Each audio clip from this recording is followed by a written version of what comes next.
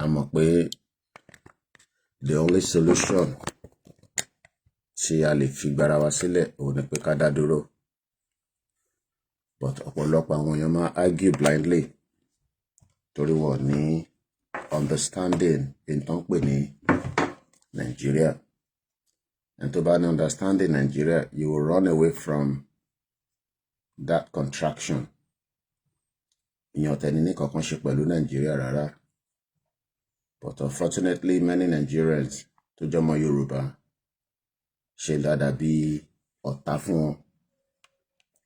Kàkà kí wọ́n jẹ́ kí gbogbo àjọ endorse this particular campaign, ṣe ni wọ́n takò, ṣe ni wọ́n di alátakò, ṣe ni àwọn gan làwọn wá jẹ́ the people that are campaigning against ìran èmi ò mọ̀ bí tí ọmọ Yorùbá tó máa takò ìran ẹ̀ níbi tí wọ́n ń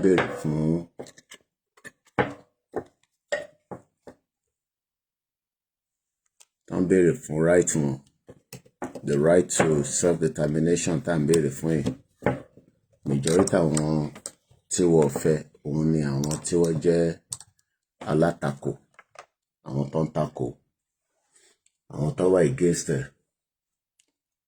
So a máa encourage àwọn èèyàn wa náà ni, because since tí wọ́n mọ nǹkan pè ní self-determination, àwọn rò pé torí Nàìjíríà tí a ti wà nínú ẹ̀ kò sí nǹkan tó ń pè ní pé kíyàn dá dúró gẹ́gẹ́ bí country.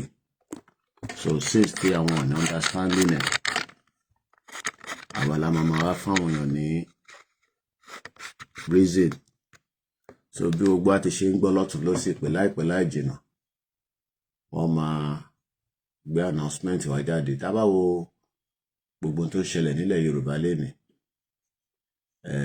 àwọn kan tí ó jẹ́ ìbànújẹ́, àwọn kan tí kò tẹ̀ ṣe máa gbọ́ lẹ́nu, and many Yoruba people are living in denial. Why? I don't know. Ẹlòmíì ò tẹ̀ mọ̀ pé inú ewu la wà látijọ́ ẹ̀, but kò sí problem. A máa ṣàlàyé fún wọn náà ni, since táwọn ọmọ nígbà táwa kan ti mọ̀ pé inú danger la wà, responsibility táwa ni láti máa engage wọn and tell them the reason why Yorùbá gbọ́dọ̀ dá dúró as an independent country. Having our own independent country kò ṣe crime. It's just one of those right tí ó wà lábẹ́ òfin àgbáyé. So and those rights is not something that you joke with. Máa fún àwọn èèyàn ní that benefit pé a ní right. But how do we come out of Nigeria is always one of the biggest questions táwọn èèyàn máa ń béèrè. Tẹ́ bá ní fẹ́ dá dúró, ẹ fẹ́ gba country yín, ọ̀nà wo lẹ fẹ́ gbà? Báwo lẹ ṣe fẹ́ ṣe tí kò ní mú ìtàjẹ̀ sílẹ̀ wá? Kò sẹ́ni tí nǹkankan tó fẹ́ pé kí nǹkankan tàjẹ̀ sílẹ̀.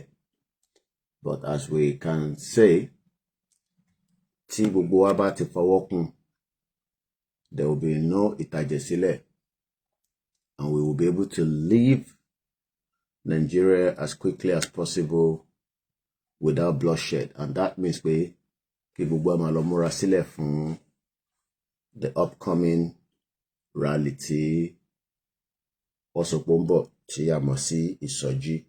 Ọlọ́run jẹ́ kó dé bá wa láyé, kó bá wa ní àlàáfíà. So asking for Yoruba nation, like I said, is not a crime.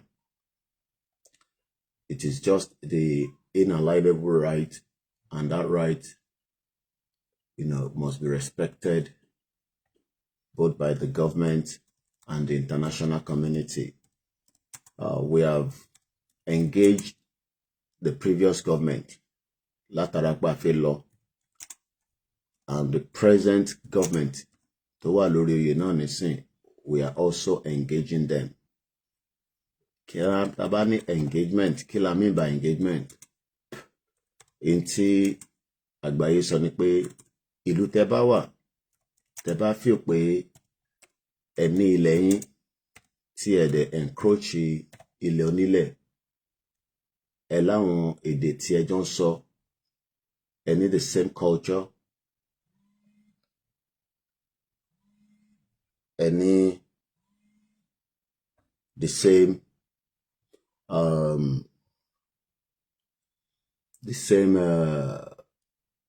people tẹ́jọ wà lórí ilẹ̀ yẹn, then ẹ lè pè pé ẹ fẹ́ dá dúró as an independent country. Tí ẹ bá ti sọ fáwọn èèyàn yín pé òun níbẹ̀ ní ọ̀nà àbáyọ, but àwọn èèyàn expect pé kí àwọn olóṣèlú wá gbé campaign Yorùbá Nation dání sọ́wọ́. Àwọn èèyàn rò pé àwọn politicians ni wọ́n máa lè máa sọ fún yín pé Yorùbá láti dá dúró. Kò sí olóṣèlú kankan tó máa dìde tó máa sọ fún yín pé Yorùbá gbọ́dọ̀ dá dúró gẹ́gẹ́ bí orílẹ̀-èdè. I don't think none of them will do so. Àwọn ò ní ṣe bẹ́ẹ̀ nítorí pé nínú Nàìjíríà làwọn tí ń rí tí wọ́n ṣe. So if anybody is waiting that the politicians will come and tell you pé kí Yorùbá kó máa lọ kó dá dúró gẹ́gẹ́ bí country, none of the politicians are going to do that, because inú Nàìjíríà ni àwọn tí ń govern, and bọ́dẹ̀ ṣe ń govern in that kind of politics, wọn ní lè ever sọ fún yín pé kí Yorùbá kó dá dúró as an independent country. But the rest of our tí a gbàgbọ́ under the leadership of Baba Akintoye, àwa la máa wá ṣe ìkéde, la máa sọ gbogbo ìdí, the reasons why kí Yorùbá kó dá dúró as their own independent country. And that is exactly what we are doing every day. Until tí a máa fi gba country wa, campaign la máa ṣe, a máa ṣe ìpolongo, a máa pe àwọn èèyàn sí the direction of this Yoruba nation. A máa sọ reasons tí Yorùbá gbọ́dọ̀ ní country tiẹ̀, far away from èyí tí à ń ràn lọ́wọ́lọ́wọ́ nísìn, because èyí tá à ń ràn lọ́wọ́lọ́wọ́ nísìn, mo kẹ́yìn wa ẹ káàárọ̀, kò lè work fún the existence of Yoruba people àfi tá bá ń parọ́ fúnra wa. Kò sí bí ẹ ṣe lè ṣe títí tó máa work, because the structure tí wọ́n fi lay foundation Nigeria kò lè jẹ́ kí ọmọ Yorùbá kọ̀ọ̀kan ní any reason to be proud of pé ọmọ Yorùbá lòun nínú the current existence of ìtànpé Nigeria. But báwo la ṣe lè convince ẹni tó wà ní city tó jẹ́ ọmọ Yorùbá tó ń ṣiṣẹ́ ní bank, tó ń ṣiṣẹ́ ní any sector in every part of ilẹ̀ Yorùbá lénìí pé no, a ṣì máa ní opportunity láti govern ara wa, a ṣì máa ní opportunity láti lè ṣe kíni govern ara wa. But what we need to do now is ká kọ́kọ́ pull out of this structure tí àwọn òyìnbó create sílẹ̀, tí template yẹn ni wọ́n ṣì ń lò, because template tí àwọn ẹrú tí àwọn òyìnbó fi sílẹ̀ nígbà tó wá ṣe colonization, template yẹn náà ni wọ́n ṣì ń run nínú Nigeria. Lóòótọ́ an average Nigeria a sọ fún ipa ti ìgbà independent wa, àwa la lè lọ wá àwọn tó máa jẹ́ èèyàn gidi tó máa wá ṣe ìlú yìí fún wa. Kò sí bẹ́ẹ̀ ṣe máa rí anybody tó máa wá ṣe Nigeria fún yín, because the structure tí Britain gbé sílẹ̀, structure yẹn náà ni wọ́n ń lò lọ́wọ́lọ́wọ́ nísìn. And that kind of structure kò lè ṣiṣẹ́ fún anybody. Kò lè ṣiṣẹ́ fọ́mọdé, kò dẹ̀ lè ṣiṣẹ́ fágbàlagbà, kò lè ṣiṣẹ́ fún the kind of bí ilẹ̀ Yorùbá ṣe gbọ́dọ̀ rí. So ìdí tí a ṣe ń campaign regularly nìyẹn. Ìdí tí a ṣe ń jáde frequently, not anything more than just to keep it at the back of your mind pé for our own existence káwa náà lè exist gẹ́gẹ́ bí èèyàn, káwa náà lè ní our own existence. A ní láti kọ́kọ́ kúrò nínú structure tí ó fi ń ràn Nigeria nísìn. And after tá bá ti kúrò nínú structure yẹn, it will be very easy for us to prepare for a new system of government. Ìjọba tó máa work, ìjọba tó máa ní impact ní ìgbésí ayé the least person tó jọmọ Yorùbá, because nínú àwọn ìlú tí ó wà káàkiri àgbáyé, àwọn tí wọ́n wà tó jẹ́ citizen wọ́n mọ the impact of their government. Wọ́n mọ ipa tí ìjọba wọn kó. Irú ipa wo ni ìjọba wọn kó? Ìjọba wọn kó ipa tí ó máa help wọn for them to become èèyàn, for them to become who they are today. But the current system Nigeria, àwọn èèyàn rò pé ìjọba máa jẹ́ kí nǹkan dá fún wọn. Àwọn èèyàn rò pé nǹkan máa wà okay fún wọn. Kódà ẹlòmíì tẹ́ rò pé bóyá spiritual attack ni kò jẹ́ kí life òun better nínú Nigeria. Wọ́n ti gbàgbé pé it's because you don't have the government in place. Ẹ ní ìjọba yẹn tó lè fún yín ní the stepping stone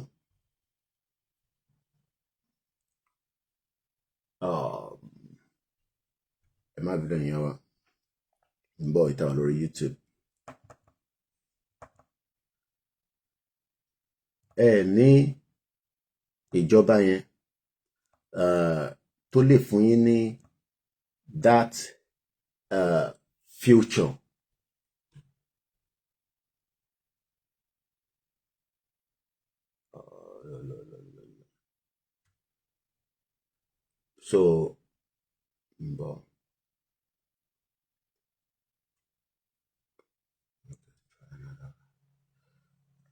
So that is what a ṣe ń sọ fáwọn èèyàn pé for us to move forward as èèyàn tí ó wà láyé, because lára pé àwọn tó exist in the current ayé tá wà nísìn, ìran Yorùbá náà wà nínú ẹ̀.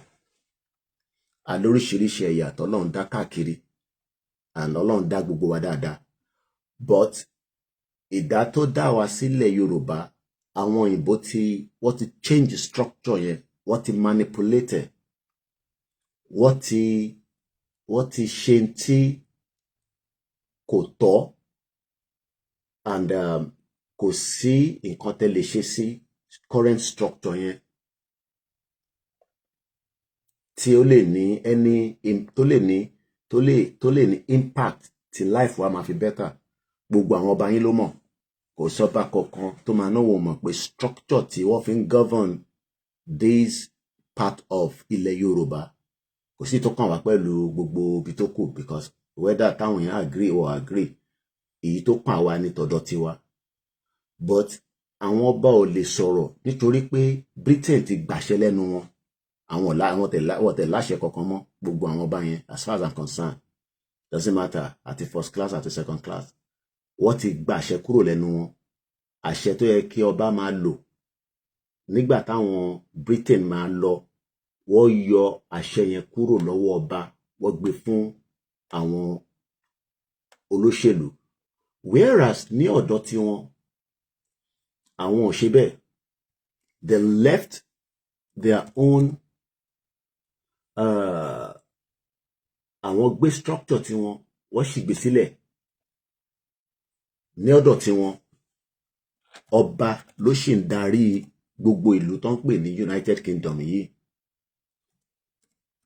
ọba ló máa wá pàṣẹ fún politician pé báyìí ni mo ṣe fẹ́ kẹ́ run ìjọba mi. But in táwọn òyìnbó ṣe ni pé wọ́n gba àṣẹ kúrò lẹ́nu àwọn ọba tọ̀dọ̀ tiwa. Àwọn ọba tiwa ò láṣẹ kankan mọ́. Ẹ̀yin lẹ́kàn rí wọn pé ọba ni wọ́n. As far as the current structure listen, wọ́n ń ṣọba kankan mọ́ kí wife mi ẹ káàbọ̀ sórí kan ni.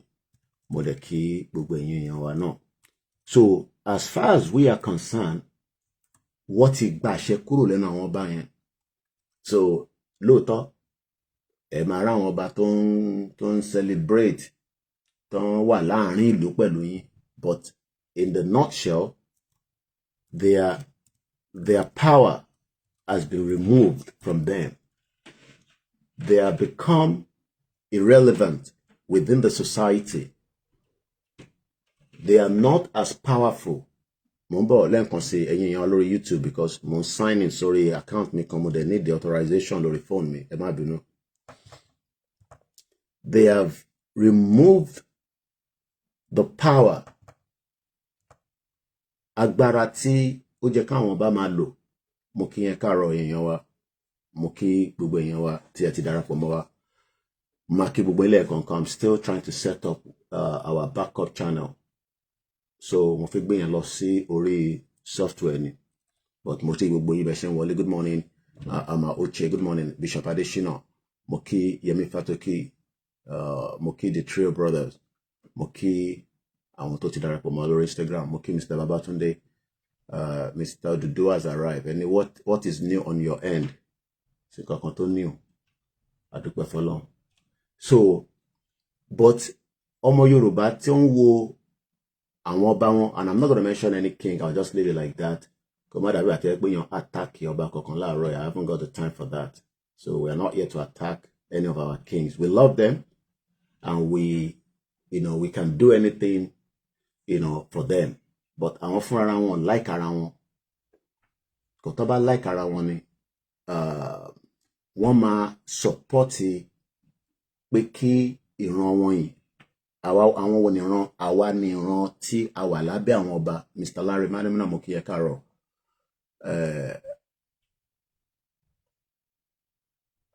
Mo kí Ama Uche lẹ́ǹkan sí Larry Lamina mo kí ẹ káàárọ̀ lórí Twitter, mo kí àwọn tó wà lórí. So a ti connect. So why am I not seeing my camera? So mo ti connect the backup channel wa. So what I need to do now to see if my camera is on. Software ni mo ń lò fún. So, but ṣé làwọn èèyàn ṣì ń believe pé bóyá àwọn ọba wọ́n ní àṣẹ kankan mọ́, wọ́n ní agbára? No, they don't. I mean, yes, they will make it look like they are still, powerful within the society. But in a nutshell, gbogbo àwọn ọba yẹn kò sí àṣẹ kankan lẹ́nu wọn mọ́. The power has been removed from them. Wọ́n ti gba agbára kúrò lọ́wọ́ wọn. Wọ́n kọ̀ wá gẹ́gẹ́ bí ẹni tó ṣe is not a right kind of language to use, but bá ṣe lè ṣàlàyé tó lè yé the average layman nìyẹn. Because the average layman wonder pé but ojoojúmọ́ ni mò ń rí kábíyèsí wa, but your kábíyèsí doesn't have any more power. Wọ́n ti gba agbára kúrò lọ́wọ́ ẹ̀. The power that they are meant to use as kábíyèsí nínú community has been removed. Ìyẹlẹ ṣe máa ń retí àwọn governors fún wọn ní ọ̀pá àṣẹ. I mean, imagine kábíyèsí tí ó jẹ́ ọba, ẹ máa gbọ́ governor tó máa ṣọdún 8 maximum. Ṣèyí Mákindé nísìn ó máa lọ last tenure ló ń lò yìí. Ṣèyí Mákindé dẹ̀ ló ń fún Aláàfin ní ló ń pàṣẹ pé káláàfin.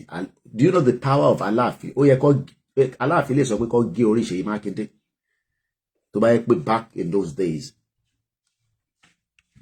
You okay? Yeah. Good morning. I just had the iPhone. You want to use the iPhone? Yeah. Okay, 1 minute. Mighty day by Laura. Where's your iPad? It's up this. You don't want to use your iPad.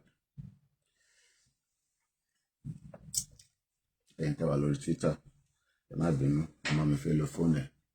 So ìkan náà la máa mú ní méjèèjì. So òun náà ní right it ẹ̀. Ẹ bá fi gbọ́ mi lọ sórí the other platform. There we go. Okay. You're welcome.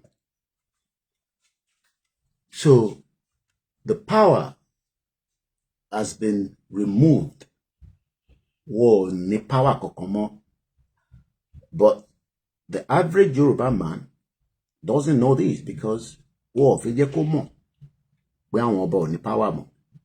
The power has literally been removed from them. And okay, what I can do is I might start Twitter from here because but money like to charge the phone delay, so phone delay, I have to start Instagram. Agbára yẹn ti kúrò lọ́wọ́ àwọn ọba. They don't have the power anymore. But how do we, báwo la ṣe fi convince ọmọ Yorùbá láàárọ̀ yìí pé solution kan tí a ní kò ṣe pé a ní long vote no àti kọjá stage a lọ ń dìbò yẹn gbogbo yẹn gbà tí ojú ètí ìlà ni ìyá dáadáa ẹ ṣé gan ni mo dúpẹ́ ẹ káàárọ̀.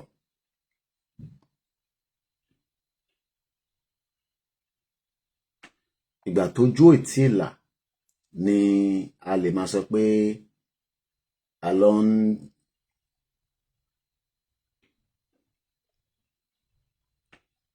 ẹ káàárọ̀ bọ̀ ẹ ṣé gan ni mo dúpẹ́ mo ti confirm ẹ̀ akúṣẹ́ takuntakun kò ní tó wa kò ní rẹwà àní ṣe tí la ṣẹ̀dùmarè máa bá yín sọ̀rọ̀ thank you.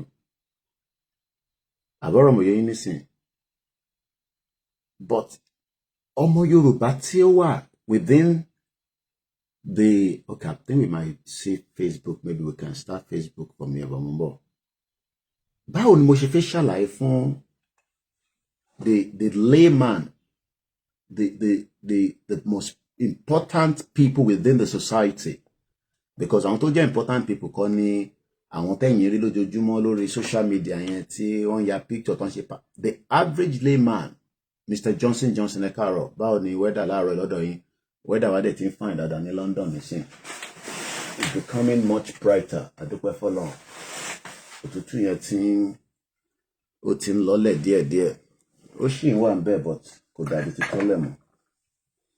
So how do we tell the average Yoruba man pé ìdí tó ṣe ń suffer ọba tí ó rò pé ó máa sọ ó máa jẹ́ káyé ẹ̀ bẹ́tà kò sí ìtọ́kọ̀ àwọn ọba yẹn tí ọba ti ra mọ́tò fún tọ́ba ti gbé mọ́tò sídìí wọn tọ́ba ti fún wọn ní ọ̀pá àṣẹ then àwọn náà máa rò pé àwọn ní agbára lọ́wọ́ but agbára tí ẹ̀yin rò pé àwọn bá ní ọwọ́ gọ́vnà ló wà. Yoruyomi Koiki, honestly, they are no longer relevant except Sultan of Sokoto that they are all answerable to, which is true. Adams Olamireko, okay, good morning. Eban Bowley share button ejo, because for me to wake up is not easy. For you to sit down is easy. And there's no point. Tabawa lori program. Ejo Eban Bowley lori MixLR. I've received the first part of my, I'm not used to clipping something on me, but it seems that Latibi Jometa, people just kept complaining about the audio. So, Eitawa Lori Koikimedia Odudua, Mofe Mobi sound and Sherila Roy. Eitan Boa no Lori the MixLR. Motun reti another one. I bought the wireless one, but this is the wired one. So connecting something like this, I'm not used to this, so I'm expecting the wireless one as well. Multi order and all eBay.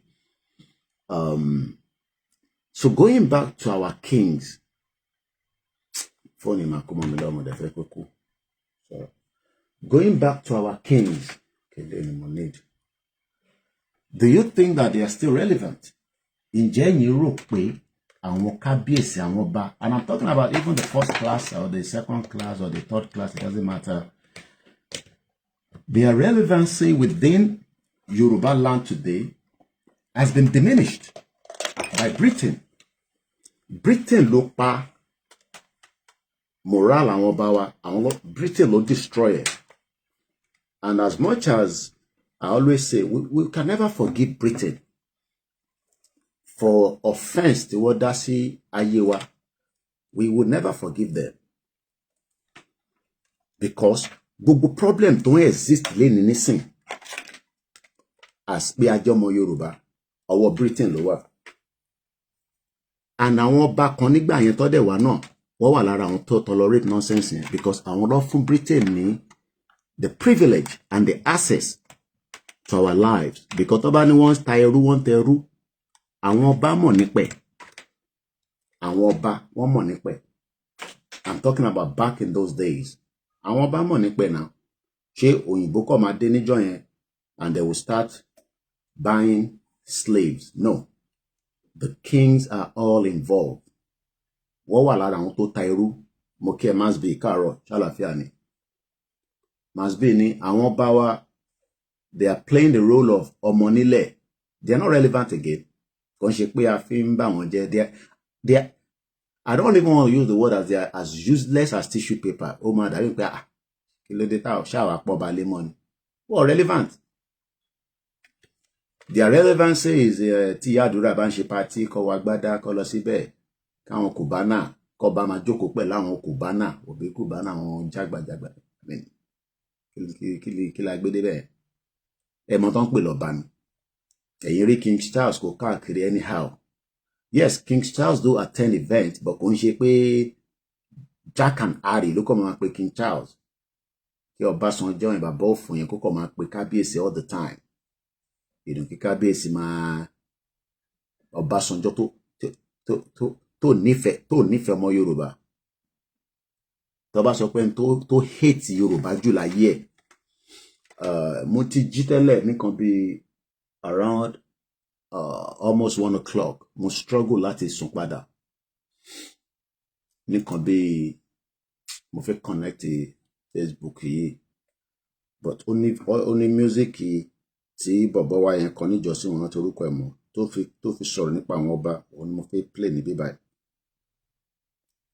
So the kings are they're Muki OLAKUNLE káàbọ̀.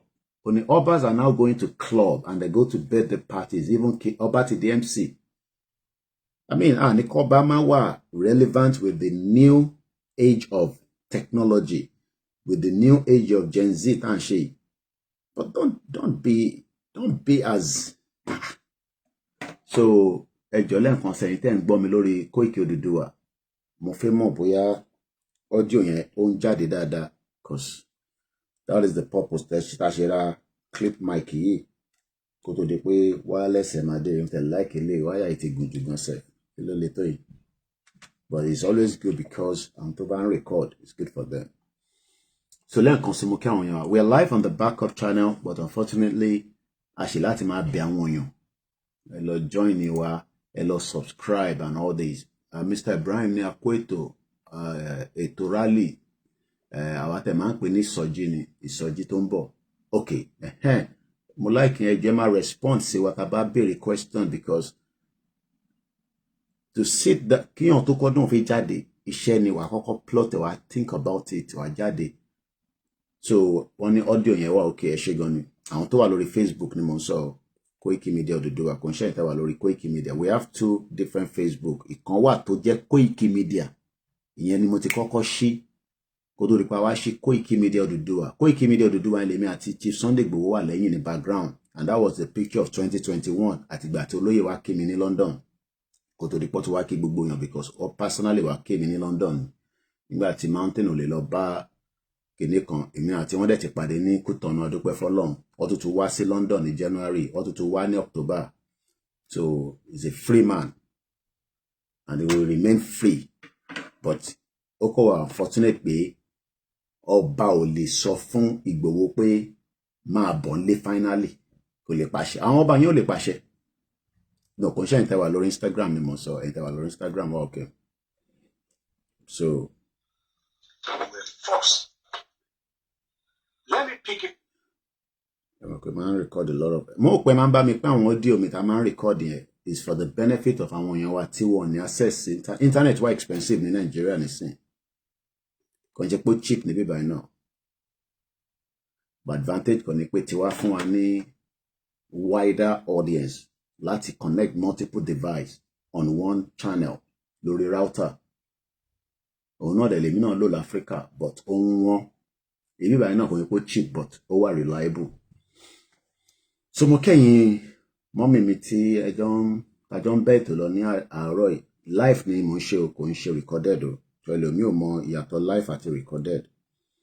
Ẹni tó ì tí subscribe sórí backup channel wa mo bẹ̀ yín ẹ tẹ̀ lọ síbẹ̀ kẹ́ click subscribe.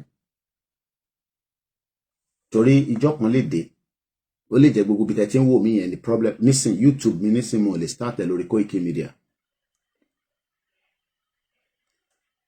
Okay, send it sorry studio number mi must be. Sorry send it wa. Okay, ti send it kò ní bàjẹ́ fún ẹ. Èmi àti must be ò ráyè ríra ní Ghana tá máa jọ jókòó ṣe ó yẹ kí must be interview mi mo apologize gan but mo promise ẹ pé tí bá ti dé gbàrà kò so mí mú ò ní lọ bàbá ẹ. Àjọ gbọ́dọ̀ jókòó ni kájọ ṣe bí abẹ́ fídíò bí mẹ́ta má bínú sí mi. But this time I'm busy because I'm múra fúlẹ̀ fún ìsọjí tó ń bọ̀. Ìsọjí yẹn dẹ̀ máa bá wa láyé. Yíyan kan má dẹ̀ dẹ́rù bà ẹnì kankan. So ẹ jẹ́ ká gbọ́ bí must be ṣe bá mi send orin yẹn wá. Ká gbọ́. Ẹ̀dẹ̀ mo dẹ̀ fẹ́ kó pariwo púpọ̀ torí ìyàwó mi ṣe ń sùn. So mo fẹ́ jí sílẹ̀. So ìlú òyìnbó kódà wọ́n ní Benin gan sef o kò lè aṣọ tí màá fi ń wọ̀sùn lélẹ̀ yorùbá ṣe máa ń wọ̀sùn yẹn máa ń gbé yorùbá sùn ni mo ní èmi ní bàbá yorùbá àwọn tó tẹ̀ máa fún mi láṣọ wọ̀ fún mi láṣọ ọmọ lẹ́nu ọjọ́ mẹ́ta gbogbo èyí tí mò ń wọ̀ ti gbó but mo like lè so máa fi ń sùn ni màá wọ pyjamas nísìn àwa ń gbé yorùbá sùn à ń gbé jí ni tó bí ṣe ń sọ lọ kó tó di pé mo play audio yẹn. Ní Benin Republic ní African country wọ́n ní talon àwọn òfin kan tó ṣe kódà o lè bú màmá ìyàwó ẹ̀ tí ìyàwó ẹ̀ bá lọ sí court tó bá lọ report ẹ̀ wọ́n máa ṣá ẹsẹ̀ wọn ni. Kódà mo fẹ́ lérò pé London ni mo wà nígbà tí mo wà nínú Benin. Mo fẹ́ lérò pé mo wà ní London àyà mi ò já ẹ̀rù ò bà mí. Mo gun ọ̀kadà dáadáa. Kò dàbí àwọn ọ̀kadà ti Nàìjíríà òfò tí kò ní break tí kò ní mo gun ọ̀kadà dáadáa ní Benin Republic. Mo gbádùn ẹ̀. Ó máa dé àkótó sórí. Yes, accident ń ṣẹlẹ̀ nínú mọ́tò náà accident ń ṣẹlẹ̀ lórí ọ̀kadà but wọ́n follow òfin. Lawless country ní Nàìjíríà ọba gan ò lè ṣe kankan lé lórí. Ọba ò lè pàṣẹ pé kí wọ́n ṣàk ó jẹ́ káwọn ọba máa sọ̀rọ̀ pé kó ṣàkáǹtì kí Tinubu who the hell is Tinubu? Àwọn kan ní mo rí bàbá wèrè kan mo ti blọ́ọ̀kì wèrè dànù ó ní àwa ò ní respect ẹ̀yin bàbá òfò gbogbo yín bàbá tẹ́ bá ń sọ pé à ní respect á sì lè ká dà sí lára ó yẹ kẹ́ ti kú tipẹ́ ó yẹ ká ti fún yín ní oògùn májèlé jẹ́ kẹ́ ti kú dànù torí existant yín láyé àmọ́ àwọn ọmọ tó ń ṣe Yorùbá nation lẹ́kọ̀ọ́ ní ṣoríire ẹ̀yin bàbá òfò kò ń ṣàyìn bàbá tí ẹ support pé kí ìran Yorùbá kó padà síbi táṣẹ wà lọ́dọ̀ lẹ́dọ̀ àwọn ọba ẹ̀yin ọmọ yìí ní respect ẹ jẹ́ bá mi lọ subscribe gbogbo ẹ̀yin tẹ́ ẹ ti subscribe ẹ lọ sórí ó wà straightforward Koikimedia ẹ wá fi backup sí màá share link yẹn síta nísìn àwọn bàbá òfò ẹ̀yin ìyá burúkú ọ̀dẹ̀ rẹ ni tọ́jú yín ní good welfare èmi fẹ́ dàgbà sílẹ̀ Yorùbá tí ìjọba lè tọ́jú mi mọ̀mísí mi nísìn torí mo ní láti mọ ìlú kankan ẹ bá rí bí mọ̀mísí mi bọ́ ṣe ń tọ́jú mọ̀mísí mi tí mọ̀mísí mi bá tún fẹ́ travel wọ́n tún máa ń béèrè fún request àwọn request kan wà pé yàn fẹ́ travel àgbàlagbà bá ti dé stage kan àwa gan táyì tẹ̀ tí dàgbà tó bá ti dé 70 ara ò lè dàbí 8 kò lè dàbí 40 30 mọ́ so especially airport jìn, so lè request fún pé kọ́ yẹ pé ẹsẹ̀ ń dùn wọ́n request kọ́ fún ẹ ní wheelchair, wàá request àwọn services kan wà tí ìjọba máa ṣe fún ẹ. Mo sọ fún ìgbà tá a fi lọ sin ọ̀rẹ́ mọ́mísí mi, £22 ló gbà lọ́wọ́ mi lórí train return, 22 ọmọ tó ń pè ní £22. Lóòótọ́ a lè máa fi ṣírò owó Nàìjíríà torí bíbá láti ń pa owó, èmi fi máa ṣírò ẹ̀ pé Nàìjíríà, but nígbà tí mọ́mísí mi máa fẹ́ sanwó tiwọn £11 làwọn san. Ó mọ wá torí pé wọ́n ti ṣiṣẹ́ nílùú yìí, wọ́n ti retire, wọ́n ń san pension fún wọn, wọ́n dẹ̀ jẹ́ elders. Àwọn yẹn ló ń pè ní àwọn àgbàlagbà, kò ń ṣe àwọn àgbàlagbà òfò tẹ́ẹ̀ ní any services tán fún yín nínú Nàìjíríà. Services kankan ò sí tán fún yín. Ẹ̀ tún wá ń sọ pé àwa tá à ń bá yín pariwo pé kí ayé yín lè dákẹ́ tó kú, torí ayé yín ò gbádùn. Ẹ wo gbogbo ìsàlẹ̀ Èkó yẹn, àwọn àgbàlagbà oríṣiríṣi wà ń bẹ́ẹ̀, ìyà ń jẹ wọ́n gidi o.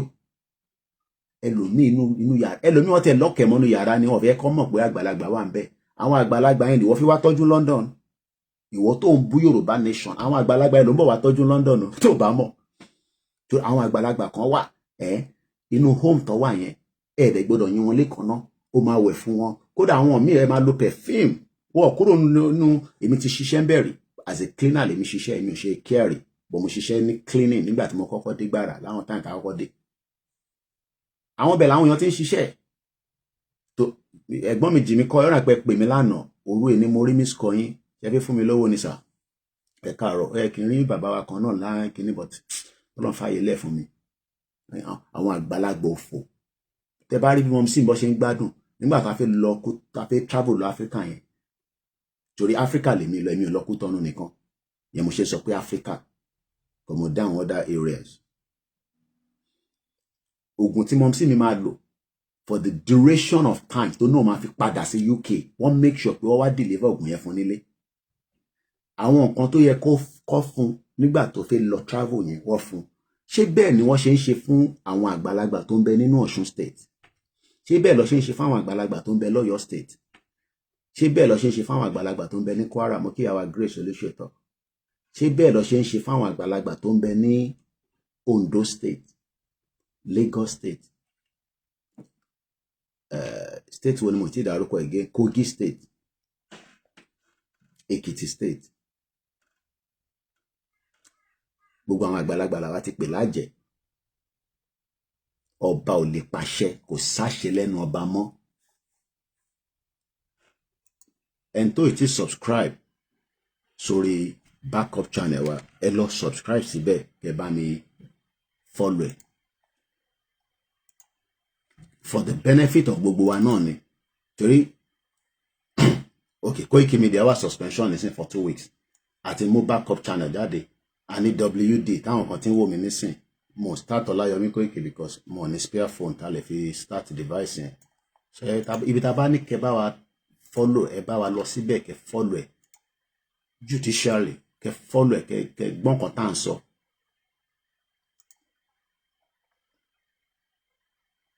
So ẹ tún wá fẹ́ káwa náà dàgbà sínú Nàìjíríà. Ká tẹ̀ sọ pé kò tẹ̀ ń ṣàgbàlagbà. Anybody can be of need of welfare.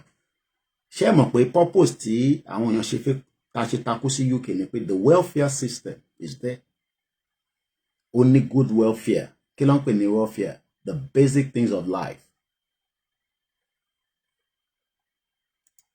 The basic things of life. Ó wà nínú UK.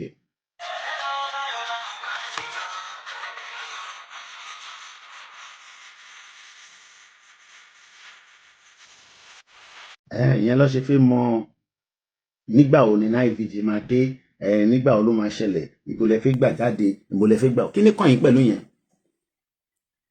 Kí ni kàn yín pẹ̀lú yẹn? Orú mú mi ni o. Weather it ń change.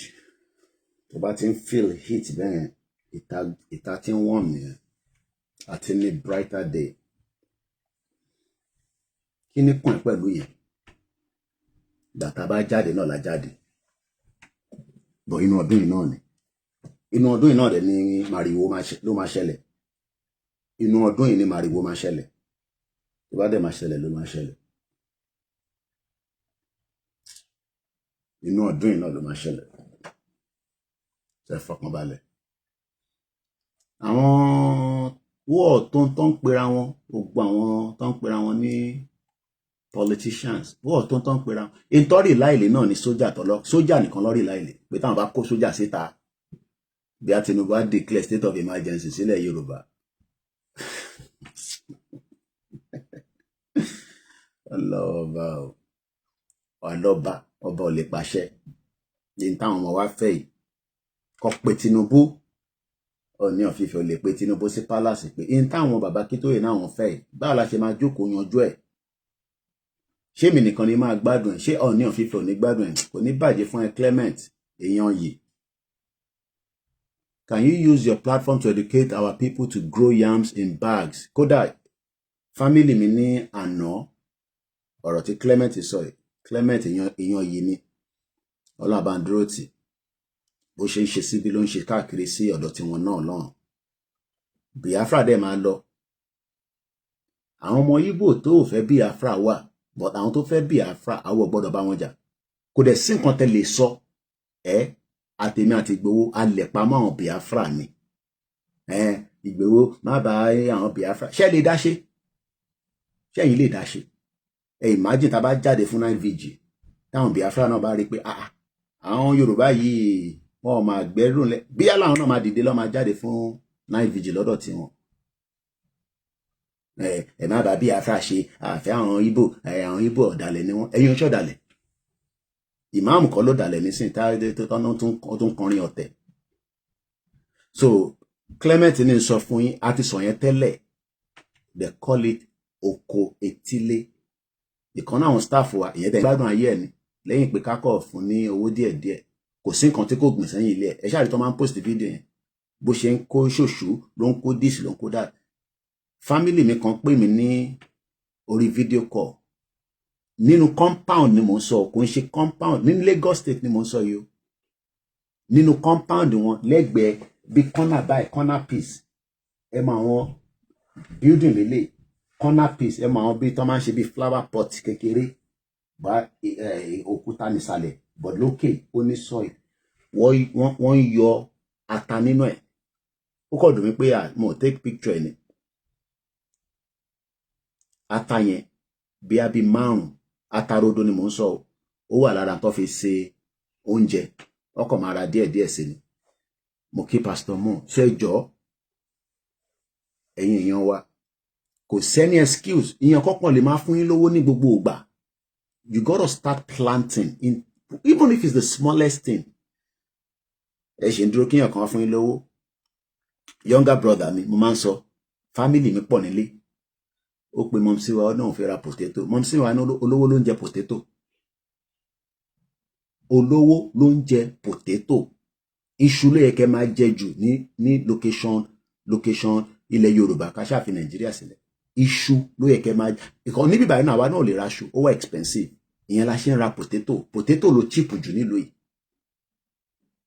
potato ló cheap jù nílùú òyìnbó ẹ bá mi lọ sórí backup channel wa bẹ́ẹ̀ tẹ́ gbọ́ níbẹ̀ ẹ kọ subscribe a ṣì ní 90 mo mọ̀ pàṣẹ bẹ̀rẹ̀ ni ẹ má dẹ̀ gbàgbé ẹ fi àdúrà ràn wá lọ́wọ́ ẹ dẹ̀ fowó ṣe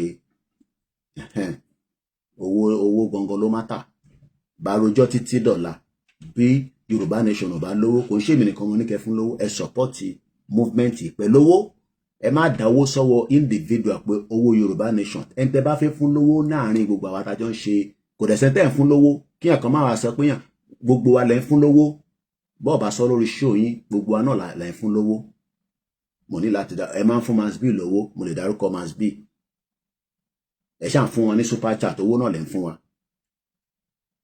so kí ẹ̀kan máa wá lo gàrí pé àwọn ọ̀hún fún wa lówó kódà Wálé Àdégán sọ lórí show ẹ̀ ó náà fáwọn ní super chat but àwọn tẹ́ ń fún super chat tẹ́ ń fún ìjà àwọn polówó Yorùbá nation account fẹ́yìn mo ní gbogbo wa ní ká lajú wa sílẹ̀ ká wo bí ta ló ń gbọ́ program kẹ́ máa béèrè nínú comment section pé kí ló dé tẹ́yìn òpolongo mo ṣàríyàn ìyá wa kan nínú comment section Yorùbáwùyí lánàá mo lè dárúkọ ìyá mi dáadáa èmi àti wọn lẹ́pàá bí ṣúgà àwọn tó kù dárúkọ anybody lórí show mi pẹ̀lú èmi àti Yorùbáwùyí àjọ lẹ́pàá dáadáa ni ìyá dáadáa lòun àwọn kan gbogbo àjọ bẹ̀rẹ̀ dáadáa ni but olúkálukú ti mọ ibi tó olúkálukú wà nísìn. Amauche gan sọ pé ní Italy potato cheap but Amauche bá fẹ́ ra iṣu ní Italy nísìn owó gbẹgẹdẹ ló máa ní kó wá san ọlẹ́ni kó wá ra iṣu kékeré kan ní 15 euro because to export iṣu yẹn débẹ̀ wàhálà ni. So a gbọ́dọ̀ máa polówó àkáǹtì wa. Wọ́n ní YSDM website is fully working. Kò sẹ́ni excuse fún wa mọ́ ká lọ máa fowó sínú ẹ̀. Gbogbo especially ẹ̀yin tá wà ní diaspora ẹ̀yin ò fẹ́ send owó lọ sílé ẹ lọ máa sanwó yín. Ẹ tó bá ní ju 10 pounds lọ kẹ́ san síbẹ̀. Ẹ tó bá ní ju more than 10 pounds ẹ lọ it's okay but kódà mo ka article Ọlọ́run yọ mo rò pé bó ṣe ń kọ kíní yẹn lọ mo ń kà ó máa attack bàbá Akíntóyè ni ìyẹn Comrade Victor Taiwo ẹ mọ àwọn kíní episode ẹ tó máa ń kọ káàkiri ní every month yẹn ìgbà tí mo jí lóru ẹ̀ ni ó sọ̀rọ̀ débi ìgbà táwọn fi bàbá Akíntóyè ṣe leader kan òun náà fi di leader ó ṣàṣọ gbogbo ẹ̀ how Àmọ̀tẹ́kùn failed to work but mo rò pé ó máa sọ̀rọ̀ sí bàbá wa àárọ̀ ìbáyìí kódà òru yẹn ni má ti dìde ni má ti gbá sí fún padà but mo rí pé kò attack bàbá Akíntóyè as long as tó ti attack bàbá Akíntóyè kò lè gbá Yorùbá nation fún yín bó ṣe wà yẹn Victor Taiwo kò ní capacity ẹ̀ ó náà ti ń ṣe Yorùbá nation for 31 years ó kọ́ sínú kinní yẹn ó náà ní the most trusted person nínú Yorùbá nation pé wọ́n campaign fún Yorùbá nation ẹni tí yẹn kankan mọ̀ tẹ́lẹ̀ àwa la ṣe ìgbórúkọ ẹ̀ jáde bìkọ́ wọ́ọ̀ fún láyè ní Nàìjíríà kò sọ̀rọ̀ gbogbo radio station tó bá fẹ́ lọ wá ní kó mówó wá ni tó máa ṣe tiẹ̀ lọ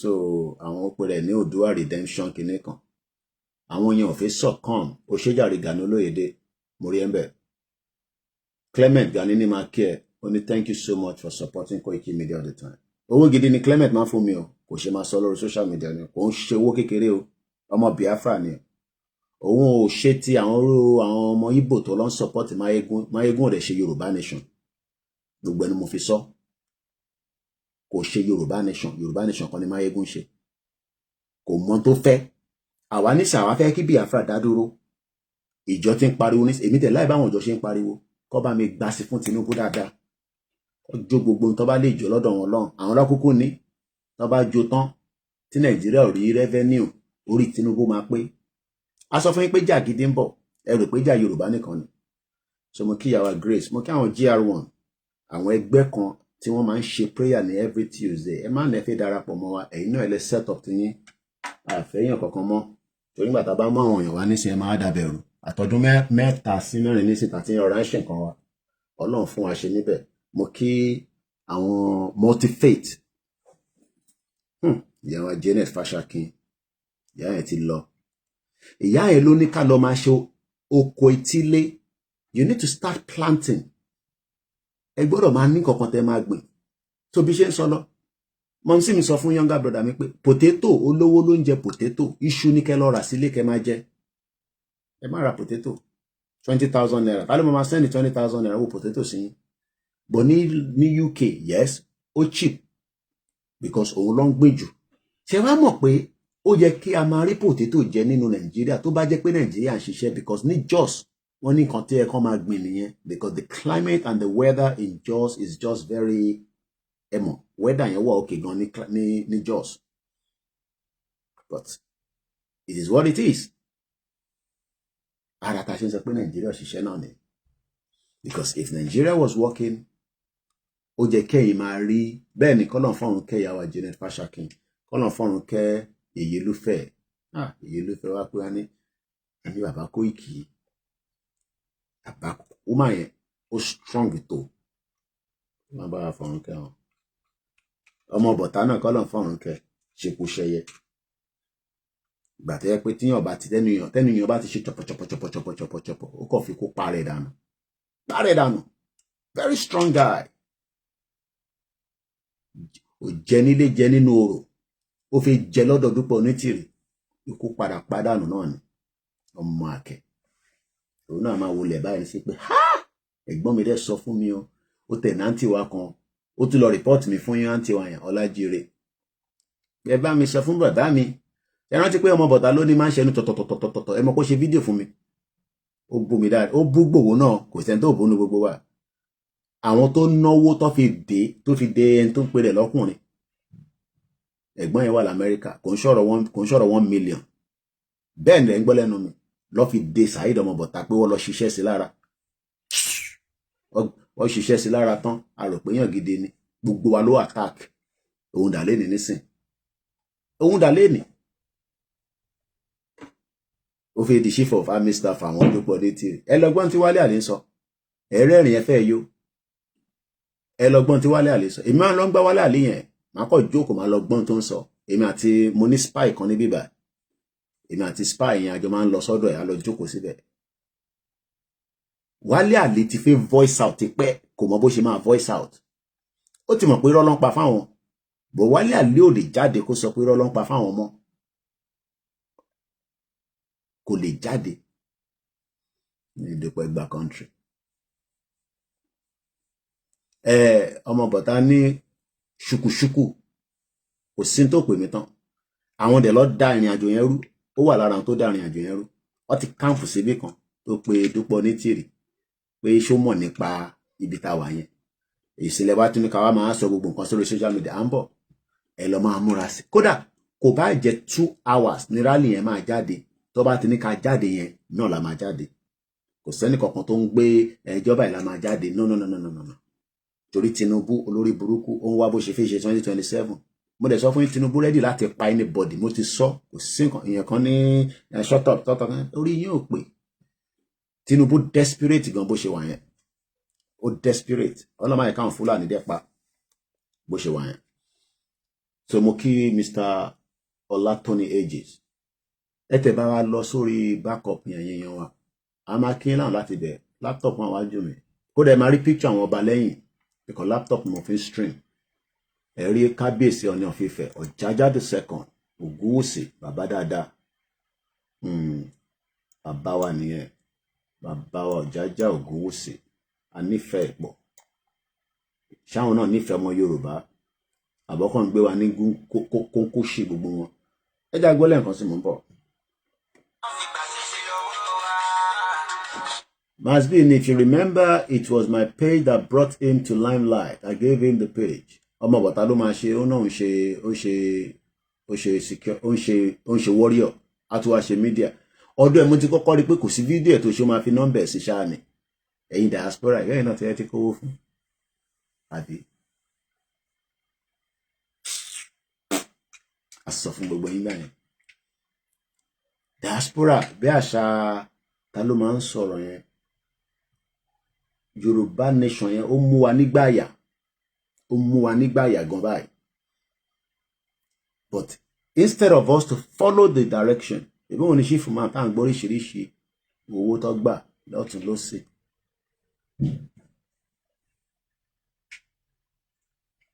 mo kí gbogbo wa ṣe yẹ ká padà sórí the discussion gangan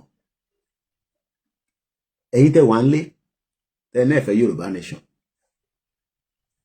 ṣé Nàìjíríà lè fi kó máa work is a question tí mò ń béèrè ẹ náà fẹ́ Yorùbá nation èmi wá ń bi pé ṣé fi pé Nàìjíríà máa work and when is it going to work at what time ni Nàìjíríà máa work nígbà wo lẹ rò kó lè work ǹjẹ́ yín rò pé Nàìjíríà máa work from the structure kódà kò wù mí kí n wá ṣe program láàárọ̀ but ẹ mọ̀ ara wo kì í gbà especially èmi ò níṣẹ́ mi iṣẹ́ kan tí mo yàn láyò lélẹ̀ bá kọ́ fi pè nígbà mi I don't want to come out but the more tá bá ń jáde the more la máa lè assist the movement yìí the more tá bá ń jáde Masbi máa ṣe program ẹ máa nírọ́ ló pa lórí show ẹ máa bàjá èmi nìkan ni wọ́n mọ̀ pé mo support Masbi kódà gbogbo àwọn mídíà tó kún mọ́ bẹ́ẹ̀ wọ́n mọ̀ pé mo dúró ti dáadáa ni ọ̀rọ̀ tó ń sọ kò bá yé mu ẹ fi yẹn sílẹ̀ ẹ̀yin ò mọ bó ṣe ń lọ gbogbo àwọn mídíà pátá ló máa ń bá Masbi jà wọ́n mọ̀ pé mi nínú world media wọ́n mọ̀ pé mo lè fi gbẹnu sọ níbí báyìí wọ́n mọ̀ pé mi ò ń gbà fún wọn lórí ti Masbi yẹn èèyàn mi ni Masbi ẹ̀yin wà especially ẹ̀yin tẹ́ wà ní Europe ẹ̀fẹ̀ tó wà láfíríkà ṣáfíríkà wáyé sí ni èbí mi náà ṣẹ̀dẹ̀ láti áfíríkà wà máa náwó bí yẹ̀pẹ̀ ni ta ló ń fún lówó ẹ̀ ń fún masbi lówó ni ó dẹ̀ contribute quota ẹ̀ bó ṣe wà ẹ́ gbogbo ẹ̀ ká nínú ìwé mi ká má fi gbogbo ẹnu sọ̀rọ̀ ẹni mídíà tó bá sọ chapachapa ẹ lọ sí áfíríkà kẹ́yìn náà lọ jókòó síbẹ̀ fún 6 months àbí 3 months kẹ́ mọ bó ṣe rí èmi gan tí mo ṣẹ̀dé gan mo bí tára mi kù sí ọpẹ́lọpẹ́ àwọn èèyàn wa tẹ́ ẹ̀ jẹ́ kójú tì mí nígbà tí mo wà ń lé tó yẹ kíru Koikimedia wà ń lé kó máa struggle gbogbo ilẹ̀ bẹ̀rẹ̀ sí náwó pé Koiki gbọ́ ti bishop ẹni tó bá fẹ́ pé anytime ẹ lè já mi kẹ́ pé kẹ́ni Koiki shut up àjọ ní platform yìí ni platform tí yín lè lè platform èmi àti Yorùbá wù ẹjọ́ ní ni àwọn tó kù mọ̀ mọ́ pẹ̀ ẹgbọ́n sókè bishop. Ẹ káàárọ̀. Àkúdájú. Ẹ kú ètò. Ètò ni àṣà. Now, lórí ọ̀rọ̀ tí ẹ fi bẹ̀rẹ̀ ní àárọ̀ yìí lórí àṣẹ àwọn ọba. Bẹ́ẹ̀ ni sà. Mo fẹ́ analyse lórí ẹ̀ fún àwọn ọmọ Yorùbá. Kán lè mọ what do they want? Kí ni ohun tí wọ́n fẹ́? Because we've listened to discussions àwọn ọmọ Yorùbá on different platforms. Àwọn kan tiẹ̀ ní pé wọ́n bá gba Yorùbá nation wọn ò fẹ́ ọba mọ́ kán cancel ẹ̀. Àwọn kan ní pé a máa wá dáṣẹ padà fún àwọn ọba wa. So all these different policies, they come with different system of government. So a lè mọ system of government tá a fẹ́ lò. UK bẹ́ẹ̀ ṣe rí yẹn, òfin wà tó ń guide operation Queen àti òfin yẹn náà ni ọmọ yìí lò King Charles. For example, one of the law òun ni bàbá yẹn sọ nínú interview tẹ́ lọ ṣe fún wọn nígbà yẹn tó ní pé wọn kì í allow ọba wọn, that is the Queen, nígbà yẹn to shake hand with black. Kò dàbí àwọn tọba tiwa gbogbo èèyàn ló máa gbọ́ owó ẹ̀ ẹlòmíì gan àmọ́rú ọwọ́ tó fi ń ṣèkọ̀ bá wa mo gbọ́ yín bishop. So it's one of their rules. Thank you. So wọn kàn dédé behave like bí a ṣe gbé àṣẹ lẹ̀ fáwọn ọba wa bí tán ní ọba bá lórí gbogbo ọba lè gbàyàwó níyàwó tó ń ṣe kiri ń bì ọba lè gbalẹ̀ onílé àǹkó. No, that is not what they do. That is the rules and they abide by that rule. Tọ́ba go out of that they can't even go out of that. Ẹni tó pàṣẹ fún kó ṣe olórí royal guard ló máa insist ló máa gbé ọba àbíkún ìwọlé ló máa lọ advice ẹ̀. Tí ò bá gbọ́ wọ́n máa fi sí room arrest ni wọ́n máa sọ pé kún ẹ̀ sick wá ló sick wọ́n máa tọ́jú ẹ̀ títí tí n tó ń correct ẹ̀ fi máa wọ̀ lórí. Wọ́n máa sọ pé ó sick ni wọ́n ní carry out wrong instruction yẹn.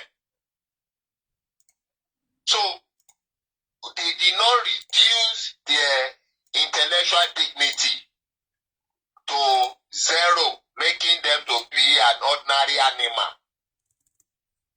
They function to defend the institution, the royal institution, and their land. Ilẹ̀ Yorùbá ò níyẹn. We put our sovereignty in the hand of one man, and that is wrong. Either the king, the same thing no affect wa lórí presidency system tá à ń ṣe. There is no rule of law. Whoever is the president is a law. That is lawlessness. It is not possible because human being is not 100% perfect. He may be depressed. He may have mental imbalance at a time, and that is a person you put your sovereignty into his hand. If he's making decision at the time of that depression, you all suffer it. So let me quickly now go into we have types of government, and also we have forms of government. Types of government is different, forms of government is different. Now, normally type of government, we can say federalism, where component units control, hold their resources and contribute certain percentage to the center. So we have countries in the world that do that. They control their resources, they control their everything, but they contribute certain percent to the center. Everybody are one. That federalism. We have countries like US that does that. Canada does that. Even UK is federalism because Wales have his own control. Northern Ireland have his own control. Scotland have his own control. England have his own control. So they all contribute to the center. That's federalism. So these are federal component unit control and hold their resources, manage their everything themselves. Now they now contribute certain to the center to manage the whole. So that's federalism. Now, apart from that, we have unitary system. It's a type of government. A unitary system is where the center is the one that controls everything. The component units, they are paralyzed without the center. Now, all these things have purpose. In a country where they are using unitary system, where it is the center that controls everything, the component units are paralyzed without the center. They are subordinate to the center. Number one, such a country must be one language. I'm going here, Bishop. Okay, network from his end. But we're enjoying him. He's giving us the breakdown of what we need to know. Because this is the platform where you learn new things and old things. So while we're waiting for Bishop to return back, his network is probably Biojon Ron Elaine, I don't know. We appreciate him. Mama Uche says, Koiki, all over the land of the Southerners is seriously bleeding. And the interesting thing is that all the governors are under the oath and contract with Satan of Shokoto. And that is why Moshife Birla, Bishop, I hope he's going to call back regarding, what we discussed yesterday, the Globalist. If you watched our program last night, you would understand, and we will pick it up from there later on as well this morning because we have ample of time. Once again, Mokegbon Bilo for real, 21 to 3. A lot of people, General Abacha tried to wipe out Rivers State from Nigerian map. That's Dr. Kemen, the lawyer. So as we are getting prepared for Yawa Code, Moki different part. Spell orúkọ mi dáadáa Òkìkílẹ̀ pé o, Koiki ni mò ń jẹ́ o. Instagram, we're going off. We're coming back because it's 1 hour. So in 24 seconds, it's going to go down.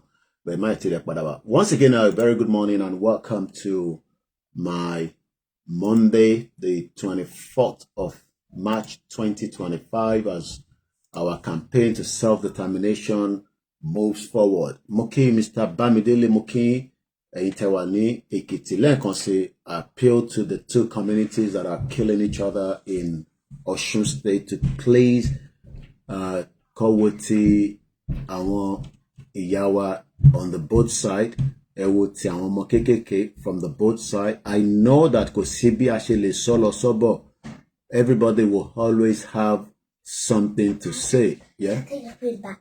You sure? Yeah. Don't come back and take it again. Okay. No. So I think we'll have Bishop coming back and let's quickly go back to Bishop. Yeah, Bishop, you're live back. Go ahead. Thank you. Yeah, network, Yanni. So such a country, as I was saying, that is using unitary system, must be one people, one language people. Even though the unitary system, that one people, one language people. Number two, condition. Such a country using unitary system should not be a very big country. Should be a small, geographical located country. So what do we know? What is the meaning of the unitary system? Because our lossy school, we don't know. Can you break it down? Oh, no, need more explain. More Okay. break it down again. All right, sir. Only more explain. So number one, it should be a small country. Number two, it should be one homogeneous people. One homogeneous big yakan, edekan, now, unitary mean wípé ìjọba ibẹ̀ òun ló ń ṣàkóso lórí gbogbo ilẹ̀ ibẹ̀.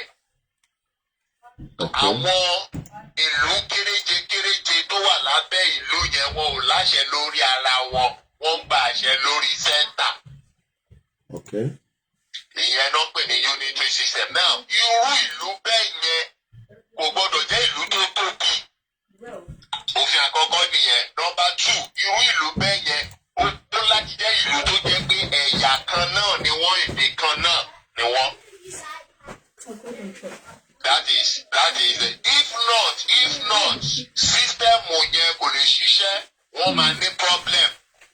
If not, system yẹn ò lè ṣiṣẹ́, wọ́n máa ní problem. This as a dilemma of Africa imbibing different system of government to this without studying their own nature. So the unitary system is for a country who is number one small in geographical nature. Number two, they are homogeneous. Ẹ̀yà kan ni wọ́n. So that center yẹn kò ní jìnnà sí aráàlú.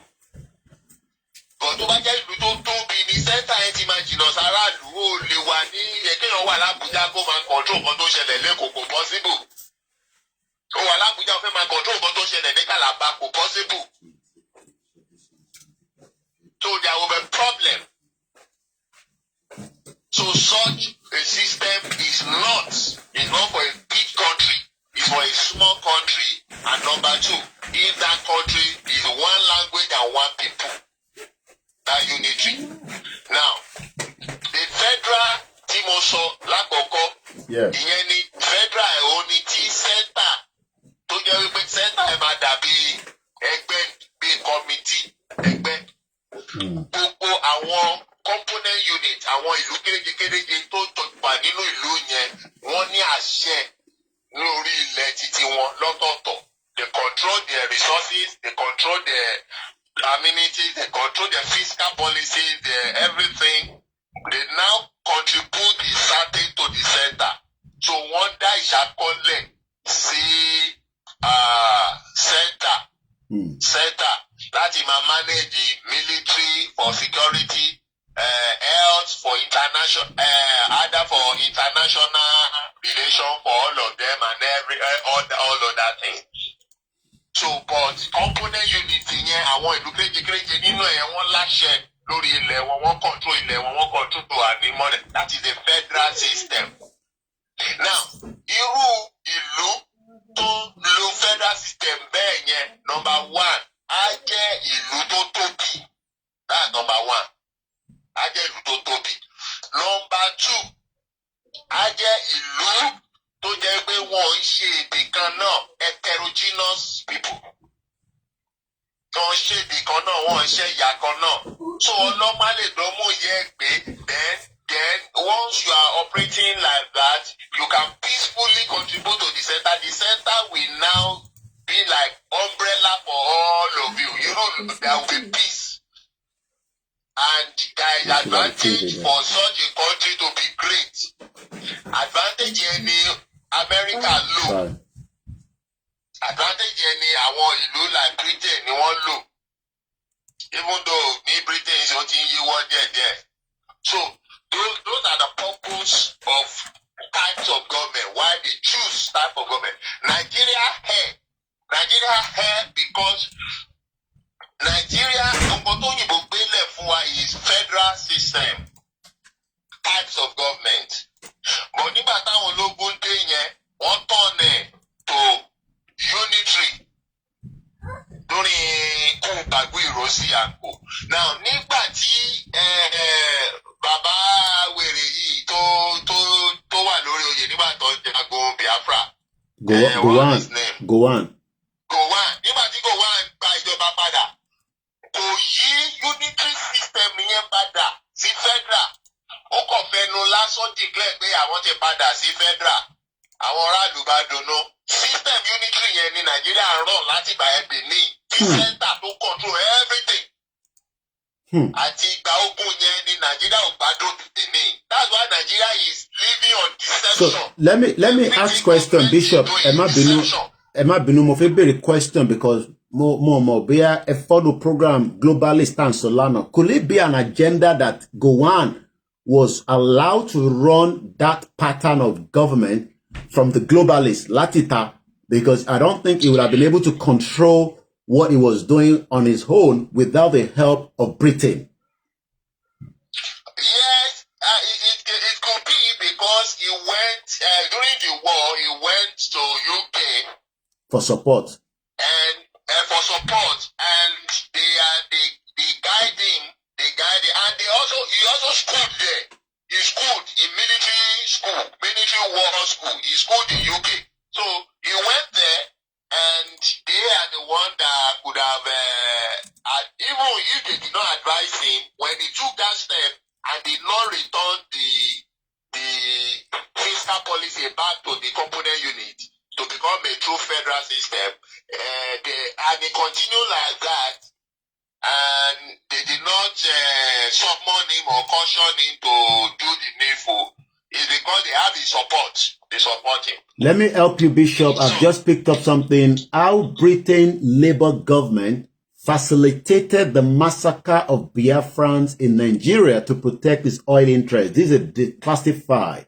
On the 50th anniversary of the end of the Biafra War, the world's worst humanitarian crisis in the 1960s, declassified British files shows that Harold Wilsmith government secretly harmed and backed the Nigeria Gowon government aggression against the secessionist region. This was by Mark Curtis on the 29th of April 2022, and we're going to be sharing the link out for those that wants to do a follow-up to that. Go ahead, Bishop. Thank you very much. So they won't care. The British, they don't care. They don't care. So far you are foolish enough and you don't have brain enough to build your own country, they will take advantage for their own purpose. So they have seen the lacuna.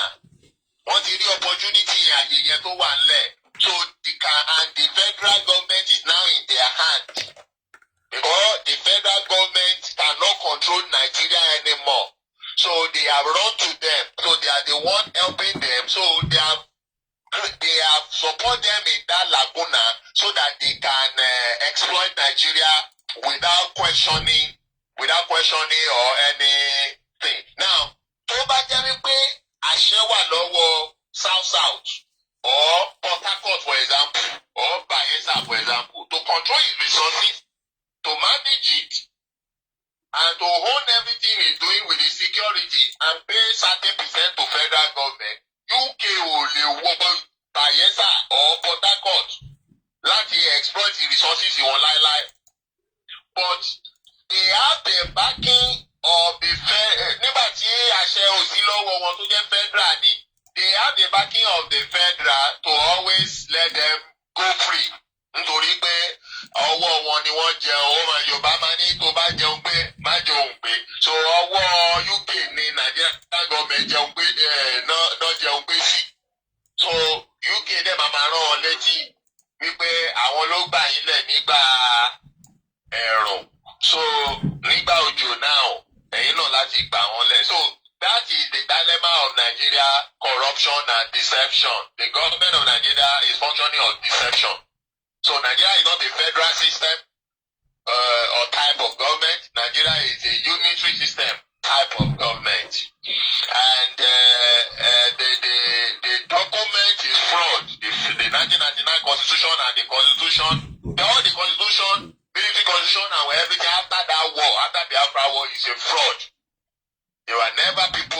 constitution, they were, even the military constitution run by Babangida were never truthful. Because what the constitution says, it will from the back take it back. It will from one end say something, from the back take it back. So that's about type of government. Now, I said there is form of government to what? Now, ìlú tó ń lo one form of government, only lo any of the type of government, no. A country must add that to one type and one form. A country must have that to one type of government running and one form of government running. So that is the dilemma of type of government ní àkọ́kọ́ sọ yẹn, and the specification. Now we are going to form of government now. When we talk about form of government, we can talk about parliamentary form of government or presidential form of government. So ibi ni mo ti fẹ́ bọ́tọ̀ lórí àṣẹ àwọn ọba tí a sọ̀rọ̀ ní àkọ́kọ́. Now, we have parliamentary form of government. Now, àwọn òyìnbó nígbà tó ń lọ, wọ́n mọ̀ wípé ọmọ aládé ni wá, Yorùbá, they have a monarch. Àwọn náà, àwọn ń pe monarch wọn ní emir and co. Àwọn ilẹ̀ Igbo, wọ́n lo monarch wọn náà, wọ́n ń pè ní Obi, Eze and co. So wọ́n rí pé ìlú àwọn ìlú yìí, ọmọ aládé ni wọ́n, orí adé ni wọ́n. So the system of government that enshrine authority fún orí adé is parliamentary system. So they handed over parliamentary system of government for us. Now, the structure of parliamentary system is that there is a parliament which you call House of Assembly. Now, the person who is the executive director of the country, is also member of the parliament. Òun ni executive. So constantly kò nídìí kí House of Assembly máa pe executive. Irú ìtàn pé Buhari nígbà yẹn tí House of Assembly invite Buhari. Wípé kó wá sí National Assembly kó wá explain àwọn kan tí Attorney General sọ wípé wọn ò láṣẹ àti invite president. Tí kò wá.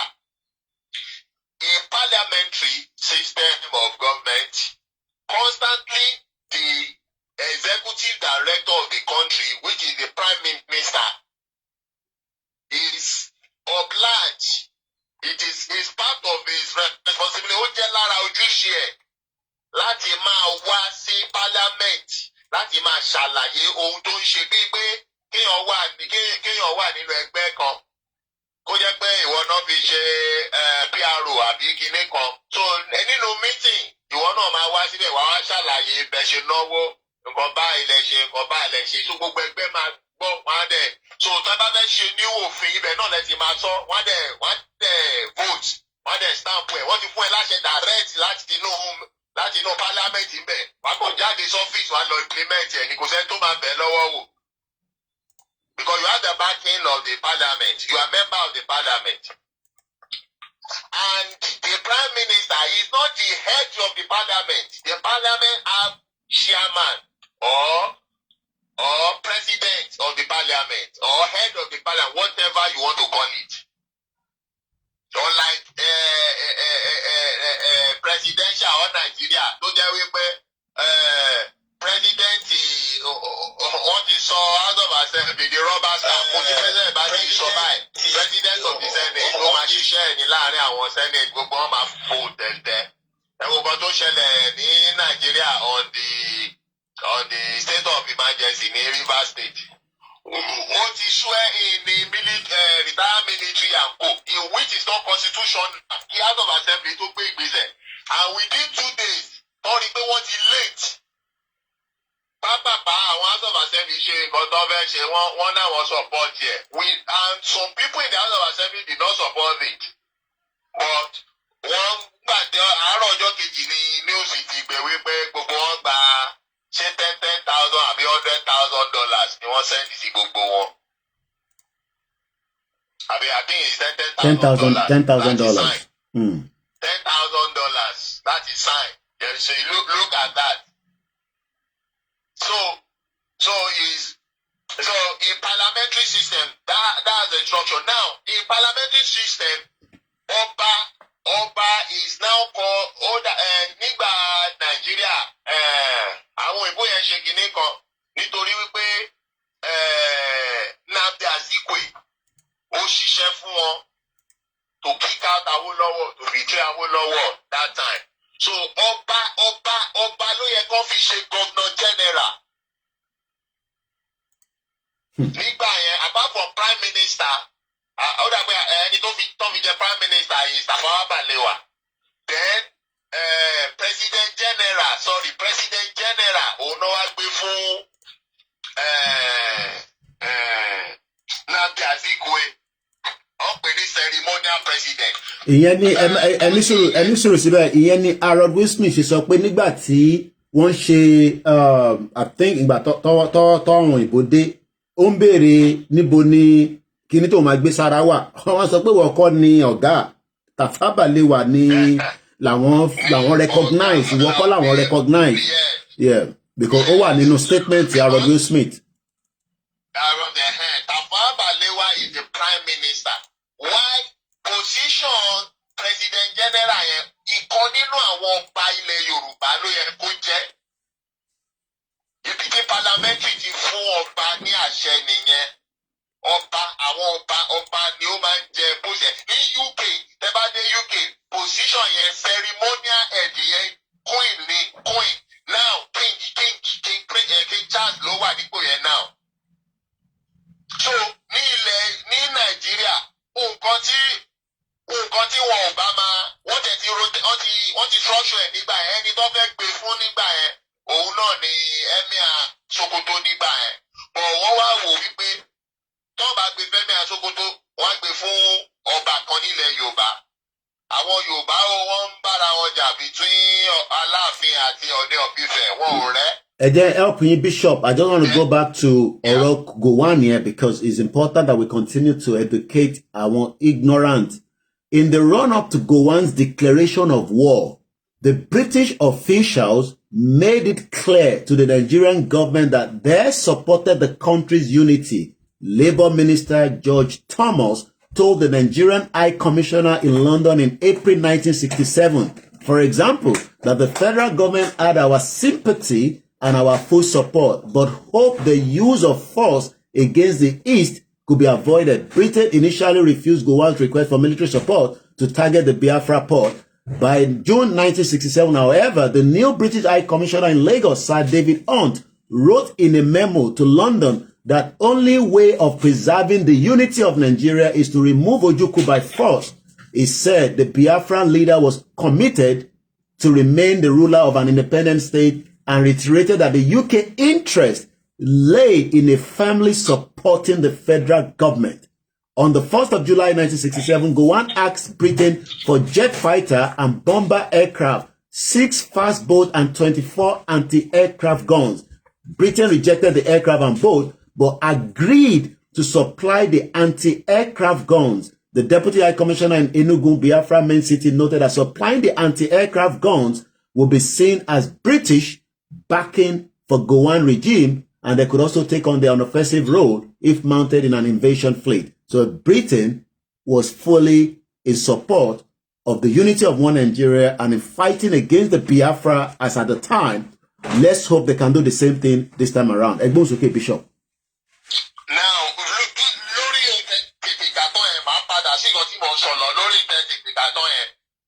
the interest of Britain is exploitation of the resources. And the Biafran has already defeated Nigerian military on the ground, artillery. Wọ́n ti defeat gbogbo Nigerian armed forces lórí ilẹ̀. Nigeria ò ní agbára mọ́. Then Nigerian Air Force wọn ò strong. Nigeria Air Force ò strong. Wọn ò ní flight technical know-how. Àwọn Britain dẹ̀ rè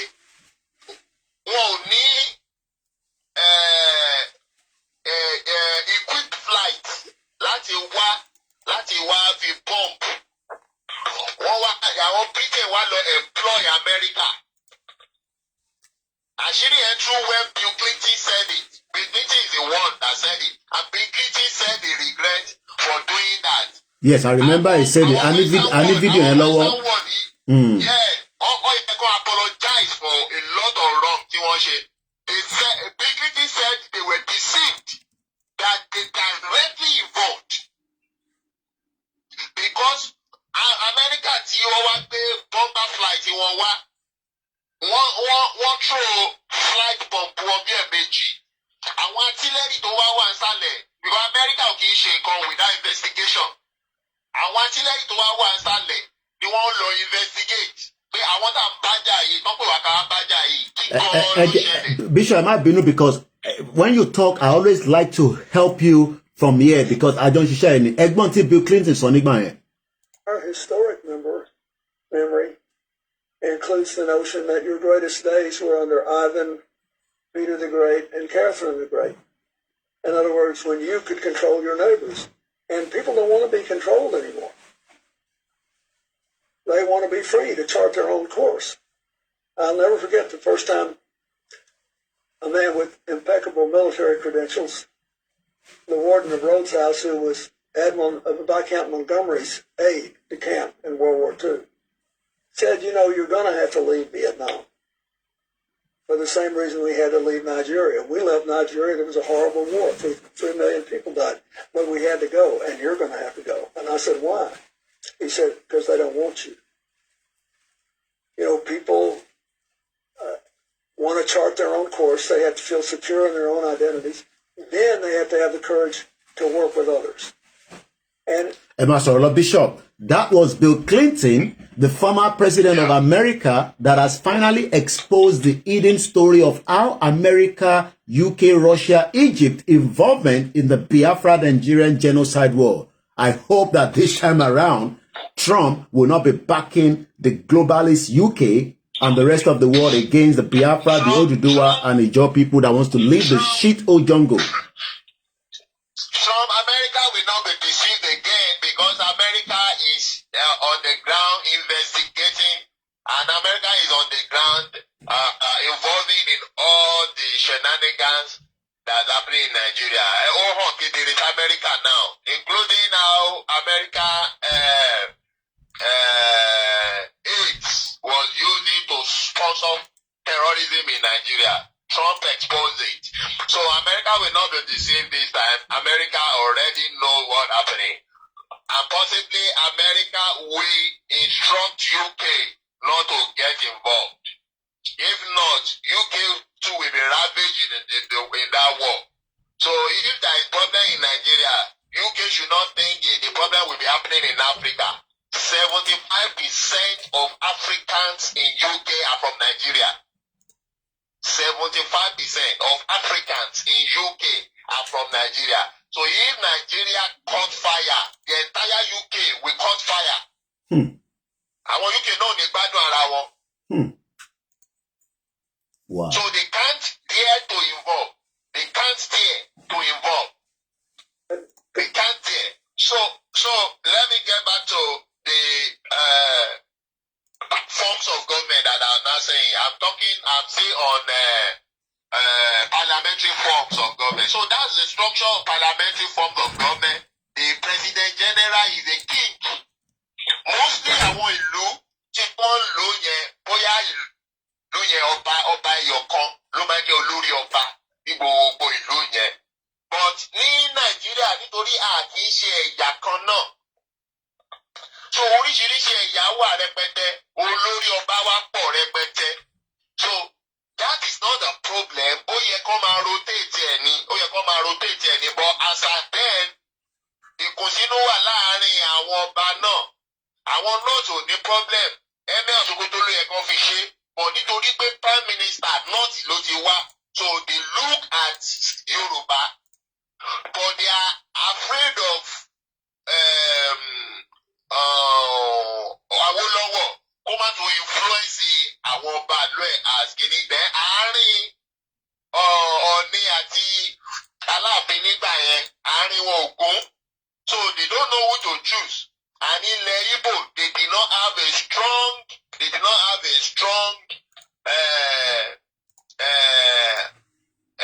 king system. They have Obi, easy. So, all opportunity láti kúkú mú Nnamdi Azikiwe láti ilẹ̀ Igbo. Instead kan mú ọba. So that's what I don't want to buttress. That position tó fún Nnamdi Azikiwe yẹn kì í ṣe politician ló yẹ kó fún, ọba ló yẹ kó fún. Because parliamentary system, ibi tí parliamentary system tó ti recognize ọba nìyẹn.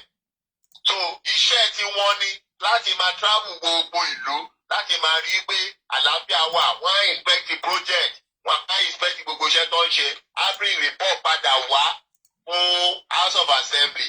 Ibẹ̀ ni Prime Minister náà ti máa rí wípé iṣẹ́ táwọn náwó sí. Bóyá Prime Minister wá ń parọ́ fún House of Assembly ni o. President General tó jẹ́ ọba ló máa mọ̀, ló máa wá sọ fún House of Assembly wípé iṣẹ́ tí Prime Minister sọ pé òun ṣe ní bíbá ìbí ti lọ́bẹ̀ o, àárí kankan o. Àbí kó wá sọ wípé iṣẹ́ gidi ni wọ́n ṣe, a rí ó dẹ̀ wà òkè. Wọ́n á dẹ̀ dìde approve iṣẹ́ mi fún. So that is how parliamentary system has a check and balance. And number two, tí wọ́n bá ti approve, tó bá ti ṣe òfin bẹ́ẹ̀ yẹn ní House of Assembly, Prime Minister kọ́ ló máa sign ni, ló máa approve òfin ẹ̀. President General ẹ̀ tó jẹ́ ọba king òun ló máa approve òfin tí House of Assembly ṣe yẹn. Then Prime Minister máa wá ṣiṣẹ́ lórí ẹ̀. That is how they have check and balance. That's how they have check and balance for parliamentary system. Then ẹ bá rí UK, nǹkan tó ń lò nìyẹn. Gbogbo tí House Parliament bá sọ, Queen ló máa approve ẹ̀. Kí Prime Minister kó lè lọ ṣiṣẹ́ lórí ẹ̀. Tí Prime Minister tí Queen dẹ̀rí, mo rántí nígbà yẹn tí Queen ló jẹ́ kó sọ pé kí woman yẹn tó jẹ́ former Prime Minister UK kó lọ resign. Nítorí ó ní kó reduce àwọn òfin kan. I think UK is using about 26 that time. Àwọn articles òfin wọn kan, àwọn articles òfin yẹn ìdẹ ni ó jẹ́ kí àwọn ọba wọ́n máa rí revenue nígbà yẹn. So ó fẹ́ kó ní pé ayé ti jẹ́ nǹkan council article méjì yẹn. So UK can be using 24 articles as unwritten constitution. Mo ti ṣàlàyé constitution. Written constitution and unwritten constitution. Unwritten constitution does not mean that it's not written down. It's a legal term. When they say unwritten constitution, it means that the constitution is more than one book. UK use 24. That is unwritten constitution. Sweden use 16. That is unwritten constitution. But Nigeria is just one book. That is written constitution. And it has advantage and disadvantage. Mo ti ṣàlàyé nígbà tó ń sọ̀rọ̀ constitution. So in unwritten constitution, it's not easy to maneuver or confuse the judge. Because o máa lọ tààrà sí article ibi tí ọ̀daràn yẹn tó ti ṣe ni. And you don't go out of that book. For written constitution, ìwé kan ní gbogbo òfin yẹn ẹ mọ́dù ẹ̀ papọ̀ sínú ìwé kan. Ẹ dẹ̀ sọ pé anything outside of this book is supreme to it. So tí wọ́n bá ń sọ̀rọ̀ nípa article A nínú ìwé yẹn náà, tẹ́yìn yẹn ti dáràn. Lọ́ọ̀yà ẹ̀ lè lọ sí article Z tí ò tọ́ mọ́ article A tẹ́yìn yẹn ti dáràn. Á fa nǹkan tó bá tákù kìíní yẹn jáde. The judge will be confused. Ibi tó ti lọ mú yẹn wá kò tọ́ mọ́ ibi kìíní. Á dẹ̀ máa kóòdù wípé inú ìwé yẹn ló ti mú jáde. And òfin sọ wípé anything outside the book is supreme. Òun ló ṣe jẹ́ kó máa postpone ẹjọ́, wọ́n máa postpone court case, wọ́n máa postpone most of the case. Tó bá rí lọ́ọ̀yà tó ya wèrè tó jẹ́ pé ó máa da ẹjọ́ rú mọ́ adájọ́ lójú. At the back end ló ti máa ń settle case at the end. Wọ́n máa pè ní kí ló máa ń pè náà o pre-bargain. Wọ́n lọ settle ẹ̀ lẹ́yìn because ẹjọ́ yẹn ò ṣe é dá. So that's the dilemma of Nigeria. But that cannot happen in unwritten constitution because gbogbo òfin yẹn ló wà ní article ti tiẹ̀ differently. So tó bá ti ṣe maybe out of agriculture now, out of agriculture ó wà differently. Tó bá ti lùgbàdì òfin in agriculture line, ìwé agriculture yẹn nìkan náà máa mú wá, o ò lè jáde nínú ẹ̀, o ò lè lọ gbé ìwé medicine, kò bá kóòtù òfin nínú act of medicine, kò fẹ́ máa fi da orí act of agriculture, no, inú act of agriculture yẹn. So most of the time ní UK, Sweden, àwọn ìlú tó ń lo written constitution bẹ́ẹ̀, lọ́ọ̀yà yẹn máa ń wá láti wá gbẹ̀bẹ̀ ni fún client ẹ̀ wípé my judge tamper justice with mercy. Ẹ wo obìnrin ọmọ Nàìjíríà yẹn, minister of petroleum gbà yẹn. Dezani, the criminal. Nígbà tí ó wà ní UK court, ṣó argue pẹ̀lú adájọ́. I was there. Wọ́n bí dá. Kò lè argue because òfin tó fi mú ó wà straightforward nínú articles ẹ̀. Adájọ́ ẹ̀kọ́ máa ta òfin yẹn fún ni wípé are you guilty or not? Òun náà dẹ̀ ti mọ nǹkan tó ń ṣe evidence ẹ̀ wà ó máa ní guilty ma guilty sir guilty ló máa ṣe títí tó bá ti sọ pé so nígbà tó dẹ̀ mọ́ pé o ṣẹ̀ báyìí sì kí ló wá fẹ́ ká ṣe fún ẹ̀ ibẹ̀ ni lọ́ọ̀yà ẹ̀ ti máa dìde wípé olúwa mi ẹ jọ̀ọ́ àṣìṣe ni client mi ṣe àṣìṣe ni. Well, I mean, she's still she did November Kotowasi court. She's currently on a 70,000 bail. She's also a flight risk. Only salo. So at the vehicle salo. So at the electronic tax, let's say Bishop. At 11 o'clock, she cannot leave. Oh, biba that yeah, that could jade no le. To ba jade, no electronic tag. O ma lo see the nearest police station to connect them. Because she's a flight risk. I was there at the court when she submitted her passport because she wanted to put £30,000 down. The judge said no. She put down £70,000. Look, submit to court. Can you continue, Bishop? Let me go back again to the yeah.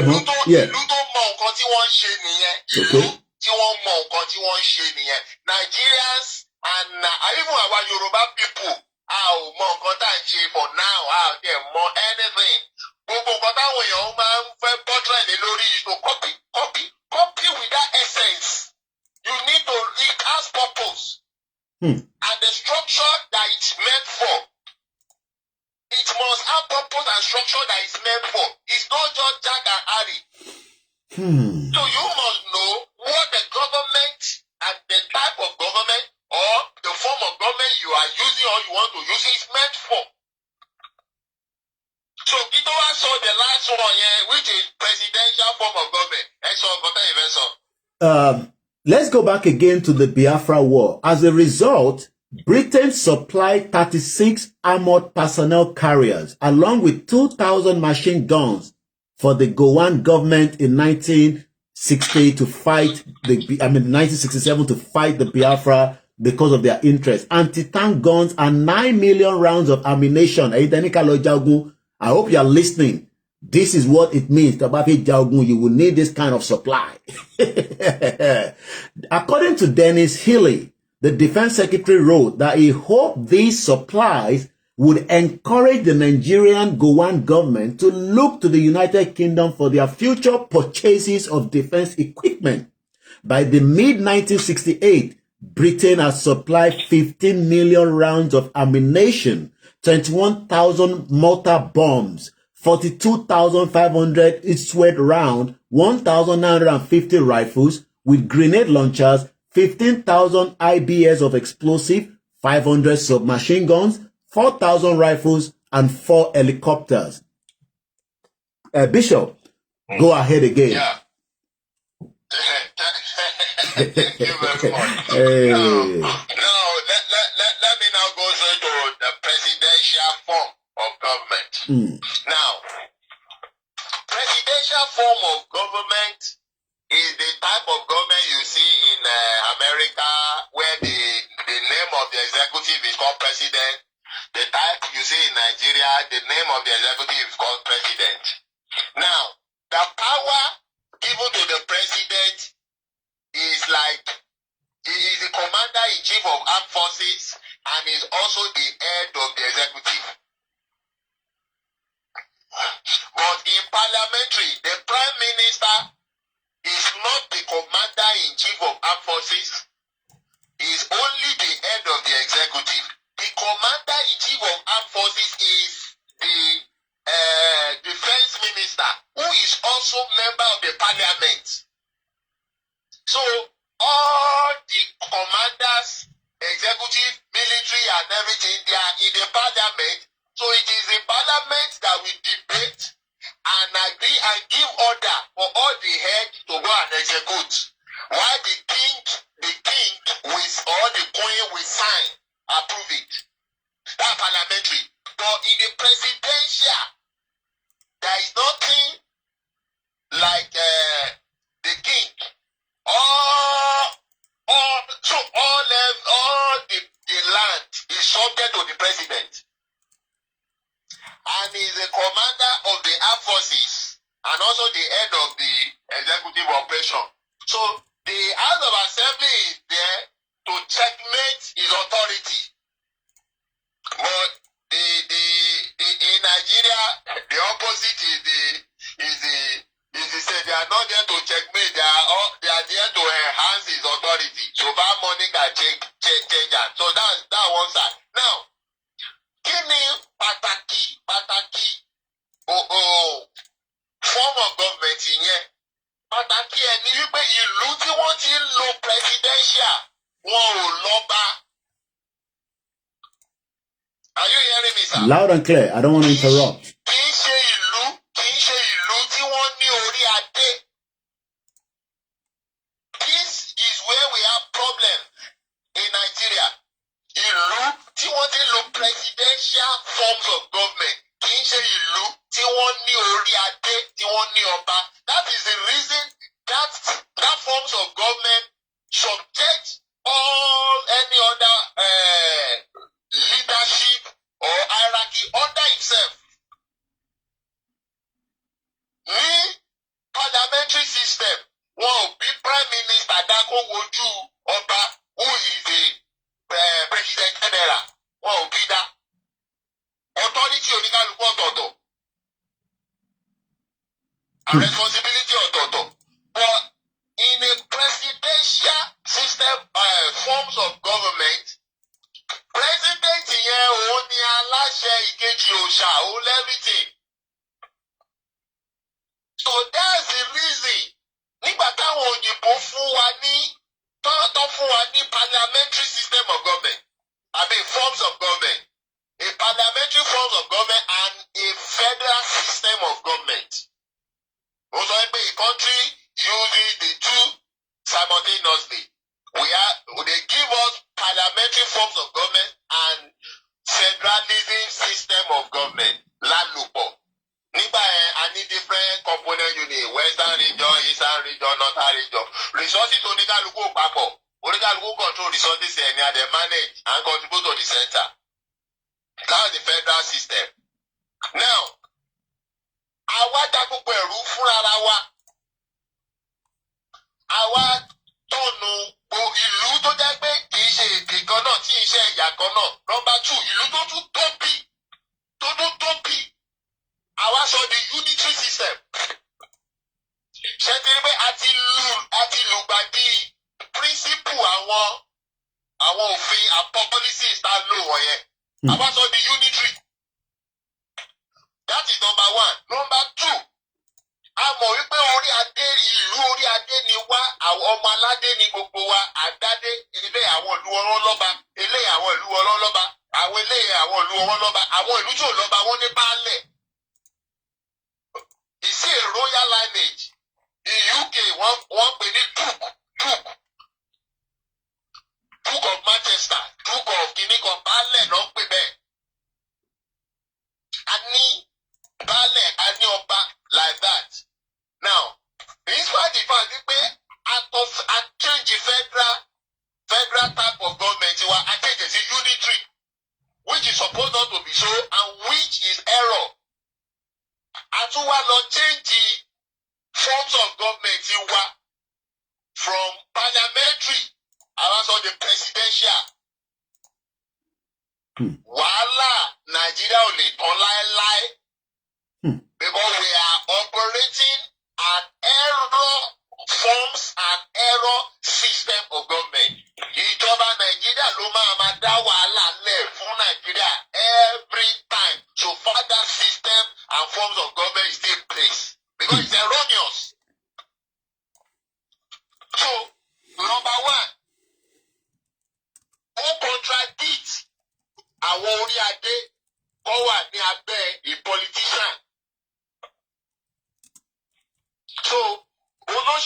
kankan tí ò ń ṣorí adé because he has made his way to be president.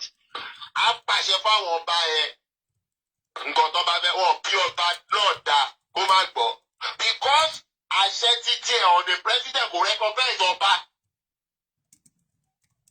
and àwọn ọba yìí ló nílẹ̀ àwọn ọba wọ̀nyí ló nílẹ̀. So nǹkan ti ṣe wọ́n nǹkan ti ṣe àwọn Nàìjíríà nǹkan ti ṣe wá. So even orí adé yẹn ẹlẹ́dàá ẹ̀ máa jà ìlú yẹn ò ní tòrò ẹlẹ́dàá ẹ̀ máa jà ìlú yẹn ò ní tòrò. And that is what we are seeing all over Nigeria. That's what we are seeing all over Nigeria. That's what we are seeing all over Nigeria. Wow. That's it. Wow. So erroneous is like a taboo. So àwọn ọmọ Yorùbá wọ́n láti listen now come understand kí ni wọ́n fẹ́. If we have a Yoruba nation today tí a bá fẹ́ dá àṣẹ padà sí ẹnu àwọn ọba wa we now know it is a parliamentary system we go for not a presidential because it is a parliamentary that enshrine authority for kings. Ó wà láàrin àwọn ọba yẹn bọ́ ni màmá rotate ẹ̀ nítorí ilẹ̀ Yorùbá láwọn ọba tó pọ̀. Bóyá àwọn first class king ni wọ́n máa rotate ẹ̀ láàrin ara wọn every 4 or 5 years tó máa wá sí ipò president general to work with the politicians. But àṣẹ máa wà lẹ́nu àwọn ọba and we will now have house of kings tó jẹ́ bá àwọn ọba máa meet wọ́n máa ṣe wọ́n máa vote láàrin ara wọn wọ́n máa ṣe àpéjọrò so ìlú àtúbà àtúnṣe. But if you say we want the presidential forms of government, what you are saying is that ẹ̀fẹ̀ council gbogbo orí adé. So you need to stand for that. Tó bá jẹ́ ìtẹ́fẹ́ ṣe nìyẹn. Ẹ ò gbọ́dọ̀ gbé presidential sílẹ̀. Kẹ̀wá tún sọ pé àwọn bá máa jẹ. Ẹ fẹ́ fún àwọn orí adé sábẹ́ olóṣèlú nìyẹn. It cannot work. That is the mistake of Nigeria. We should not repeat that again. Check get it clearly. Loud and clear. So àwọn èèyàn wa ọkọ̀ máa ń lọ léèwé ni wọ́n ò mọ̀wé. That is different of you going to school and know what to study. That is different of you just carry certificate and know what you can defend the certificate. Àwọn èèyàn wa kọ̀ kàwé ni wọ́n ò mọ̀wé. Ìyàn kan béèrè bishop ẹ jẹ́ ká try láti ṣé ó possible somebody is asking that with the kind of kings that we have now we suggest that we shouldn't go to them, we shouldn't give power back to them. It would be difficult and more complicated. That's number first question. The second question coming again is Malaysia king, they rotate every 5 years. Ṣé torí system of government tá ń run nínú Nigeria burúkú jungle yẹn ló ṣe ní impact pẹ̀lú àwọn tradition system of our own kings? Exactly. Òun ni mo ṣàlàyé lẹ́ẹ̀kan yẹn wípé àwọn orí adé yẹn náà máa jà wọ́n máa misbehave.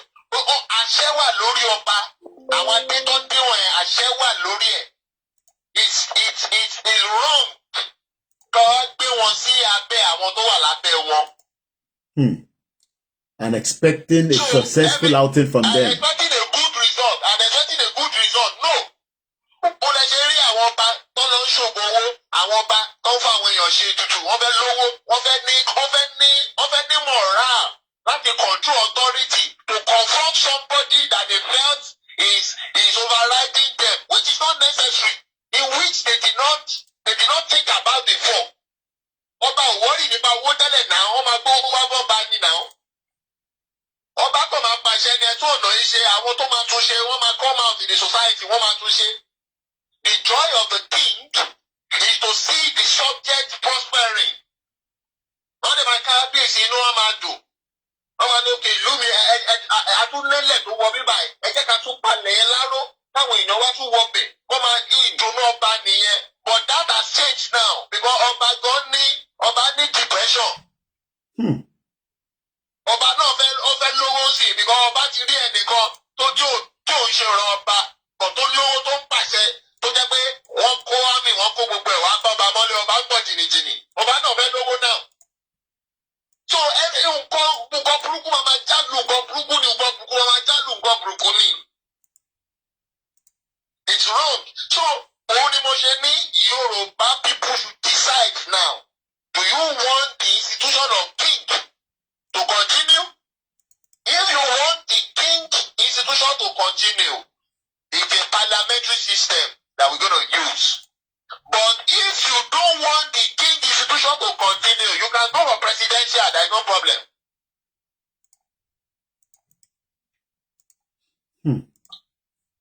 Wow.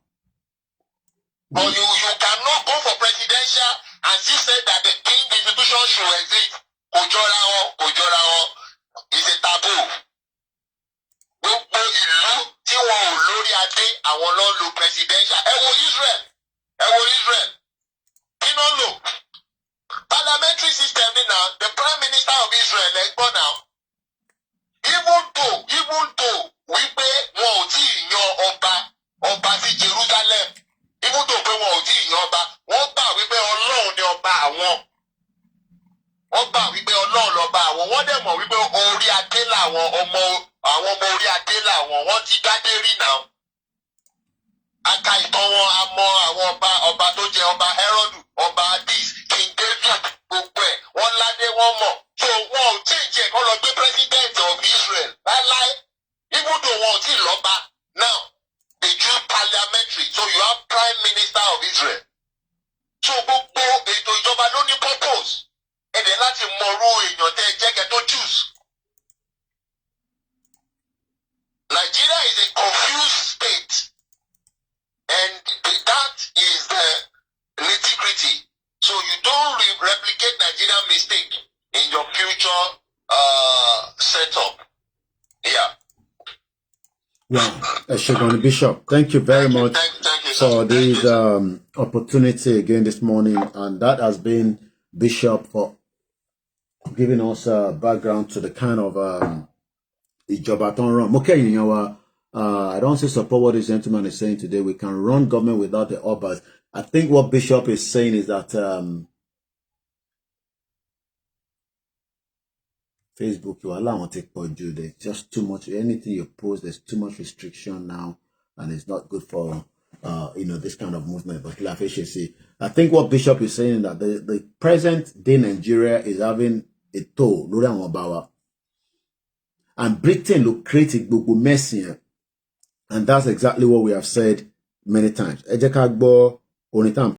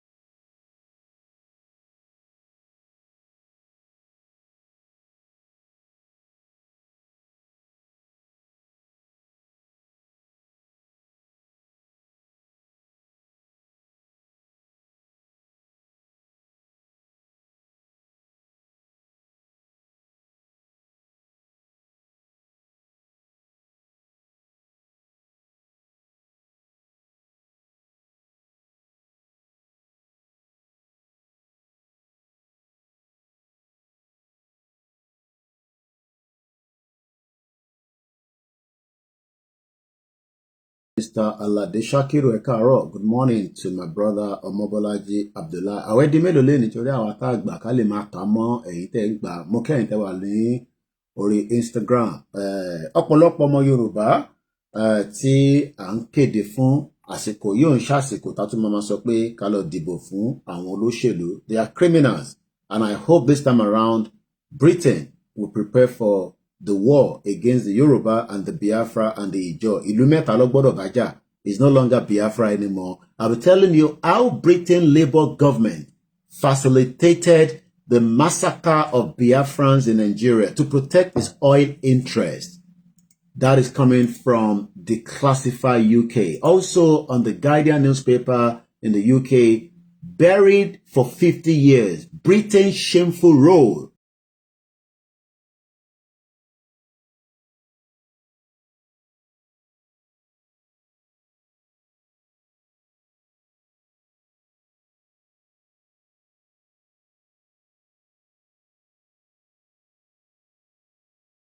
'24, so that means we are at the final count. Moke Abdurrahman, Moke Bugbaniteti lọ sí ibiṣẹ́ lèmi náà wà báyìí. It's just that I am working from home. Iṣẹ́ náà là ń ṣe níbí báyìí. You know, it's 2 hours into the program. Mr. Folabi Kayode, good morning. Moke gbogbo ẹ̀yin tí ẹ̀ ń prepare láti lọ sí oko. Tí bá sọ pé oko, many people are scared of going to the farm. And the reason why they are scared is because Tinubu refused to give us security. But it's not surprising because Tinubu says, I will take it from where can I get and download this song? Well, the bá send message to me, I can send it to you. Must be the share send a similar. Ọjọ́ ajé, Ọlọ́run jẹ́ ká rí ajé jẹun. Many of you are not lazy. You have so much skills. I put it to fi máa mọ̀ again to window mi. Fi máa fẹ́ sí mi lára too much. Ẹni ọ̀pọ̀lọpọ̀ skills. Ẹni tó jẹ́ mechanic kò ní iná tó máa fi ṣiṣẹ́. I remember when I was in Cotonou, their welder were walking around the club because they have 24 hours electricity. Many welders today cannot do that. Kò sí ajé mọ́ ní ìlú Nigeria now. That is very shameful, and that's a fact. Púpọ̀ ní ẹ̀kan ṣe wàhálà ni, but gbogbo wàhálà yẹn kò mú result kankan jáde. Omobolaji ni, I'm a mechanic, no job here. But nígbà tí Omobolaji tó wà ní UAE, ó lé tó máa pa as a mechanic. Mechanic, owó burúkú ni ní UK. I haven't driven for the last 3.5 years now. And I know how much, I mean, with the people that are driving new car, it's okay. You just have to take it back to the showroom or your dealers. But you know, out there, we're buying second-hand cars. Tó bá ti ní problem, you must fix it. Mr. Alade Shakiru, I am a welder, Mr. Koiki. The question I'm asking now is, should we trust Tinubu again with our lives? Let's put aside the sentiment of where we are one Yoruba people that love Yoruba nation. Should we agree to support Tinubu for his vision of taking us back? Moki Mr. Busari, we are streaming on 3 YouTube channels. I guess so, yeah. No. 2, not 3. 1, 2. We didn't set up the OLAYOMI KOIKI. The Koikimedia YouTube is still down as I speak to you right now. Listen here, nibi by Mr. Alade Shakiru. It's too sensitive things that you're writing there. We gotta be very careful. Platform take come and put anything down. Many people are watching. So everything got coded like my friend sorrow. But there's nothing wrong if you have that kind of knowledge. Okay, Adams to send message to me. Let me send it to you. Moke in your I say good morning. Well, like I said, those are still things that you keep to yourself.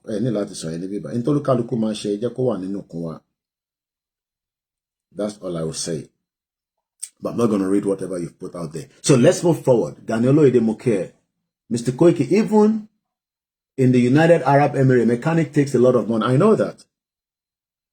Being a mechanic is a very fruitful job because car money problem. Even the brand new cars, I've seen many brand new cars that shut down on the highway and also. And they will always need another mechanic or another tow truck to take it, and the mechanic would have to still fix it. I should go, Mr. Lade, for understanding. Gbogbo tẹ́ mọ̀ ṣe yẹn ẹ̀yin máa pè ẹ́ ní láti sọ ẹ má sọ kankan fáwa níbí báyìí. Ẹgbẹ́ àwọn gbọ́dọ̀ sọ pé kólúkálukú lọ múra sílẹ̀. Because in tó ń bọ̀ yìí kò ń ṣe in tó máa jẹ́ a small deal. But let's come back, mo kí Mr. Boboye. Ǹjẹ́ ẹ̀yin rò pé Tinubu, the current president of the jungle, campaign ẹ̀ máa jáde before the end of this year? Ọlọ́run ló ṣe Mr. Adams, ever account family. Campaign trail will be out again, and they are already preparing. I've seen Tinubu's 2027 campaign vehicles. I've seen Sheyi Tinubu's t-shirt. Why should we give them another opportunity? Kini ashilati fún wọn ní another access to the resources tó yẹ kí èmi àti ẹ̀yin máa gbádùn. Èmi àti yín ló yẹ ká jọ máa gbádùn gbogbo resources yẹn. But láti 1999 ẹ lọ playback kẹ́ bèrè lọ́wọ́ ara yín. What has been the influence? What has been the impact of democracy ní ayé yín? Because I ran out of Nigeria before you start democracy in 1999. And the reason why tèmi ṣe sá jáde is because màmá tó bí èmi ti rí future pé kò sí nǹkan tó lè work nínú Nigeria. And like I said it, I mean, these are women that were traveling with large amount of money for business. Àwọn tó tẹ̀ travel tó wà nílé tó ń ṣòwò, gbogbo òwò yẹn ti lọ drain because many factors have affected it. Ìyàwó Grace sọ pé Olúṣòótọ́, I saw Tinubu van 3 days ago. Let's be wiser now before it is too late. Tinubu is gearing up for 2027. Àwa náà gbọ́dọ̀ máa prepare for our night vigil, the upcoming night vigil, that the announcement will be like that.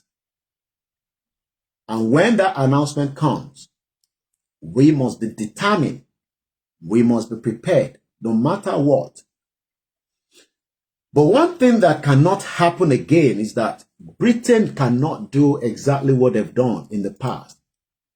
What do I mean by that? They can't.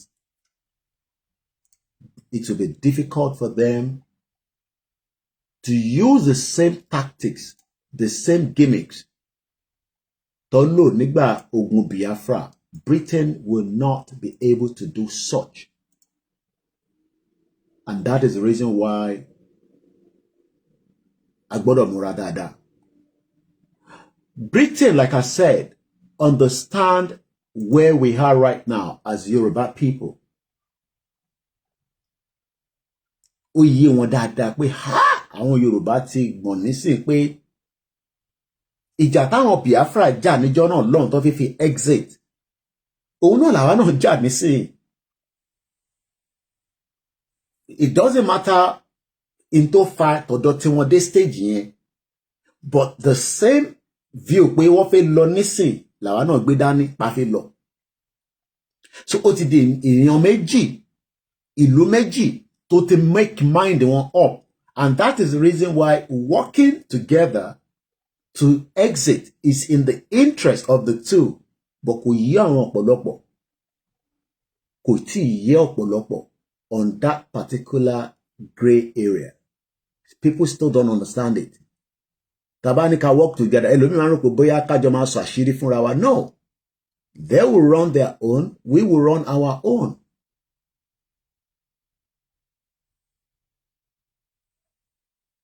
Omoluabi, Chief Tinubu and his little demon son will do whatever they want. It is left for us to do whatever we have to do to free ourselves. Ododo ọ̀rọ̀. Tinubu àti Ṣèyí àtàwọn ẹmẹ̀wà wọn àwọn náà máa gbèrò pé káwọn náà lè débẹ̀ àwa náà máa láti gbèrò pé ká stop wọn whatever it means to you bàbá ṣe fẹ́ stop wọn. But one of the ways that we are going to stop them is to first bring Mr. Dipo no to the Dodon, Mr. Sunday Kayode. Working together will really help us. We got to work with the Biafra. I'm not joking. I got to maintain pressure, our méjèèjì. But what they've done now is they've taken out the two main picture of the people that are running the Biafra, because the Biafra right now is in a crumble. What do I crumble right now? I'm being serious. Since the Simon Ekpa were out of the picture, Nnamdi Kanu, Oshin Fuwani hope, because as you tell Nnamdi Kanu, the last time we saw him, he was coming to the court. Or to the April or to Gbewa. Rakatia Tinubu de fi ṣe ni pé ó ń fi Nnamdi Kanu ṣe the last joker pẹ̀lú àwọn not. Okay. Because a mọ̀ pé Tinubu náà òun náà ní ọgbọ́n lórí kò ṣe pé kò lọ́gbọ́n. Mr. Said ni àwa Yoruba, we gotta prepare ourselves mentally for whatsoever call Nigeria ghetto throw at us. And what it means that is, kò ṣe pé jáde tàbá jáde wọ́n ní ṣe anything. They will try any jack shit with us. The first thing is they want to get you out of the street as quickly as possible. That is always what the government around the world wants to do. Because wọ́n lè maintain pé kí èrò pọ̀ níta ó máa ní global impact. Ó máa ní impact on the businesses, because everything will start gradually shutting down. But yes, it is all right, but two countries pull out of one union, whether amalgamation or no amalgamation, Anieto láti pull out. Babakito any right láti declare Yoruba nation when it is appropriate for him to do so. It is now for us to determine whether we will hold it after that declaration, whatever that means to you. Àwa la máa ràn bàbá ẹ lọ́wọ́. Tàbá fẹ́ kó ṣàṣeyọrí. Ó ṣe kẹ́kọ̀ọ́ máa wò bí gùdùsù. Ká máa wò bí dọ̀mdọ̀m. I always say we are not cowards, but sometimes we are looking as if we are cowards. Tó bá dé stage kan, kò ní sí opportunity jókòó bọ̀rọ̀ báyìí. Àwọn media àgbáyé ló máa sọ̀rọ̀. Irú àwa ní sọ́kàn máa wá wa. Can you get Koiki for us? Can you get Igboho to speak to us? We want to speak. They will find us. Journalists tó máa wá wa, ó máa fly wá síbi kíbi tá bá wà láti wá gbọ́rọ̀ lẹ́nu wa pé kí ló ń ṣẹlẹ̀. Tó bá dé di crisis ẹ lè gba country. Diplomacy ẹ lè fi gbà kò possible. Ẹ lè fi diplomacy gbà. And we are dealing with criminals among the politicians. But àwọn tó máa fi bá wa jà, àwọn èèyàn wa náà ni a gbọ́dọ̀ múra fúnlẹ̀ fún yẹn. They will use Yoruba people to fight us, because àwọn Yoruba tó fẹ́ bá wa jà yín nísìnyí là ń fún ní warning ahead. A máa pa yín ni, ibi tí sàn yẹ, a máa pa yín ni. Because Fulani ni as far as tẹ́ bá ti kọjú ìbọn bá ọmọ Yorùbá, a gbọ́dọ̀ pa yín ni, because Fulani ni ẹ kì í ṣe ọmọ Yorùbá. Ọmọ Yorùbá ò gbọ́dọ̀ attack ọmọ Yorùbá. Pé torí à ń béèrè fẹ́tọ̀ wa. Ẹ ní láti wà láyé ká pa yín dànù. Fact lèmi sọ ní bíbá, a máa pa yín ni. Tẹ́ bá ti gbogbo ìtàwọn tí ẹ ń sa ṣe yẹn, àwa máa pa yín ni. Because Fulani ni, that means pé ẹ̀yin gangan ni obstacle fún wa. Mo kí Mr. Kennedy. Let us integrate the 30 days round. Kí ni kàn pẹ̀lú 30 days round? Ọmọ ìkiri lẹ́yìn ni. Ẹ̀yin ṣe darapọ̀ mọ́ lórí program yìí. Kí lẹ mí pé ká lọ máa rant, àwọn la fẹ́ máa rant pẹ̀lú. À ń sọ̀rọ̀ pípa yìí ń sọ̀rọ̀ rant. Táwọn èèyàn sọ̀rọ̀ pípa ni. Ẹ̀gbọ́n etí ń dùn nígbà tí mo ní a máa pa àwọn èèyàn ni. Bá bí mi nú láàárọ̀ ìkẹ̀kẹ̀ à ń sọ̀rọ̀ gidi níbẹ̀ sọ̀rọ̀ kalẹ̀ àwọn lè fẹ́ máa bá rant. Àwọn tó gbé ìbọn dání lè fẹ́ máa bá rant. Kí ni iṣẹ́ rant máa ṣe? Ẹ yẹ ká máa rant, ẹ yẹ máa ṣe fídíò. Ẹ lọ́ máa múra sílẹ̀. Struggle is bigger than rant. Kí ni kàn yín pẹ̀lú rant?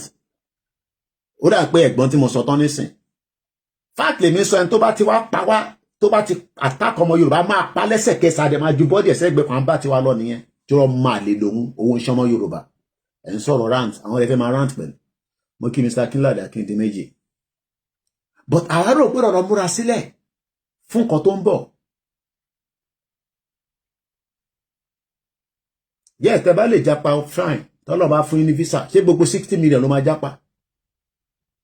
Ẹ mọ̀ àwọn family mi tó ti apply fún visa in the last 3 years tó fún.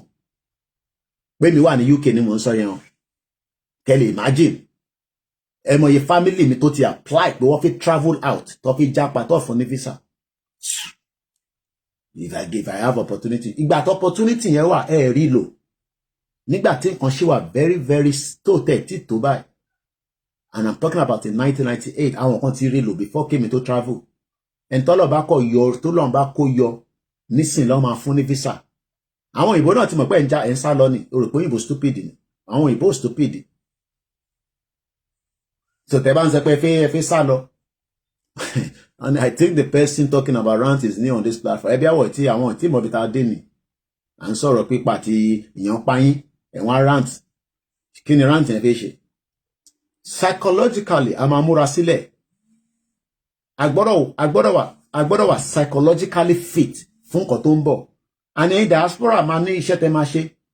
Torí púpọ̀ níyàn nílé wálé. Bọ̀bá rẹ̀ ṣe máa ń ran ìrìn àjò yìí lọ́wọ́. Àníkẹ́ fáwọn lówó. Ẹ lọ support bàbá Kítóyè. Àfẹ́ jàjàngbara. Ẹni tó bá lè gba lóònù láti fi jàjàngbara yìí. Tó bá serious kó lọ gbà. Ìjàngbara là ń pè. Ẹ gbọ́ nísìn. Mò ń bọ̀ ọkọ ya má bínú brother mi. Èèyàn mi ni wọ́. Ẹgbọ́n tí mo sọ̀rọ̀ pé British kó oríṣiríṣi weapons sílẹ̀ fún Nàìjíríà ní civil war. Ẹ rò pé wọ́n lè kórè fún Tinubu náà. Wá pa ṣégè sí gbogbo alára, wá pa gbogbo àdánù. So ìwọ tó ń sọ pé òde kówó sílẹ̀. Ẹ tó bá pa wá dáadáa, then òkú á máa sùn káàkiri. Biafra war lógun tó máa kọ́kọ́ televise lágbàáyé. Gbóhùn sókè ọkọ ya, má yẹn dẹ dúró. Bọ́dà ẹ kúṣẹ́ náà pàtàkì. Ọlọ́run lójúmọ́ ní ẹjọ́ ọdún ọ̀fẹ́ tó ń sìn pé ọ̀rọ̀ pẹpẹ ẹ̀kọ́ ẹ̀jọ̀ tó lọ ní ti dìbò bẹ́ẹ̀ kọ́ọ̀tì ẹ̀ ọ̀ pé bá lè kọ́ọ̀tì ẹ̀ fúnra yín tó ń sìn pé olórí burúkú àwọn ọmọ àgbègbè lọ́gbọ́n tó kí wọ́n lè wọ́n máa lò wọ́n àwọn kínákúrúkú àwọn agbèrò yẹn wọ́n máa fẹ́ dà wọ́n síta bẹ́ẹ̀ tó tọ́ pé pípa yẹn abẹ́ kọ́ọ̀tì bẹ̀ yẹn abẹ́ ní ju káàkiri that is the best thing. Ìmọ̀ àti repeat ẹ̀ a máa repeat ẹ̀ ẹ bá mi ṣe screenshot ẹ̀. Mo fẹ́ gbà tí mo gbọ́ ní kínákúrúkú ẹ̀ ní audio tẹ send wọlé. So ó nira fún mi láti lè lọ gbọ́ mi mọ sáìtì ẹ̀kọ́kọ́ tó wà ní mo fẹ́ kọ́ọ̀tì ẹ̀ bọ̀ mo mọ sáìtì tó wà nínú fídíò tẹ́ bá lè bá mi tẹ́ bá lè kọ́ọ̀tì yìí àbí tẹ́ bá sọ ibi tẹ́ bá mọ ibi tó dé mo fẹ́ kọ́ọ̀tì ẹ̀ jáde ẹjọ́ tó yọ lọ́hùn. But they have to know because ṣẹ́ni nǹkan tẹ́gbẹ́nu lẹ́yìn gangan ló ń pa mọ́sọ̀fọ̀ àwọn èèyàn lẹ́rù nítorí pé wọ́n máa ń lo àwọn èèyàn wá fún wa. Ẹ má wọrí pípa làwọn èèyàn ẹni tó bá ti lò tó bá ti yìnbọn fọ́mọ Yorùbá nígbà tá a bá jáde. ní ìwọ́n Ògùn state everywhere wọ́n ti báyà àwọn yóò tó wá jẹ́ pápátá. Ọlọ́run kò sọ àwa Ọlọ́run kò ṣètànú àwa ń pé ká máa ń pé kí èèyàn máa fi ọkàn sí bí a ń pé àbí kí èèyàn kàn try láti máa mú iṣẹ́ ní kí èèyàn máa try kí èèyàn máa gbìyànjú díẹ̀. Ó ti báyà àwọn yóò jẹ́ àwọn tó lè máa lò ó. There was a day I was not mo gba sáìdì àtọ̀kọjá sáìdì àtọ̀kọjá. But láì mo fẹ́ ṣe fídíò lọ́jọ́ but I cannot go easy for me láti ṣe. Because of what happened with that time. Kò easy for me. Tẹ́ bá rí àwọn youth. Anybody tó bá bọ́ ẹ̀rọ ọ̀kadà báyìí. Àwọn yóò tó ẹgbẹ́ wọn bí 18, 20, 21, 24. Tẹ́ bá rí wọ́n ṣe ọkàn gbọ́ sókè ni. Tó bá bọ́ ẹ̀rọ ọ̀kadà báyìí wọ́n lè gbọ́ sókè pa. Wọ́n lè máa sàáyé, wọ́n máa yé ìwé, wọ́n máa tí àwọn ọmọ pẹ́lẹ́ púpọ̀. I wọ́n bú báyìí fún almost 5 minutes mo rò pé kọ́ ọ.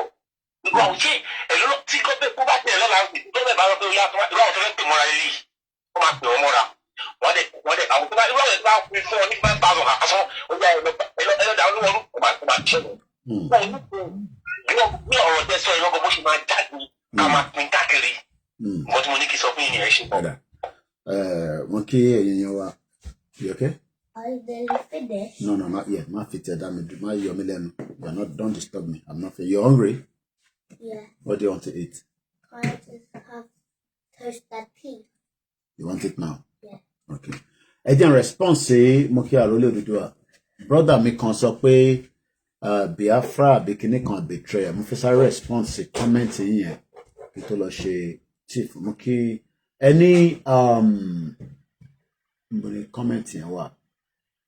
Crypto essential. I support the fact that we can combo with the Biafra, but these Biafra people allow this because I saw a video saying Yorubas are betrayer.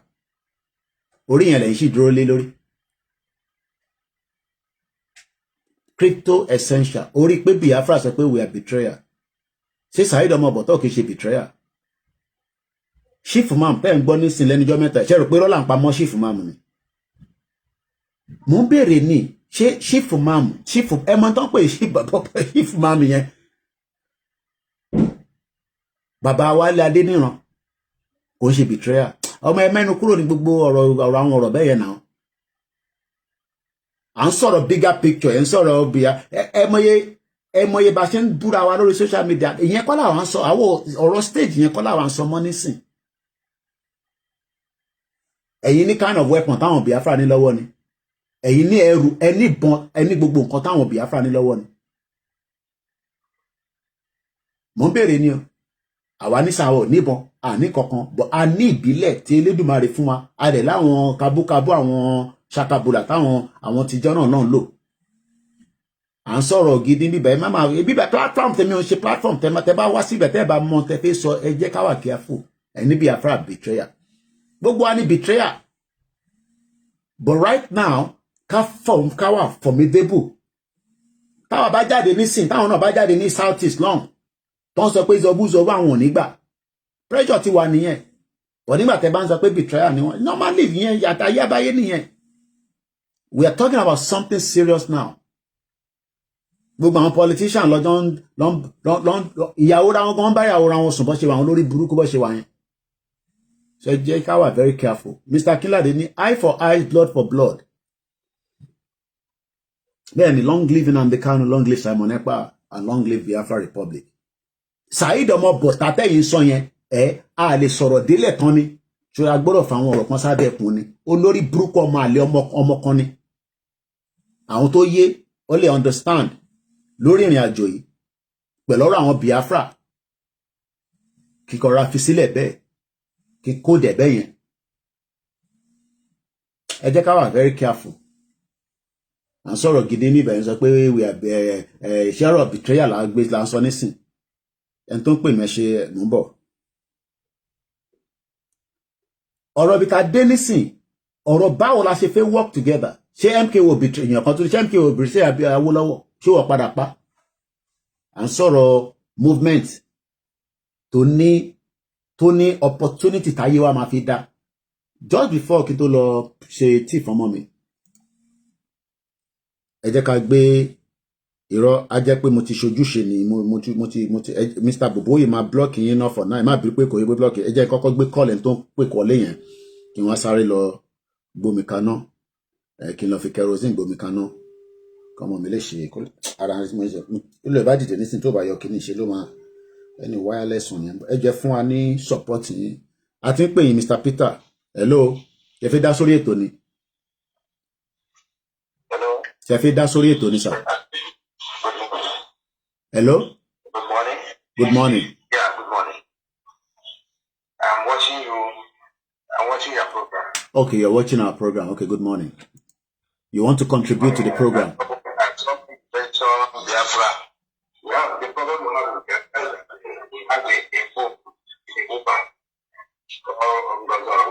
Hold on. We don't want to bring that to the platform here. There's a lot of issues that we don't want to be involved. I understand that my prayer now is, look, my own prayer is let's pray for Simon Ekpa to come out. Let's pray for Nnamdi. When those two come out, everything will reset itself, right? Sorry, what did you say? So let's leave it like that. So we don't want to be involved with that issue because we already have our own issue. We dealt with it internally. I don't want your own issue to be. I always say to my people that we are going to support Biafra. That's all I've said. I have not mentioned what section. When Simon Ekpa was around, we were working with Simon Ekpa. We didn't work with those. Everything about it. You have a problem for each So I don't want you to mention names and bring all this, your own issue onto this platform. That is not what we are talking about, and I'll leave it like that, okay? Oh, hey, Biafra. Thank you, my brother. They have a lot of problem right now. I don't want to get involved with their problem. My prayer is that Simon Ekpa should be out as quickly as possible and take charge back. Tó bá ti jáde, gbogbo problem tó níyẹn á dé pẹ̀lú ẹ̀. So bó ṣe jẹ́ nìyẹn. So I'll have to go now and call Mr. Boboye. Come bá mi take over program ẹ̀ kì sáré lọ ṣe toast fún ọmọ mi kó tó padà wá sísàlẹ̀ nísìn. Ẹ máa wonder pé ṣé wọ́n lọ sí school lẹ́nu? Yes. Wọ́n ṣì ní inset day. Inset day is teacher training. So kò ń ṣe pé mo kó wọn sílé pé anything. Ẹ máa sọ̀rọ̀ lọ, ẹ má tún máa bí mi gbé ṣe ń gbọ́ mi. Tí bá ti jókòó padà, ẹ ní sùúrù ṣe ń gbọ́ mi ni. Ọ̀nà àwọn brọ́dà mi pè mí náà jẹta ìtẹ́ǹtì tó sọ náà nìyẹn. Ṣé rí àwọn agbèrò yẹn àti àwọn bọ́ọ̀ tó ṣe kọ́ọ̀tù yẹn? Iṣẹ́ tí àwọn politician yẹn máa lò fún mo máa lò wọ́n ní ọgbọ́n yẹn. Ẹ bá wa ṣe voice yẹn dáadáa kán gbọ́ torí tó bá di ọjọ́ yẹn tó bá rìn yẹn ní àwọn nǹkan yẹn ní àwọn máa ṣe wọ́n. Tó bá ti mọ̀ pé wọ́n ò lè support ló bá lè sọ̀kọ́ jókòó sínú ilé wọn. Òdi dandan pé kán wá máa stop wọn. Àwa la fẹ́ ṣe rálì wa á pè wọ́n. Tó bá lè jọ ìwà dédé tó bá lè jọ ìwà kan tó kù nínú ilé wọn bọ̀. Kán wá máa lò wọ́n against wa especially àwọn boy cultism yẹn. Tó bá máa lò wọ́n against wa àjọ máa ń gbé náà ojú ara wa ni. Bẹ́ẹ̀ bá wa ṣe bó ṣe 20 minutes ni káwọn náà lè wò ó lórí nẹ́ẹ̀tì wọn ní Nàìjíríà tó bá kàn jẹ́ ní nẹ́ẹ̀tì tó pọ̀ ọ̀kan lè gbọ́ 20 minutes yẹn dáadáa. Wọ́n bá lò wọ́n against wa a máa lé àwa wọnú ilé dáadáa. Ìyẹn ni wọ́n ní nǹkan ìdìbò tí wọ́n. Alright, ẹ ṣe àti gbọ́ yín ẹ má bínú ẹ̀yin àmọ́ ń bọ̀. Mo kí ẹ̀yin èèyàn wa má bínú. I need to make breakfast for the children.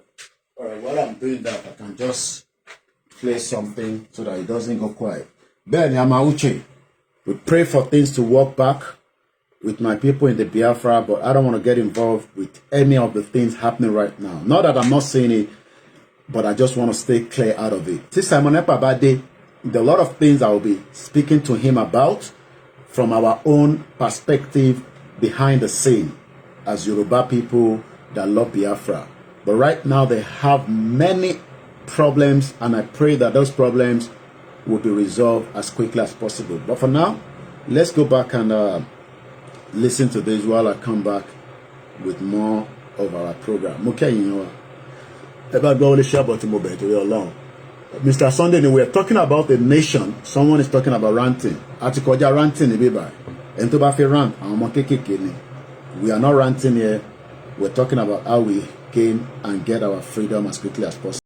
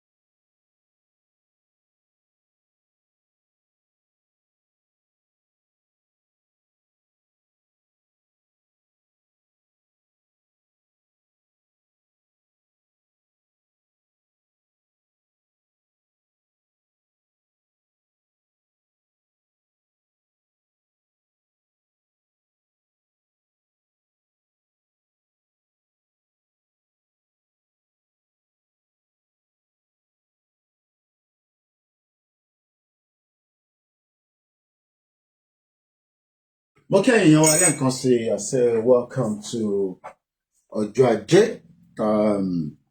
In tó ń bá àwọn ọ̀pọ̀lọpọ̀ lẹ́rù, ó ní pé wọ́n ní sójà ọlọ́pàá ó máa mú wa nígbà tá a bá ti jáde. And like I always say, èyí tó bá ti wá wàhálà, àwọn náà máa rí wàhálà. Ẹ já gbọ́ bí bàbá wa ṣe bá wa sọ̀rọ̀ ní bíbáyìí.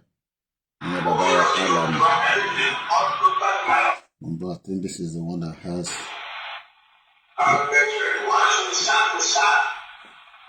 You got someone who will allow me. This time around, now you know what's all the time. I'm not going to move around where they were. I won't get into one shower on the fair. You'll find this one cool. But we are going to come. We are going to begin Nigeria very soon. By the grace of God. I think by the grace of God, we shall be Nigeria very soon. Thank you very much. So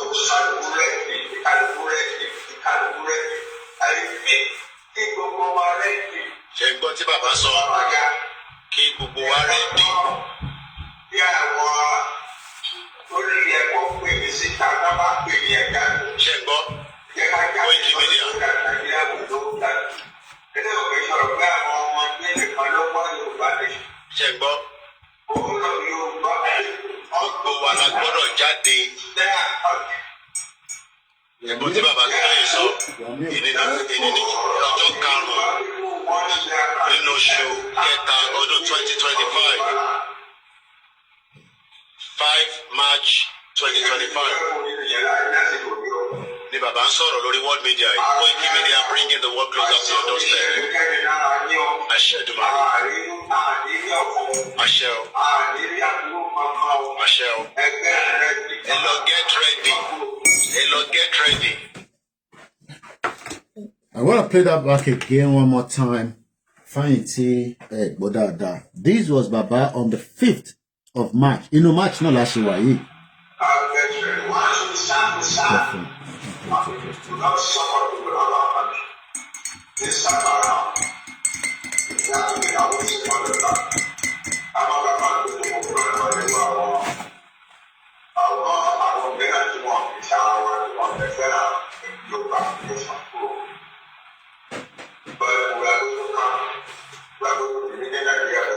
By the grace of God, I think by the grace of God, we shall be Nigeria very soon. Thank you very much. So, ready. I think gbogbo wa ready. Ṣé gbọ́ tí bàbá sọ kí gbogbo wa ready. Now, bàbá yìí ẹ má expect kí bàbá fi gbogbo ọ̀rọ̀ kó fi gbogbo ẹnu sọ̀rọ̀. Ẹ bá mi gbọ́ wọlé share button. Ẹ bá mi gbọ́ wọlé share button. Mo kí Mr. Ọlá Ànábì. Mo kí gbogbo ẹni tẹ́ wà ní Òkè Ògùn. Mo kí àwa Grace Olúṣètò.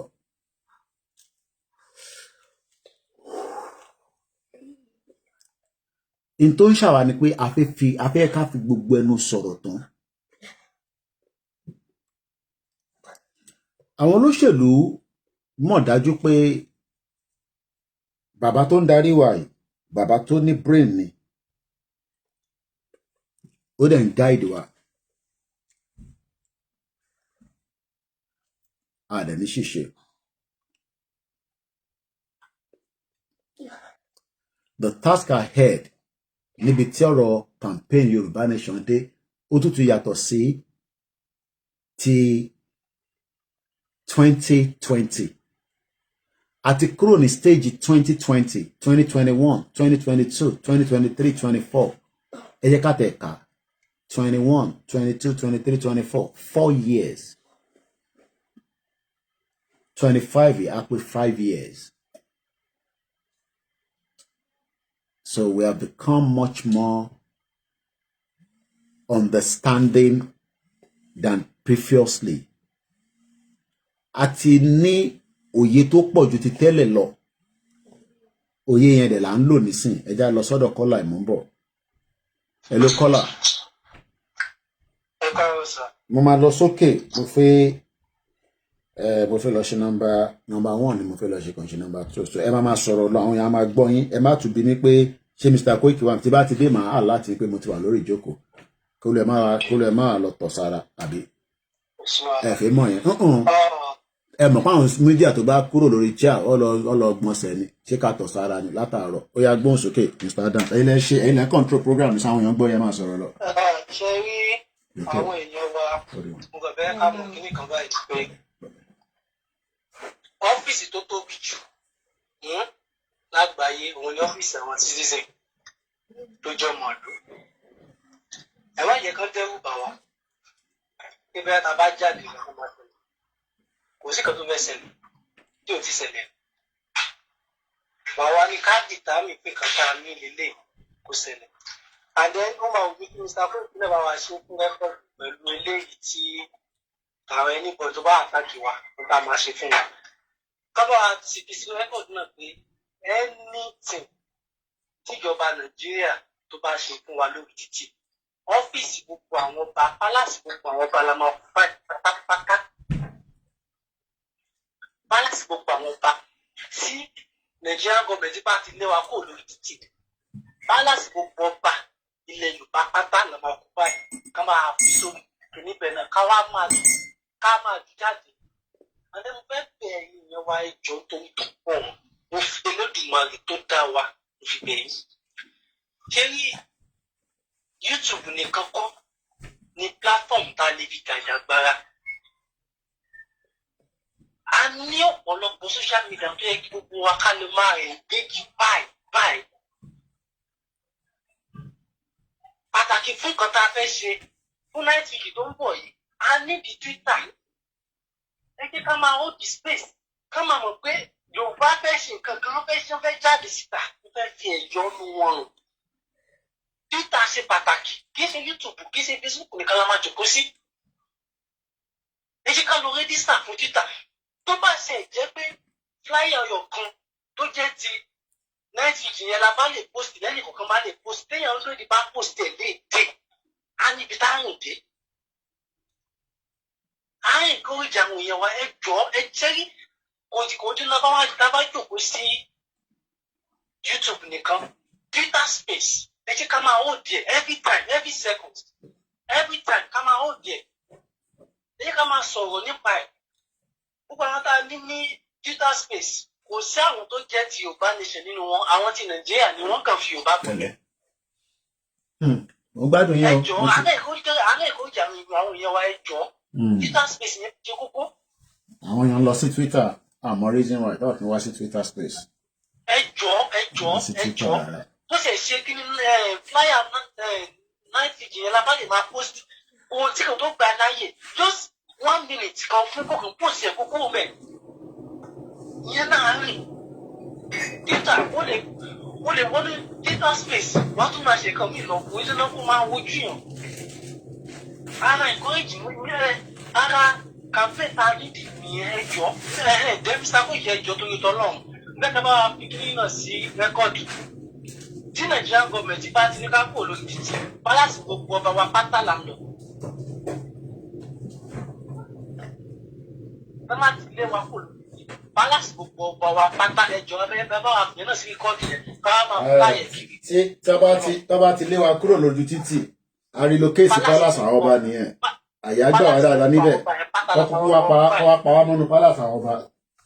káwá pa wá mọ́ bẹ́ẹ̀ káwá mọ́ ọba tó wá dúró pẹ̀lú wa ilé tí ò dúró pẹ̀lú wa ilé tó máa kúrò lórí oyè àbí ilé tó máa sá lọ fún ara ẹ̀ káàbọ̀ mọ́ wọn.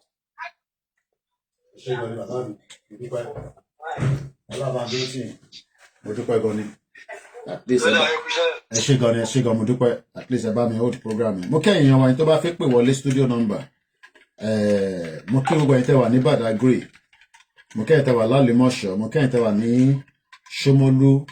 Ṣómólú Bàrígà mo kẹ́yìn tí mo ṣí olóòṣà mo kí gbogbo ẹ̀yin wa ọmọ babaláwo lèmi o so ẹ má fara wé mi o nígbà ènìyàn kan máa ní ò gbàwẹ̀ ni ṣé babaláwo máa ń gbàwẹ̀ ni babaláwo kì í gbàwẹ̀ babaláwo tó máa bògùn tó máa ṣe gbogbo ẹ̀ babaláwo kì í gbàwẹ̀ o so má fara wé mi ọ̀yàn láwẹ̀ ẹ̀ mójú kúrò àwọn láwẹ̀ ọmọ babaláwo ni mí táwẹ̀ bá tán àwa máa ṣẹ̀bẹ̀rẹ̀ àwẹ̀ wa mo kí gbogbo èèyàn wa on a serious note ẹni tó bá fẹ́ pè wọlé ẹja fi studio number wa náà sórí screen àwọn èèyàn wò mí mo fẹ́ sọ̀rọ̀ nípa Biafra war ogun Biafra ó débẹ̀ náà kò ṣàánú mo kí gbogbo ẹ̀yin ọmọ Yorùbá nílé lóko bá a ṣe ń bá ìrìn àjò wa lọ kí ló ń pa Mr. Ọlátúnjí kí ló ń pa ẹlẹ́rìn ṣé babaláwo máa ń gbàwẹ̀ ni ìgbà ìran ni pé ìbí Muslim ní níjọ́ mo sọ pé Muslim ni mi gbogbo ẹ̀ lè ní ṣe but right now ti babaláwo là ń ṣe lọ́wọ́lọ́wọ́ báyìí àwọn ọmọ babaláwo máa bọ̀gùn láìpẹ́ ní sin ló máa bọ̀gùn ṣé bí àti bá bọ̀gùn máa tún máa gbàwẹ̀ mo kẹ́yìn wa mo kẹ́yìn ti Libya in tó ń bá àwọn èèyàn lẹ́rù kò ju pé tá bá jáde ṣé wọ́n ní àtàkì wa. It has always been a big concern. Èmi gbàwẹ̀ àwẹ̀ náà ni o but coffee lélẹ̀ coffee ò dẹ̀ bàwẹ̀ jẹ́ bí àṣà lóye Ìgbòho a ní tí ò bàwẹ̀ jẹ́ àbí ọlá ànábì kò ní bàjẹ́ fún ẹ èèyàn ti gbowó ṣá. A lot of our people are scared. Nǹkan méjì ló máa ń bẹ̀rù bá àwọn èèyàn màá sọ̀rọ̀ nǹkan méjì yẹn. One of it is àwọn tó jẹ́ ará àdúgbò àtàwọn tó jẹ́ ó depend on ibi tó lúkálukú bá wà. Ẹ jẹ́ ká lo example ká máa lo Lagos ká mú láti bí Ogun State.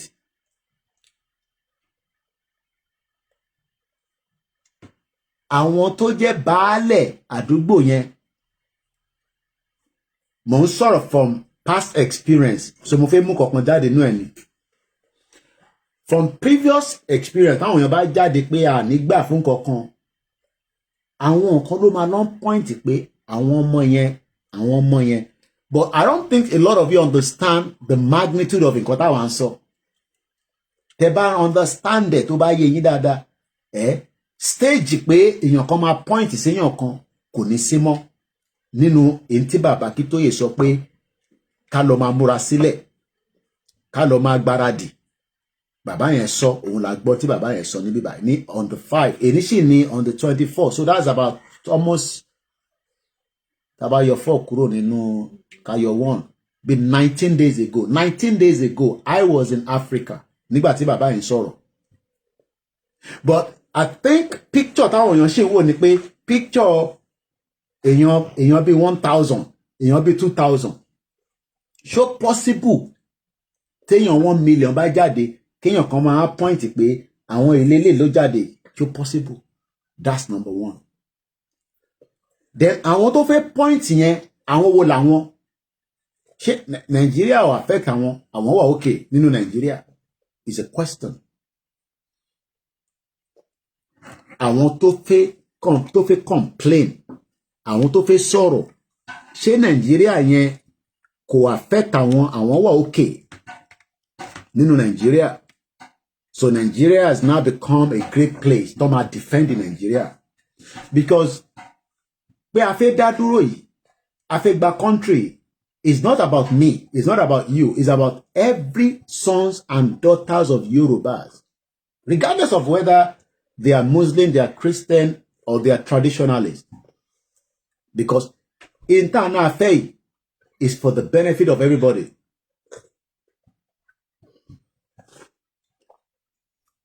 And I hope that ọ̀rọ̀ tí mò ń sọ ní bíbá ẹ máa farabalẹ̀ gbọ́ dáadáa. Àná a fẹ́ jáde fún ìsọjí, a fẹ́ jáde fún night vigil. Ṣé èèyàn péréke là ń pè ní? Àwọn tá à ń pè àtẹni tó ti gbọ́ àtẹni tó gbọ́ tẹ́lẹ̀ nígbà tá a bá ti kọ́kọ́ jáde gbàrà iṣẹ́ máa wà fún gbogbo àwọn mídíà tó wà nílé ní jẹ́ kí wọ́n ráyè sọ̀rọ̀ mímọ́ ju ọ̀rọ̀ pé àwa Yorùbá wà níta lọ because it becomes a news. Bàbá mi Ilekun Ayọ̀ sọ pé Koiki yes it's about we not an individual. So tí pé tá bá jáde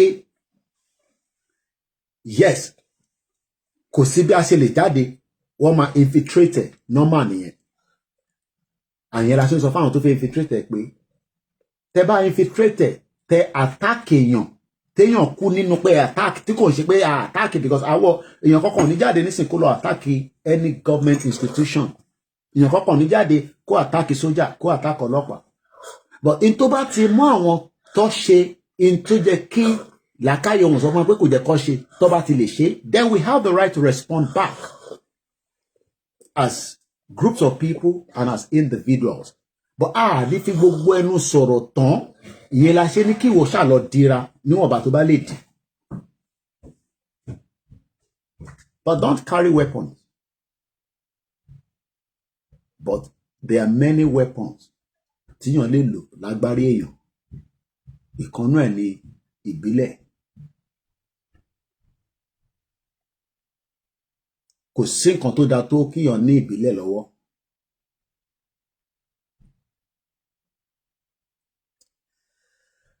This is a big struggle. Oníkọ̀ọ̀kan tí mo ti fẹ́ fi jẹ́ kínní ọmọ mi bake lálẹ́ àná. Inú ilé ló ti bake ẹ̀ mọ́ bọ́ máa la mú nísìn. This is a big struggle that has gone past test of everything that you can think of. Àwọn ọ̀la hijack government office, hijack assassin. No. We are holding down our territory. We affect the country wa. Àwa nínú territory wa yẹn. Ní kíyàn lọ́kàn. Ìwọ tó bá jẹ́ ọmọ Yorùbá nísìn, tó bá jáde ní Sokoto, tí bàbá ti gbé ẹ o lọ nìyẹn, àwo lọ nìyẹn. Because we don't expect you to go and protest in Sokoto kò fẹ́ gba Yorùbá nation. We don't expect you to go to Kaduna. Tó bá fẹ́ bá wa join fún night vigil, tá fẹ́ ṣe the vigil, ó máa sọ̀kalẹ̀ wá sísàlẹ̀ ni. Don't attempt to replicate it. Yes, taba encourage àwọn Biafra táwọn náà bá jáde at that time. That is also an opportunity. Yẹn la ṣe sọ pé working together here is a big opportunity. Àwọn lè máa fẹ́ jáde fún rally. Kọ́ máa sọ pé àwọn ti kọjá stage yẹn. It's fine.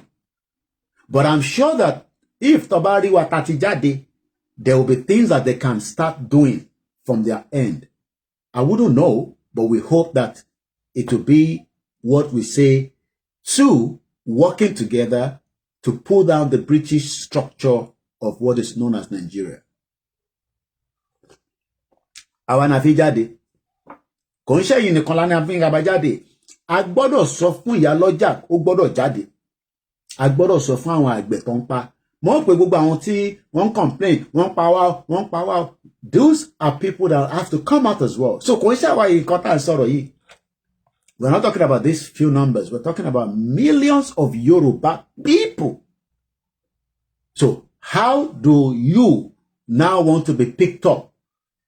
Because we're talking about something that is going on until our demands are met. So how are they going to arrest you? Nobody's going to arrest you. Moki Mr. Guntade. Everybody's coming out in Yoruba land. That's what we are saying. Everybody is coming now across Yoruba land, plus the diaspora. Plus the diaspora. Bushima working here. So it's not about this is not about me. It's not about Igbowo. It's not about Babakitoye. It's about we, the Yoruba people, that are demanding our right to exit the contraction that has been created and our right to self-determination. That's what we are saying. So kò ní ṣe pẹ̀lú pé àbáyàn kan jà. No, we're not fighting the government. Our demand must be met. That's what we are saying. Our demands. Yoruba is bigger than one person. My job from the media is to prepare our mind, which we have been doing for the last 5 years of this movement, which is different from any other movement that has been said or done before. Moni Mokanti, Kometaiwo Victor, so I have been doing Yoruba Nation for 31 years. Nibolo Shesi, and Olomo. Yes, we are grateful that he has played his part. But kini role nisin ta ma fi gba country kò lè sọ. ó kàn kwatiku àwa ń sọ̀rọ̀ nísìnyí bá sọ fún ipa ọ̀rọ̀ kọ́lá fẹ́ fi gba Yorùbá nation kò ń ṣe pé ọ̀rọ̀ nìkan la fẹ́ fi gba Yorùbá nation ẹ sọ fún àwọn chọ́ọ̀chì yín ẹ máa sọ fún wọn nínú chọ́ọ̀chì yìí pé Yorùbá máa jáde nínú Nàìjíríà a fẹ́ padà sí bí a ṣe wà tẹ́lẹ̀ that is your job as well that is your responsibility ẹ sọ fún wọn ní mọ́ṣáláṣí ẹ sọ fún àwọn babaláwo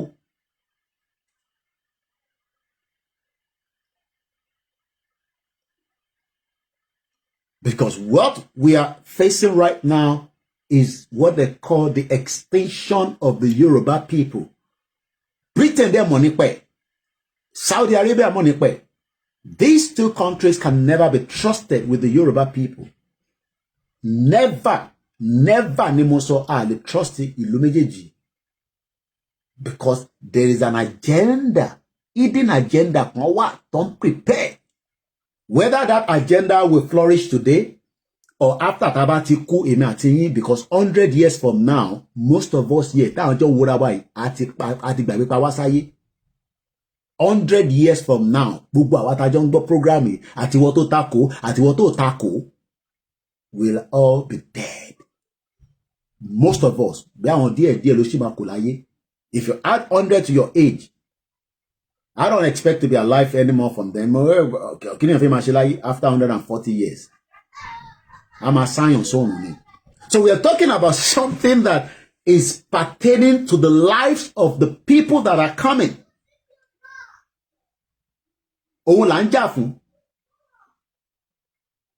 I don't have any business look, my wife is upset. I've got no business anymore here in the UK.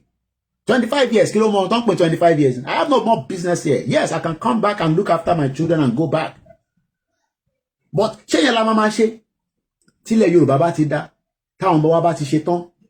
have the alternative to either want to stay here or return back. So you don't disagree to get diaspora to repay owo passport or where. What you are going to Yoruba no better passport. Kí ló pa Mr. Suraju lẹ́rìn ẹ máa fáìn ní láàárọ̀ yìí. Bẹ́ẹ̀ni èmi ti sọ fáwọn ìyàwó tèmi ní tèmi gbé dání a máa tákàn délẹ̀ ni ẹ̀mí wọ̀dẹ̀ ní jáse láṣẹ Èdùmàrè gbogbo ẹni tó bá dẹ̀ ní ẹ̀mí wa máa jáse ẹ̀mí tí la máa já sínú ẹ̀ ló máa bá lọ. So it's not something that I can sọ pé ẹgbẹ́ àfẹ́gbà country pé nǹkan kékeré àwa jáde fún rally ọlọ́pàá kan wá ní òun ń bọ̀. Ó ní right láti protect wa ní but kò ní right láti shoot wa. Gbọ́ mi dáadáa. Ẹ jẹ́ ká kọ́kọ́ bẹ̀rẹ̀ láti àwọn ọlọ́pàá. A jáde fún rally, yes. Governor gbọ́dọ̀ protect wa just like they've done in the past. Mo fi máa fi kíní kan pè ní cinnamon bond ọmọ mi ṣe lálẹ́ àná àwọn ọmọ Oòduà Ọlọ́run bá ń kẹ́ gbogbo àwọn ọmọ wa àtẹ̀yìn tẹ́ wà nílé gbogbo àwọn ọmọ yín náà ló ní experience yẹn kò sọ opportunity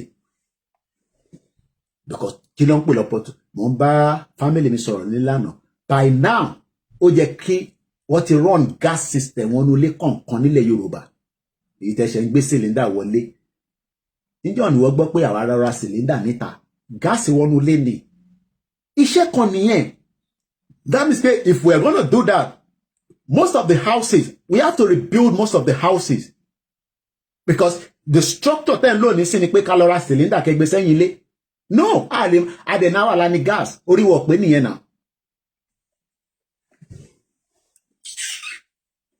àwọn máa jókòó àwọn máa sọ̀rọ̀ yẹn kan àwọn máa ní ká lọ rant àwọn lè fẹ́ máa lọ máa bá rant àwọn tó ń rántà àwọn ọmọ kéékèèké lórí social media ní kí ní kàn wá pẹ̀lú ranting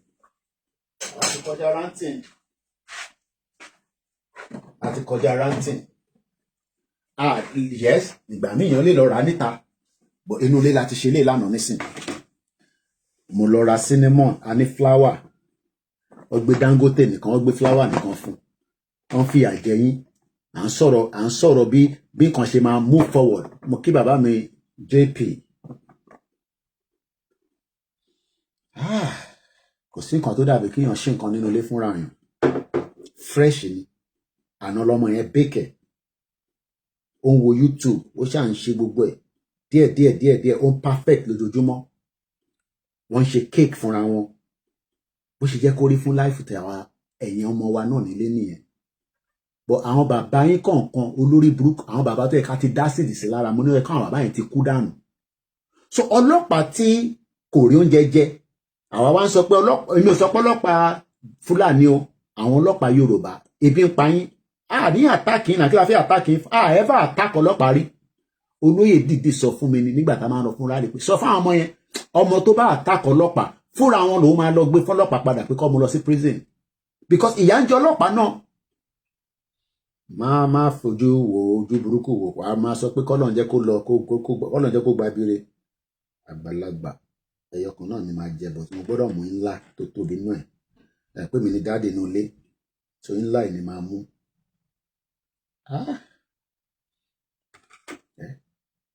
Kò sí gáàsì nínú ilé ẹ wá lọ ń ra gáàsì níta ó yẹ kó ti run pipe gas bó ṣe wà nínú ilé tèmi ìgbà míì kò ń ṣe gas nìkan làwọn èèyàn lò àwọn nǹkan lo electric iṣẹ́ kan nìyẹn fún gbogbo ọmọ Yorùbá àwùṣẹ àti fẹ́ jẹbọ báyìí o kọsà wa ń jẹbọ lọ́wọ́ Abdullahi ẹ̀yin Muslim ẹ̀yin àwẹ̀ ti di 24 lé ní àbí àwọn náà bá yín fẹ̀mí bá lọ wallahi at least àwọn ọmọ babaláwo náà gbọ́dọ̀ máa bá yín fẹ̀mí bá lọ mo kẹ́yìn wa wọ́n ní Koiki stop it now àwọn Muslim owó ẹ̀ now Mr. Oguntade ẹ̀yin lẹ àwọn Muslim complain ara ta máa ń sọ náà ṣé Muslim kankan complain fún yín àwọn èèyàn mi làwọn Muslim complain mo ń ṣètùtù lọ́wọ́ ni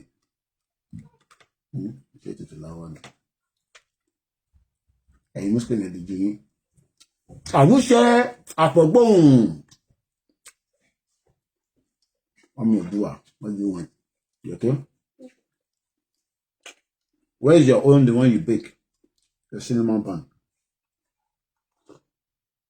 very nice so wọ́n ti ní ká gbóúnjẹ kúrò kó má wọ̀n wọn lójú wọ́n ní kó má wọ̀n lójú ẹ̀ ṣáà rí mọ́nísìn abẹ́rẹ́ ta ló ṣì rí kò sẹ́ tó rí náà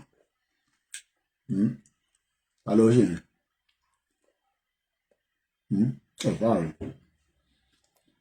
ebi ń pa ọlọ́pàá bíi wèrè ebi ò pa ọlọ́pàá ní ẹ̀ ń fún ní 50 naira lójú títì tí ẹ kọ́ ọlọ́pàá máa gba 50 naira lọ́wọ́ yàn tí ọlọ́pàá yẹn tó wá jáde nígbà tá a bá wá jáde táwa ń báṣẹ́ lọ Yorùbá nation òun la fẹ́ nígbà ẹ fún wa ní Yorùbá country pásítọ̀ ọmọ kí ẹ káàárọ̀ mọ́ mi ọlọ́pàá yẹn wá ní òun ṣe mistake wá yìnbọn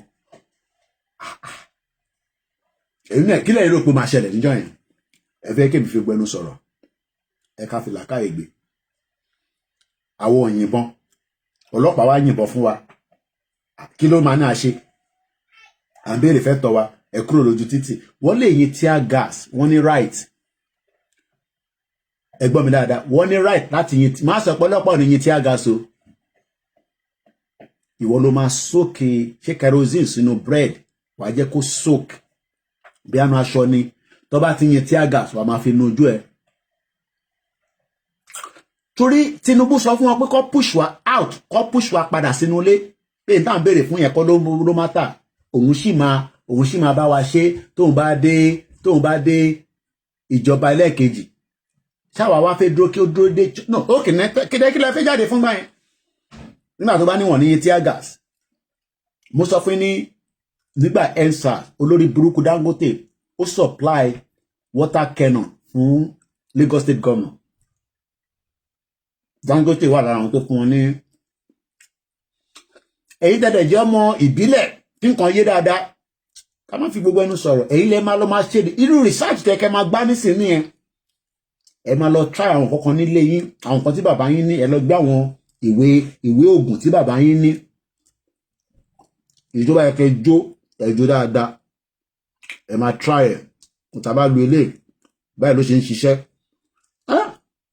kí bàbá mi tó kú bàbá mi ní pé tá bá jó eléyìí papọ̀ má lọ mú èèyàn kó jó èèyàn àwọn olóògùn ò kì í fi èèyàn ṣoògùn àwọn àfáà àwọn àfa àtàkàsùpè ló ń ṣá èèyàn nínú ilé ká máa rò pọ̀ wọ́n ní bọ̀bọ̀ yẹn tó bá ti rẹran àwọn èèyàn á rò pé ẹran ló ń ṣá àṣeyàn ló ń ṣá babaláwo kì í lo èèyàn fi ṣògùn ẹ wá lọ wo ìwé tí bàbá yín fún yín kó tó kú ẹ bẹ̀rẹ̀ sí ń wò ó báwo lè ṣe máa ṣiṣẹ́ ṣèrè àwọn tó wà ní city àwọn ọ̀dà kọ̀ọ̀kan mọ̀ ẹ̀yin kan lè máa protect àwọn yẹn èèyàn kan lè protect èèyàn 1 million èèyàn kan lè protect èèyàn 1000 tẹ́ bá ti ṣe àwọn nǹkan tó yẹ kẹ́ ṣe àwọn àdúrà kan wà kúnkúṣìn lórí èmi náà nígbà tá a bá ti fẹ́ wọnú rálì èmi náà máa bẹ̀rẹ̀ sí wọnú ẹ̀mí lọ àwọn àdúrà kan wà ní Quran tá a máa bẹ̀rẹ̀ sí lò. Mr. Gani Koiki èmi náà máa jẹ́ bọ́ o ẹ̀yẹ́ kèmí bá yín jẹ́ ẹ̀yẹ́ kèmí bá yín jẹ́ bọ́ yẹn àwọn babaláwo náà máa ń gbádùn Ọlọ́run babaláwo tó bá tó wá mọṣẹ́ dáadáa ojoojúmọ́ ra wọn máa pẹran nínú ilé ẹ̀ a máa pẹran ẹran Ògún àwọn pásítọ̀ tó bá mọṣẹ́ dáadáa àdúrà àwọn adẹ̀ máa gbà sí owó adẹ̀ máa wà káǹtì wọn mo kí gbogbo ẹ̀yin pastors wa. wọ́n ní 15 naira is no longer enough for the police anymore wọ́n ní 200 naira ló ń gbà nísìn.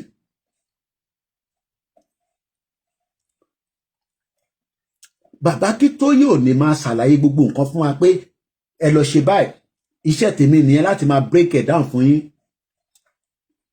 gbogbo yóò ní bulletproof nísìn but a ní àjẹsára tí gbogbo agbọ́dọ̀ ṣé nígbà tó wà kékeré wọ̀ sí gbẹ́rẹ́ fún ẹ wọ́n gbẹ́rẹ́ oríṣiríṣi nígbà táwọn kékeré àwọn kan lọ báyìí round báyìí you want plate ṣé wà lélẹ̀ what do you want to do? I need a plate to put my cinnamon. I don't want to use this one. Let me give you another one. Okay, so I can do that báwo ni.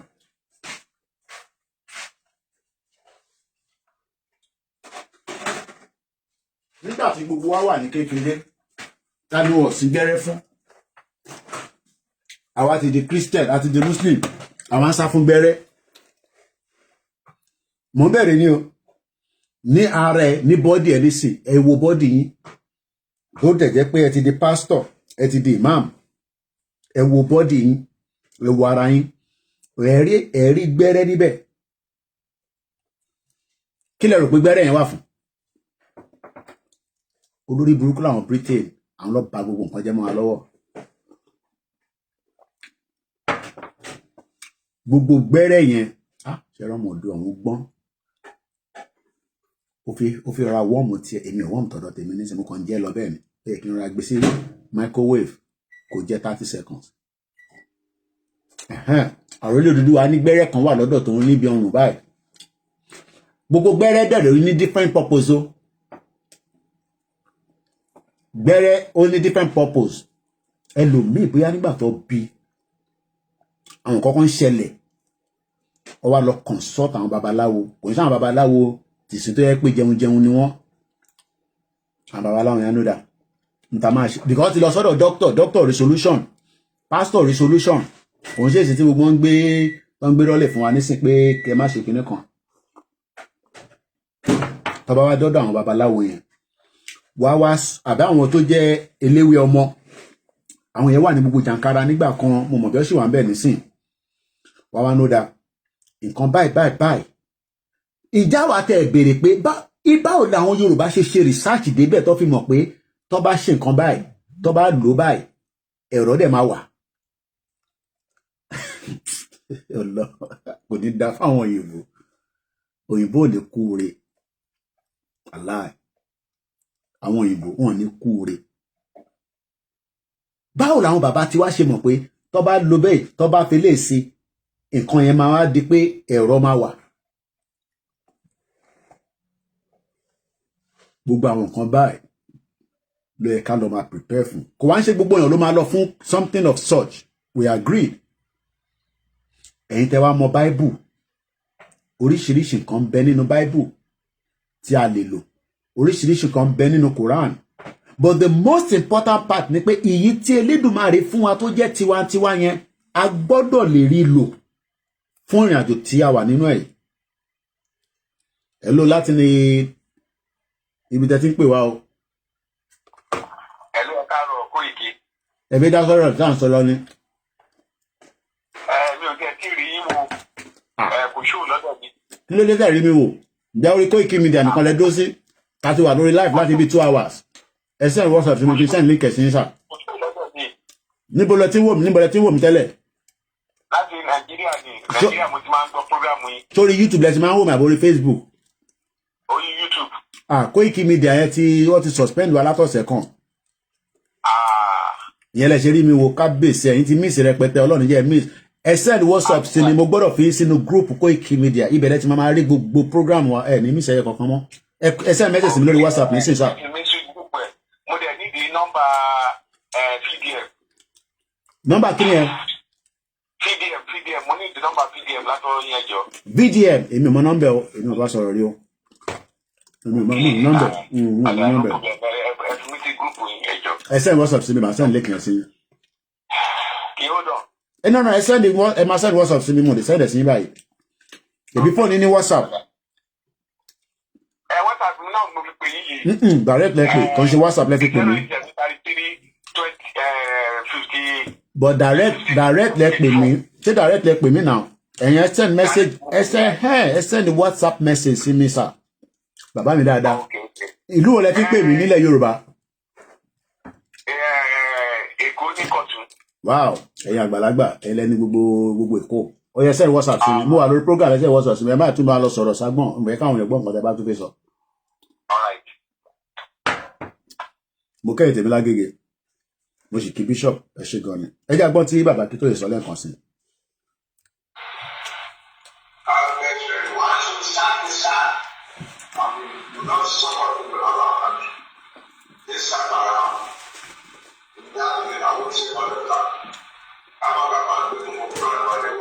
A lè máa gbé gbogbo plan wa láwọn àwọn enemy.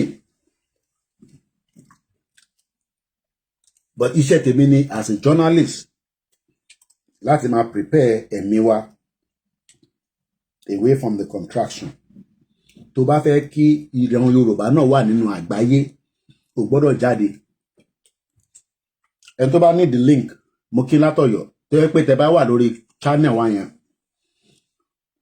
ẹ lè miss anything. Gbogbo program tá à ń ṣe ní gbogbo àwọn news wa ni ẹ lè miss anything. Ẹ já lọ sọ́dọ̀ àwọn èèyàn wa tó ń pè wá. Hello. Hello sir.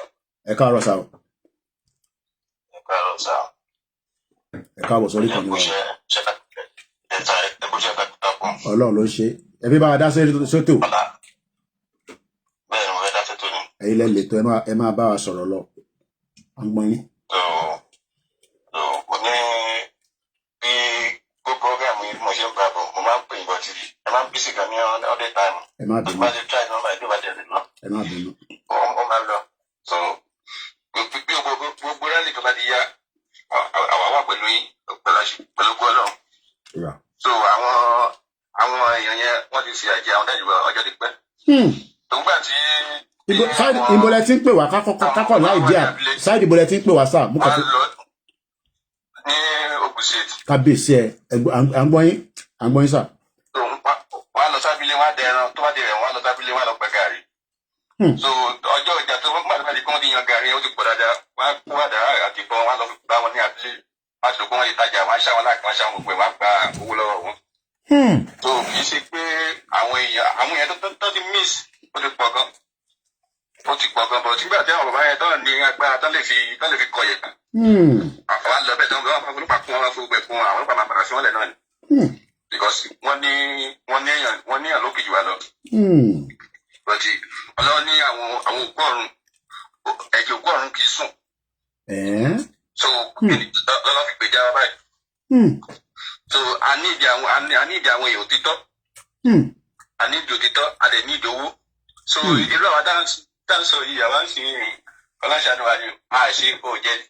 Kábíyèsí bẹ́ẹ̀ ni. Dábàá rí èèyàn tó dúró pẹ̀lú wa pé ọyá ìdíṣó kò sí nǹkan kan a máa jáde a máa bá wọn jà gidi gan ni ìyẹn làwọn èèyàn ṣe mo kí bàbá mi kú ọ̀rọ̀ gbọ́n ìdí kan ṣe káwọn èèyàn ní jáde ẹ jẹ́ káwọn èèyàn gbọ́ pé Ìgbòho kàn move 1 inch débì kan ẹ̀rí páwọn èèyàn máa tú jáde but èmi mọ̀ páwọn èèyàn pọ̀ tó ju agbára Ìgbòho lọ but àwọn náà fẹ́ wo bí géèmì ẹ ṣe fẹ́ lọ pé ẹ̀yin boys yìí ẹ má lọ kó wa sí problem ẹ má yẹ ká lọ jáde àbí mo parọ́ bàbá mi àwọn tó ní ṣọ̀pọ̀nà tó ní bádẹ́sì wà lọ́wọ́ wọn jọ lóyè Ìgbòho lọ but wọ́n bẹ̀rù pé tá bá lọ jáde tí àwọn ọba lọ rí fìrìfìrì Kóìkì tó ṣe ń pariwo tó yẹ pé ìrọ̀lẹ́ ló ń pa fún wa ọlọ́mọ yìí kí gọ́ọ̀mẹ̀ntì máa lọ lé wa afẹ́dé stage pé gọ́ọ̀mẹ̀ntì ò lè lé anybody ibi tá à ń lọ nísìnyí yẹn ẹ̀tọ́ ọ̀rọ̀ yẹn bá yé níbẹ̀ yẹn mo fi gbogbo ẹnu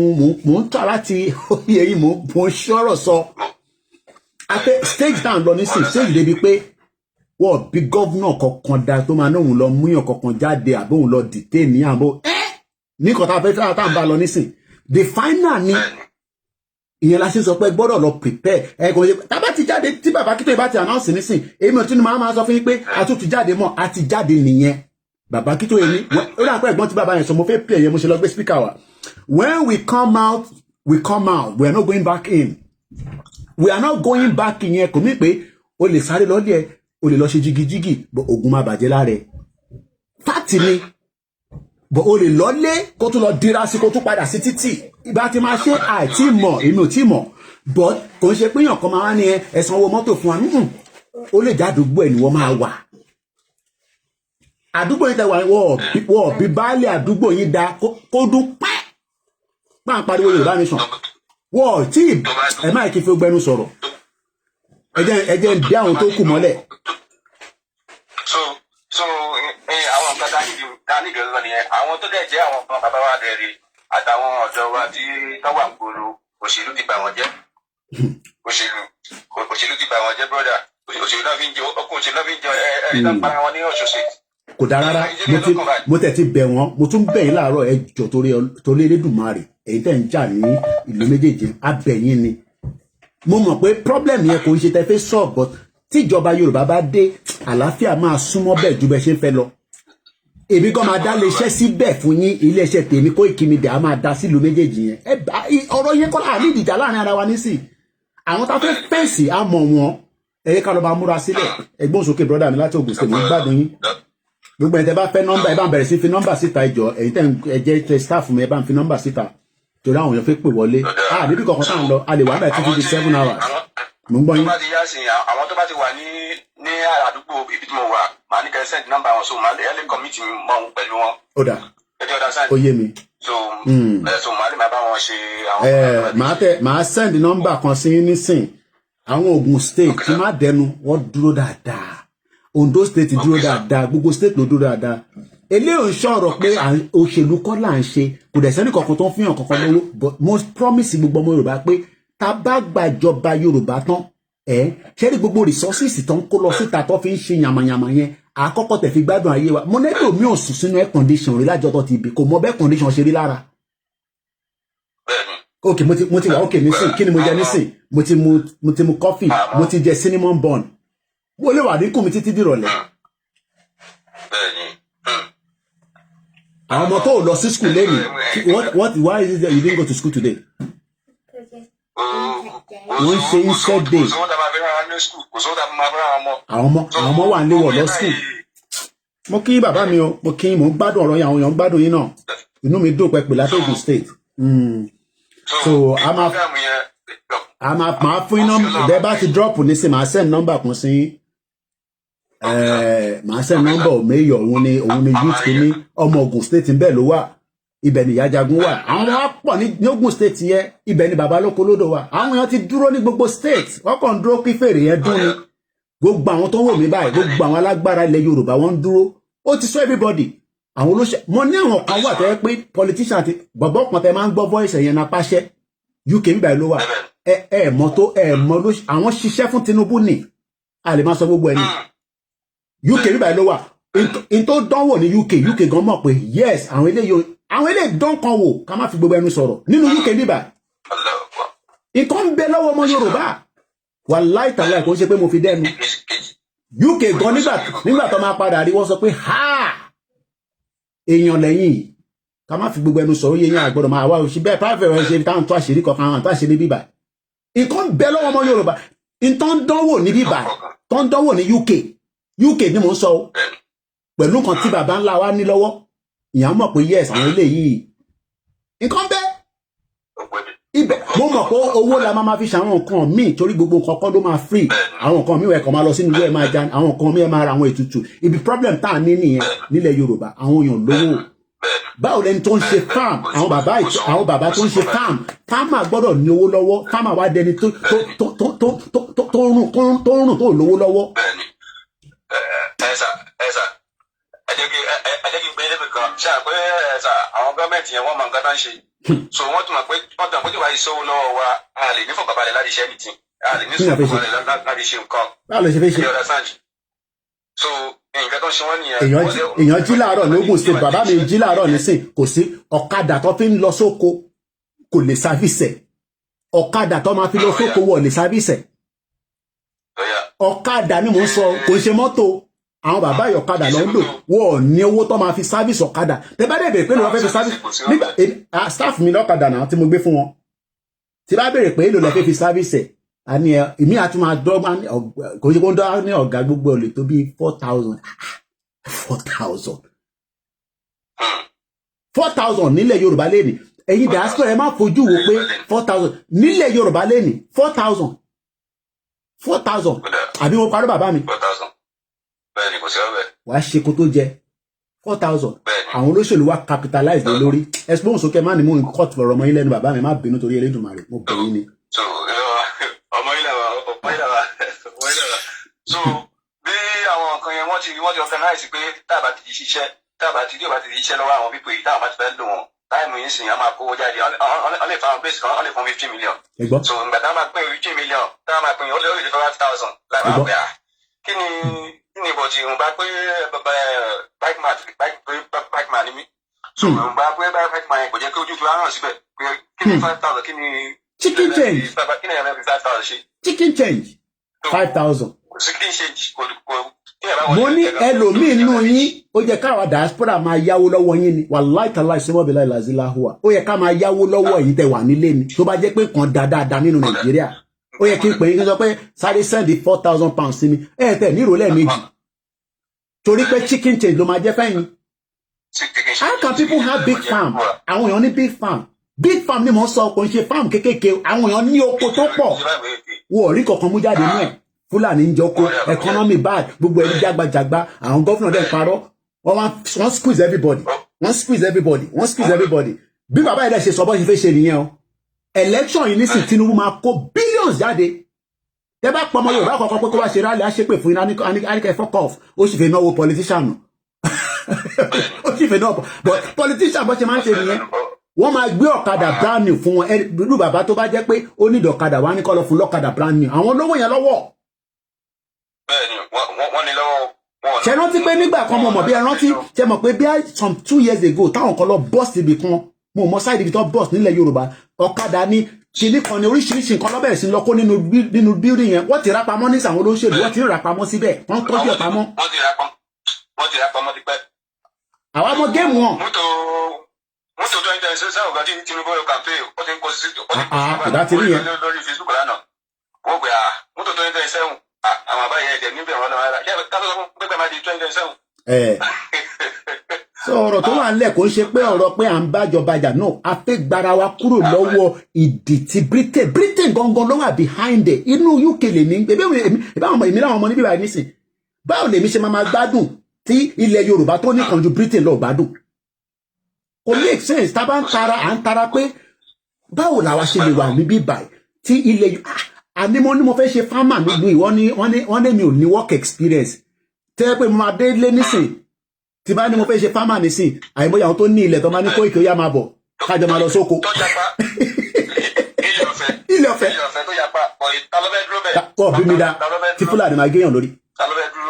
wọ́n lè rí pé kẹ́yìn máa gbé bọ̀ dání Fúlàní dẹ̀ ń gbé bọ̀ káàkiri gọ́fúnà dẹ̀ dákẹ́ àwọn gọ́vnà náà ń ṣèpàdé nísìn ó ti pé 1 month nísìn àgbọ́ kankan àgbọ́pá àgbọ́pó ọba náà ń ṣe security summit ó dá ẹ fẹ́ Yorùbá nation ẹ protect aráàlú now níta wá ń sọ nìyẹn ẹ̀yin ò fẹ́ Yorùbá nation but ẹ fáwọn àgbẹ̀ ní ààyè kí wọ́n lè rí jẹ kọ́ lè rí mu ráwọn bàbá yìí ò gbọdọ̀ máa jìyà wọ́n ní ẹlòmíì àgbẹ̀ yes ilẹ̀ Yorùbá ni ẹ má máa sọ fún wa pé a lè fẹ́ yàwó mẹ́ta ẹ tó bá lè fẹ́ kó fẹ́ à ń ṣe Christian à ń ṣe Muslim reason tá a ṣe ń fẹ́ wọn ó ní reason àwọn bàbá wa tó fẹ́ mẹ́fà tó fẹ́ mẹ́ta kò ń ṣe fún wọn fẹ́ wọn for a purpose especially ẹni tó bá jẹ́ farmer.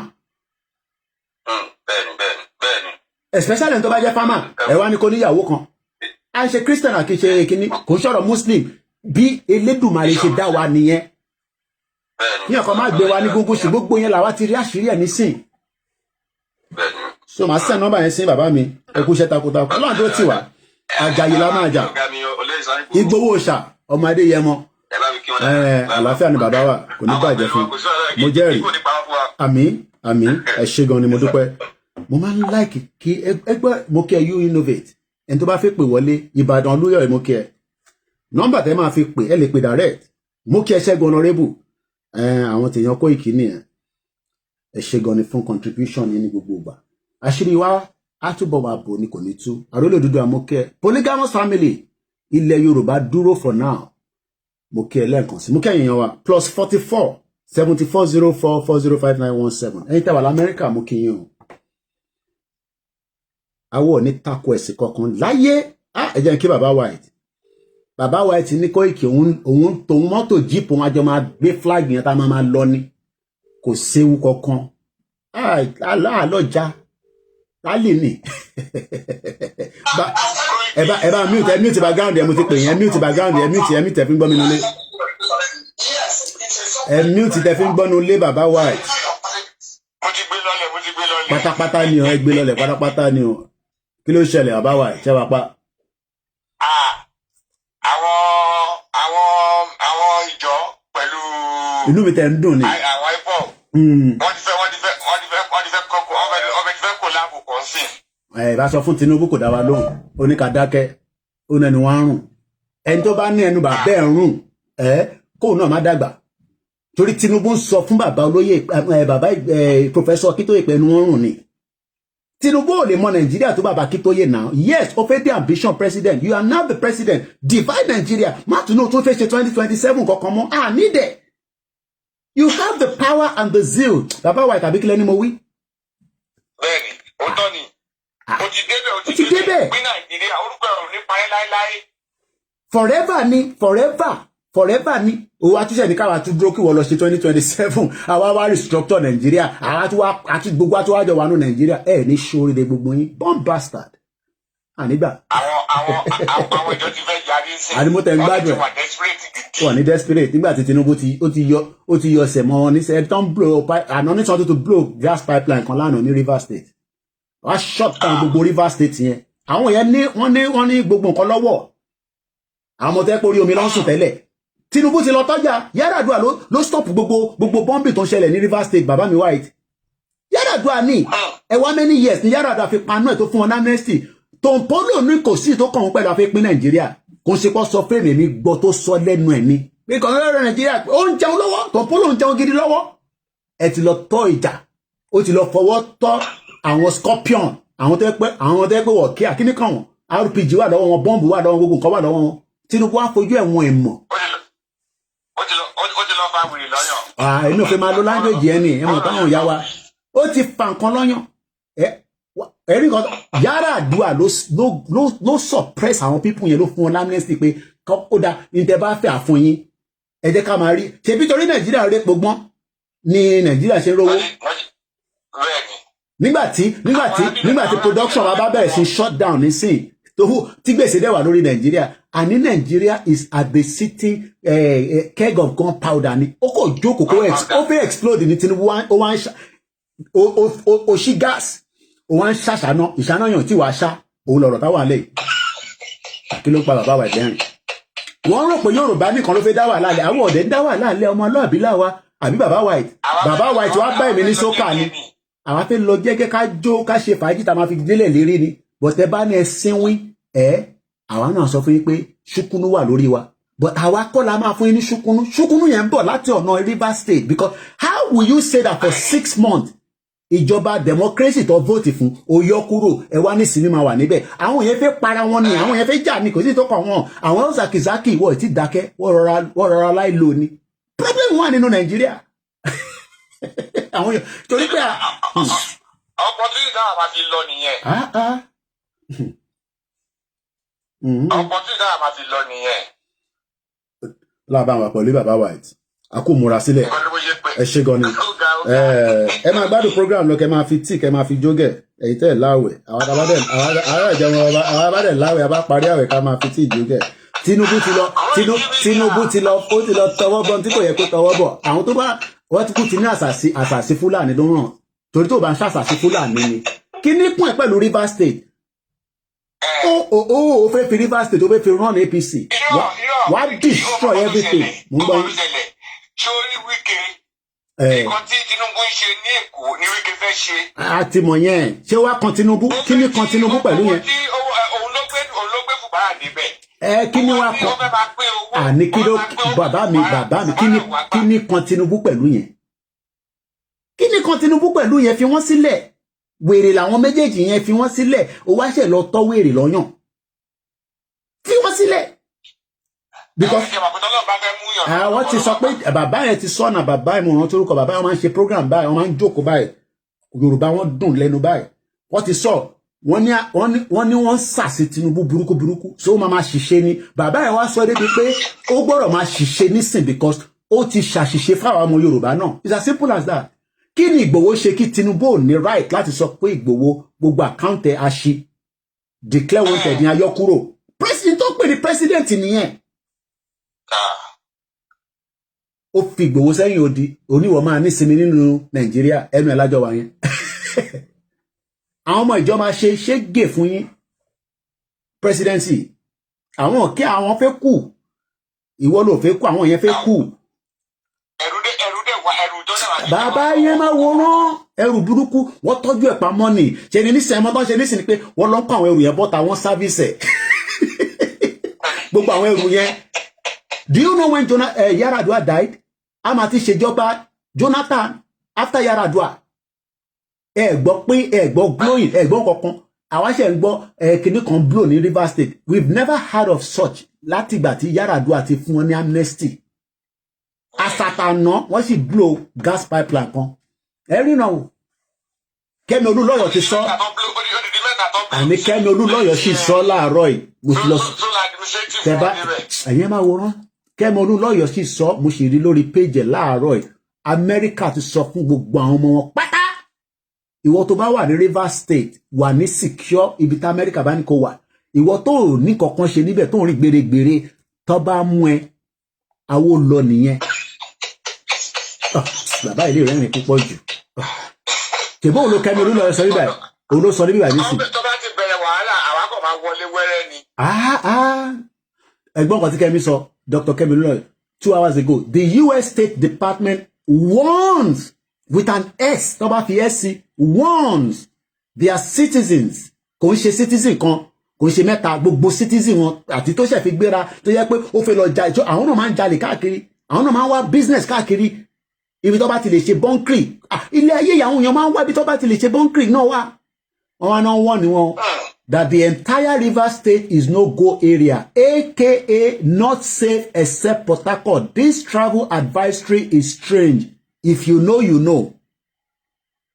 Kẹ́mi Olúlọ́yọ̀ intelligent tó wà lọ́wọ́ ẹ̀ wọ́n ti bí bá anybody dá bó ṣe wà yẹn ọlọ́run fún ṣe ní ọmọ Yorùbá PhD méjì lónìí mo sọ fún Azeez lánàá ẹ ti sẹ́yìn òdi ó ní Nigeria is a fucking country bó ṣe sọ ní inú program ẹ̀kan tí mo gbọ́ tí mo play lánàá fún yín èèyàn ní PhD méjì ẹ ti síta ó ń gbé lẹ́yìn òdi ìwọ tó ní kankan ó wá ń sọ pé Nigeria máa dà bàbá Kẹ́mi Olúlọ́yọ̀ the best mathematician ó dẹ́ pé àwọn Yorùbá ó dẹ́ pé ta bá ń sọ̀rọ̀ ẹ máa ń rò pé àsọdù là ń sọ ni Kẹ́mi Olúlọ́yọ̀ ní that fucking country ó tún sọ pé yes I said it mo play fún yín lánàá ìwọ wá jókòó sọ pé Nigeria God will bless Nigeria orí ò pé o ṣe pé God yẹn bàbẹ́ ò ní ṣoríire tó bá tún pé God bàbẹ́ ò ní ṣoríire torí bàbẹ́ ẹ̀ gan pé God títí God ò dá bàbẹ́ ẹ̀ lóhùn ọmọ àlè lórí bí ọlọ́ máa múra sílẹ̀ bàbá àbẹ̀tẹ̀ máa gbádùn ètò lọ pẹ̀lú brandy ó ní kú oore God will bless Nigeria. God will bless Nigeria. Ṣé tí Baba Adébóyè sọ fún yín? Mo love Baba Adébóyè. Love Baba yẹn tó mi. Kò sẹ́ni tó love Baba Adébóyè. Mo rí wọn rí. Àbá ní privilege láti rí wọn after tí oyè yín kan má tún mẹ́nu lọ síbẹ̀. Gbà yẹn lọmọ wọn tún wá lọ ṣaláìsí. Ó yẹ ká lọ yọjú sí wọn nígbà yẹn. But we didn't have the privilege. Pastor Mo bẹ́ẹ̀ you think Dr. Kemi Olúlọ́yọ̀ only if you know, you know. Àárọ̀ ìlú ṣe post eléyìí. Because àwọn military ó máa ń fún ní information. DSS máa ń fún ní information.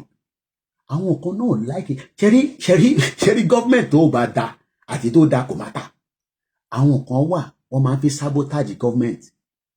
So irú àwa nísìn wọn ní gbé fún wa torí wọ́n mọ̀ pé àwa ń jàjàǹgbara wọ́n mọ̀ pé àwa máa ṣì lò tó bá gbé fún mi ní sọmọ pé Koiki máa jáde àwa sọ tí kò jẹ́ kó sọ ẹnu wa ráùfù ní ẹnu ò dákẹ́ báyìí wọ́n ti wọ́n mi títí mò ń gbọ́ náà ni bọ̀lú àwọn Kẹ́mi Olúlóyè nísìn wọ́n máa fún ọ láwọn information lẹ́yìn ẹlòmíì bá fẹ́ fún ní information á travel lọ bá amúlé lọ́wọ́ ni torí gbogbo àwọn military yẹn especially àwọn top abaki wọ́n bọ́ọ̀gì fóònù wọn.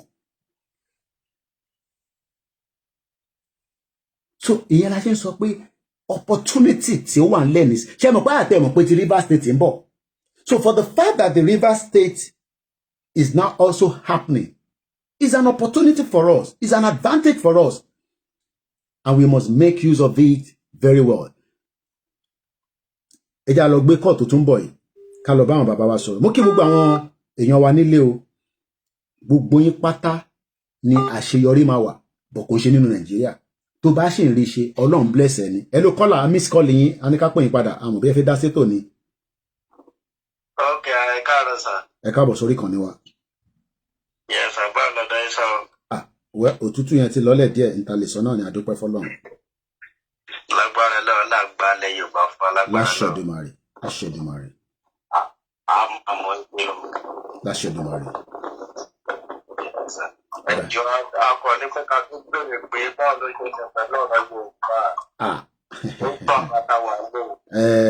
Ó ṣì wà on the right track kò tí mẹ́hẹ àdẹ̀ tí dẹ̀yìn so níta lè sọ pé kí gbogbo wa ká lọ múra sílẹ̀ nígbàkigbà tí Ọlọ́run bá ní àsìkò aago máa dún tí kò ní pẹ́ mọ́ I can tell everybody that ká lọ máa múra sílẹ̀ ìrìn àjò tí à ń ṣe yìí tí kò yí ọ̀pọ̀lọpọ̀ ni pé 65 years ní Nàìjíríà ti fi operate àwa dẹ̀ fi 5 years àfi fi gbà kúrò lọ́nà ẹ rántí pé ìlú tó ní budget worth of trillions wọ́n ní military tó ti wà trained whether they are now trained to fight Boko Haram I don't know because nígbà kan máa ń gbọ́ pé Nigerian government àwọn military àwọn wà powerful wọ́n ní many different branches tó ti set up káàkiri sí gbogbo Nàìjíríà tó fi ń kéjì gbogbo wa inú ẹ̀ lọ́lọ́pàá nínú ẹ̀ ní sójà nínú ẹ̀ ní DSS now how do we defeat it by mind ni kò ń ṣe by pé káwa gbé ìbọn pẹ̀lú wọn by mind la fi jà kí ni mind yẹn ni pé a sọ fún àfẹ́ Nàìjíríà mọ̀ ṣé òfin àgbáyé sọ bẹ́ẹ̀ yes kí ló dé tó ṣe ń pẹ́ ó ń pẹ́ because ọba yóò support àwọn ọba yóò support I'm very sorry to say àwọn ọba yóò support àwọn ọba tèmi náà ni wọ́n support yín torí pé àwọn ọba ò fẹ́ jẹ́ kí àṣeyọrí wà nílẹ̀ Yorùbá kó tó bá jẹ́ kí àṣeyọrí wà ní tí Ọọ̀ni of Ifẹ̀ bá pàṣẹ láàárọ̀ pé àṣe Nàìjíríà mọ̀ wọ́n bí Tinubu dá kó yóhùn padà káyàyàyàyàyàyà Ọọ̀ni là ń sọ àbí Aláàfin but they are not ready so bí Aláàfin tó ń bọ̀ nísìn bàbá wa torí àwọn kàwé Canada lọ gbé wọ́n ní exposure bí àtàwọn náà bá wá dé táwọn sọ fún wọn pé Yorùbá fẹ́ lọ kọ́ta kó pé kí Yorùbá má lọ àwa bí wọ́n pé ṣé ilé ayé tó gbé ní Canada náà làwọn ọmọ Ọ̀yọ́ state ń gbé lọ́wọ́lọ́wọ́ àbí gbogbo ọmọ Yorùbá torí he lives in the UK ó kàwé ní UK wọ́n dẹ̀ kàwé ní Canada ṣé ayé yẹn táwọn rí ní Canada yẹn ṣé ro ayé yẹn àfẹ́ kíyàn kan máa lọ máa supply yẹn Canada fún wa mo rí àwọn equipment tó kó wọlé no àfẹ́ ru life yẹn wọ́n fún wa ní equipment wá kó síbì kan no àfẹ́ develop ara wa from the scratch and how they develop ara wa inside the messed up country so táwọn yẹn bá ń béèrè pé kí lóde tó ṣe ń pẹ́ kí ni ìrìnàjò ṣe rí báyìí Nigeria has been operating as a business center for 60 years plus so to defeat it we need a lot of brain we need a lot of assistance from outside and within àwọn ló máa support yín, Britain ò ní support yín, àwa la máa wá support ara wa. So ibi tó kù sí nísìnyí pé kólúkálukú lọ múra sílẹ̀. Tá bá ti ní ká jáde ṣé yẹn la máa fi gba Yorùbá nation ni? From there wọ́n lè declare, from there I lè hold our country and we move forward. Ó lè dìjà o, kò ń ṣọ̀rọ̀ eré o, ìwọ ni kó lọ múra sílẹ̀. So bó ṣe jẹ́ nìyẹn. Torí èmi tí mò ń pè yín báyìí sí UAE la wà tẹ́lẹ̀tẹ́lẹ̀. Okay, United Arab Emirates. Àwa tó ta wọ́n ṣàlàyé pé 2 million people ló wà ní UAE tẹ́lẹ̀tẹ́lẹ̀. Àwa 1,000 people àti wà ní Nàìjíríà pọ̀ náà. Okay. Láàdẹ̀ lọ́dún. Mo mọ̀ because Abdullahi náà UAE ló wà tẹ́lẹ̀. Kódà mọ̀ sí mi ṣì ń sọ fún mi cousin wa kan, well not cousin, the family friend. Mọ̀ sí mi ṣì ń sọ fún mi lánàá pé kí n jọ ti bá tẹ̀ rí nǹkan kan díẹ̀ kí n máa rántí ẹ̀. Òun ló bá mi ṣe visa lọ sí Dubai ní 2016 nígbà tí máa kọ́kọ́ gbàwé tí mo fẹ́ travel Dubai mo kọ́kọ́ lọ. Mo ti sọ story yẹn rí. Ó ti padà sílé nísìn tí kò ráyè padà lọ mọ́. Tinubu dẹ̀ parọ́ pé òun ti yanjú ẹ̀ pẹ̀lú wa náà. Mo ní bomb bastard ní gbogbo àwọn olóṣèlú yìí. Mo ń gbọ́ yín bàbá mi ẹgbọ́n sókè. Torí àwọn tó gbé UAE tí wọ́n ti ṣiṣẹ́ bí orí èèyàn tó ti lọ 5 years ní UAE kan dá padà sílé bí kò dẹ̀ rí bí kankan lọ. Ó wá ń ṣiṣẹ́ oṣù ní Nàìjíríà. Èyí tó bá tẹ̀ ríṣẹ́ ṣe. Èyí tó bá tẹ̀ ríṣẹ́ ṣe gọ́sẹ̀. Abdullahi sì sọ fún mi nísìn kò ríṣẹ́ ṣe mẹkáníìkì ni kò ríṣẹ́ ṣe. Ó jókòó ń sùn ojú ni ká sùn ká jíkẹ́ enterprise. Kéèyàn ní ọpọlọ bẹ́ẹ̀ yẹn. Torí èmi tí mò ń pè báyìí sí ó ti sún mi pátápátá lójú ẹ̀ tó fi ń pè é pé ibo ni ìlú nǹkan lọ pé orí kò yé yàn. Kò síbi kankan tí ìlú yẹn lọ. Ìlú yẹn ò lè lọ anywhere. Ìgbà tí èèyàn bá gba 20,000 per month tó ti fi di 50,000 mo kí ìyàwó àpótí lọ́lọ́sọ. ó dẹ̀ ti wọ mọ́tò tán. Ó dẹ̀ níyàwó ó dẹ̀ ní ọmọ bíi 3 ọmọ bíi 4. Má ṣe. Wọ́n tọ́jú má lọ ní rẹ́kò. Kò dára rárá kò lè kóòpù kò sí bó ṣe fẹ́ kóòpù báwo ló ṣe fẹ́ kóòpù kò sí bó ṣe fẹ́ kóòpù because the problem ni pé àwọn olóṣèlú máa tún sọ fún àwọn èèyàn wa nísìn pé ẹ má dá bàbá Akíntóyè àti Ìgbòho lóhùn ìrìn àjò yẹn àwa mọ bá ṣe máa ṣe tí Nàìjíríà máa da gbogbo tó ti ń sọ láti 1999 nìyẹn. So and that can no longer sustain us. Mo kí ẹ just reason. Àwọn tẹ̀ ní ever support. Àwọn ọba tẹ̀ ní support. Àwọn ọba tí Tinubu máa ní kó lọ ra brand new SUV fún nísìn. Gbogbo wọn máa náà fẹ́ Prado. Gbogbo wọn tẹ̀ ń fẹ́ local made mọ́. Toyota ní ọkọ̀ ayọ́lẹ́yìn tó máa ní condition. Kọ́ tó lè lò fún another 1 year. Kó tó di kó máa bẹ̀rẹ̀ sí ní fault. Because tó bá ti drive gbogbo títì tó fi ń drive náà ò dá anyway tó ẹ̀mí dé Èkìtì. So bó ṣe jẹ́ nìyẹn. So iṣẹ́ yẹn ṣì ń tẹ̀síwájú kí gbogbo wa ká máa fàdúrà ran àwọn tó ń lead wa pé nígbàkigbà tó kù láìpẹ́ yìí tí gbogbo ẹ̀ máa fi níyànjú ó possible nínú ọdún yìí kò ń ṣe pé kò possible ó possible tí gbogbo wa bá fọwọ́ kún bàbá Akíntóyè. So bó ṣe jẹ́ nìyẹn brother mi ẹ ṣé gan ni. Láṣà àwọn tó láyé tó lọ́run gbogbo ẹ̀yin tẹ́jẹ́ rédíò pírẹsẹ́ńtà nílé tí fún dínkù àbídí kejì ẹ̀ ń lè jáde bá wa sọ̀rọ̀ pé báyìí ni ó ṣe rí lórí ìrìn àjò Yorùbá nation ká fi kí àwọn èèyàn lẹ́yìn. Mr. Ọláwálé làwà ní 2025 Nigeria still living in darkness. Lè blame wọn. Sherry, there's little we can blame the people. Ẹgbọ́n tí brother is honest. People are still being paid 20,000 naira. Wọ́n náà kan ṣì ń gba 8,000 naira wages. Àwọn private schools don't lo teacher, you okay? Yes. Dad, Yes? when you finish, can we go to the library? Okay. Àwọn nǹkan ṣì ń gba 8,000 naira. Mo kí àwọn títí lọ́lá ṣọ̀gbọ́n kẹ́yìn tàwà lórí ètò Mr. Isaac mo kí yín. There is no amount of how you want to fix a problem that the foundation is rotten. The foundation of Nigeria is so rotten and it cannot be fixed if it about destroy foundation and can rebuild it. But what the politicians are doing is that let us continue to amend the 1999 constitution as amended. You don't amend. You don't amend the constitution. So, ẹ jẹ́ ká gbọ́ tí Prof tó sọ fún wa ní on the 5th of March, as everybody is now looking towards the next move. The politicians are preparing for their move. while we are also preparing for ours as well. Koiki, the government still wants to declare state of emergency in the southwest. Hope the rally will still hold. It does not stop the rally from being held. Mr. Omolaja. Ariyo said 8,000 naira is real. It cannot even buy me data for the week. I'm here. I love the way that you speak our Yoruba language. Eshegoni, Mr. Arikichi Kola. Eba make share kia keba kweto yen. Eja gbo ti baba kito isoro ni biba mo bo.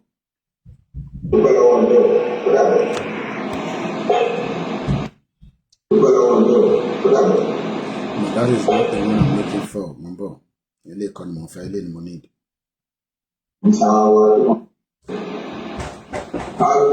Once we start.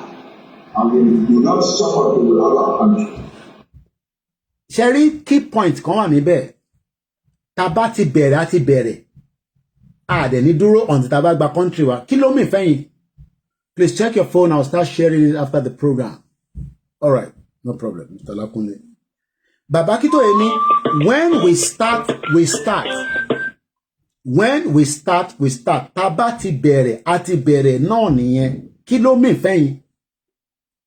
I have not seen the number to chat so I can be added to the group. Okay. Mani láti lọ gbé ìyẹn jáde. Mr. Sunday, ẹ bá gbóhùn sókè à ń gbọ́ yín. Hello? Hello? Network. Mo kí brother mi gbàdá mọ́ sí mo kí gbogbo èèyàn wa káàkiri gbogbo bí tẹ́tí ń gbọ́ wa káàkiri gbogbo ilẹ̀ Yorùbá àti òkè òkun. Fún ìfànẹ́yìn tí ẹ̀ ń béèrè pé Koiki, I need the group chat ẹ̀yẹn láti lè máa mọ bí kan ṣe ń lọ mo láti lọ mú link yẹn jáde ni. Hello caller, ṣẹ̀ṣin gbọ́ wà bí ẹ̀ sí bẹ́ẹ̀. Alright, ó ṣì ń struggle láti reconnect ọ̀dọ̀ ti drop. Màá lọ mú jáde nísìn the Koikimedia group chat. Nǹkan mo ṣe láti lọ pull link yẹn jáde ni. So ẹ fún mi ní few minutes. So my dear brother here in Libya, after the fasting, they will start to deport foreigner. Well, only right láti deport because kò ń ṣèlú wa. So nǹkan tí a máa ṣe sí yẹn. Èyí tẹ́ tí san owó ẹ̀wọ̀ràn míyàn yín, the month is coming to an end. Ẹ bá wa subscribe, ẹ̀yin tẹ́ jẹ́ new followers. Àwọn kan jẹ́ ọmọ APC tẹ́lẹ̀ pé Tinubu ti wá disgrace àwọn báyìí. Ẹ má worry. Tinubu kò lè ṣe much in the system that is not working. It will be hard for him. Àfi tẹ́ bá ń parọ́ fúnra yín.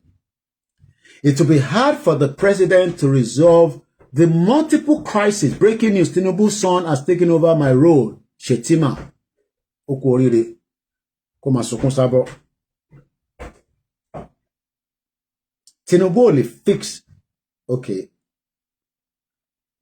Mo ní láti máa send link yẹn sí later yín tẹ́ ẹ béèrè link yẹn because mo mọ̀ bí tó wà nínú mo mọ̀ bí àwọn team mi wọ́n lè bá mi pull it out.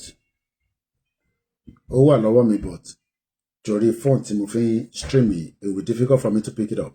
But my send it sí ẹ má worry. When people think that Tinubu was coming to power, yes, he has the right to be the president. But can he save the Yoruba people from the Fulani attack, from the inflation, from the economy, from the welfare? No, he can't, because the system is not conducive for Tinubu to have worked with to help us today.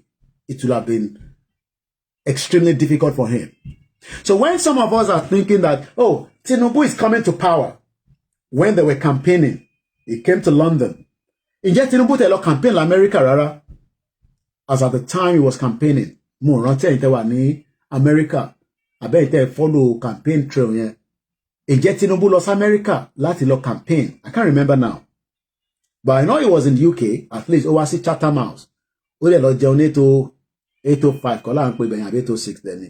Tó ń jó, tó ń ṣe gbogbo ẹ̀ báyìí. Ẹ jẹ́ ká tún try kọ́lá yìí bí a network kan máa gbé. But eventually, Tinubu, the president, was swear in. Oh, your subsidy, your subsidy. The problem has always been sitting. Then Buhari de mọ̀ pé. Hello, caller. Ṣé fẹ́ dá sórí ètò ní sà? Àkásán. Àìtí mọ́ ìlú ò lẹ ti ń pè tẹ́ ní kakásán. Ìlú ò lẹ ti ń pè sà? Oman mo ti ń pè Oman. Okay, so ẹni tí wà lọ́sàn-án ní ọ̀dà bẹ́ẹ̀ because mo wọ́ndà náà nígbà tẹ́ ní àsàn àyà mi já àwa ṣì wà láàárọ̀. Ẹgbọ́n sókè alàgbà wa láti Oman. Ẹ má wọrí mo mọ̀ pé Nàìjíríà náà nílẹ̀ ń lò ní àmátà. Ọlọ́run ló ń ṣe sà. Ọlọ́run ló ń ṣe sà. Ọlọ́run á kún yín lọ́wọ́. Àmì Elédùmarè.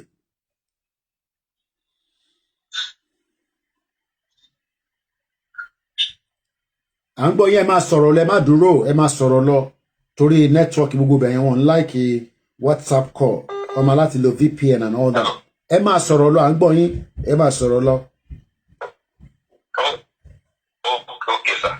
Ẹ rí ìyà ń jẹ wá nílẹ̀ Yorùbá. Ìyà ń jẹ wá.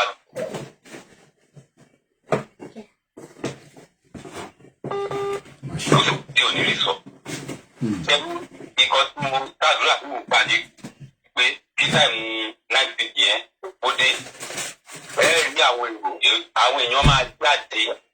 Okay.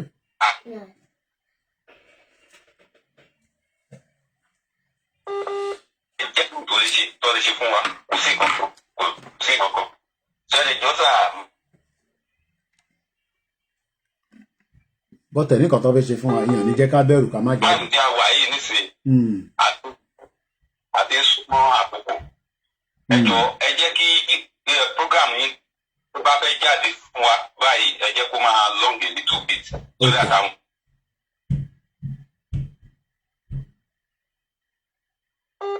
Network yẹn. Ọ̀dà pàtí get nǹkan tó fẹ́ sọ. Let's hope it comes back again. Ọ̀dà àti gẹ́ẹ̀tì ọ̀rọ̀ tí brother wa bá wa sọ wọ́n ní ká tún jẹ́ kí program wa kó túbọ̀ long. Gbogbo ẹni tó bá fẹ́ pè wọlé àbẹ̀ tó bá ní ìbéèrè +44 74 044 05917 ẹ lè pè direct ẹ lè pè lórí WhatsApp. Mo kí gbogbo ẹ̀yin ìyá wa láti ọ̀tún ìyá lájẹ mo kí ìyá wa wó níyè mo kí ẹ̀yin tí ẹ jẹ́ silent listener mo kí bàbá mi brother mi Fápọ̀hùndà mo rí ẹ̀gbọ́n mi náà Mr. Fápọ̀hùndà wọ́n sọ̀rọ̀ níjọ́ òní tí mo gbọ́ ohùn wọn ẹ jẹ́ ká padà sí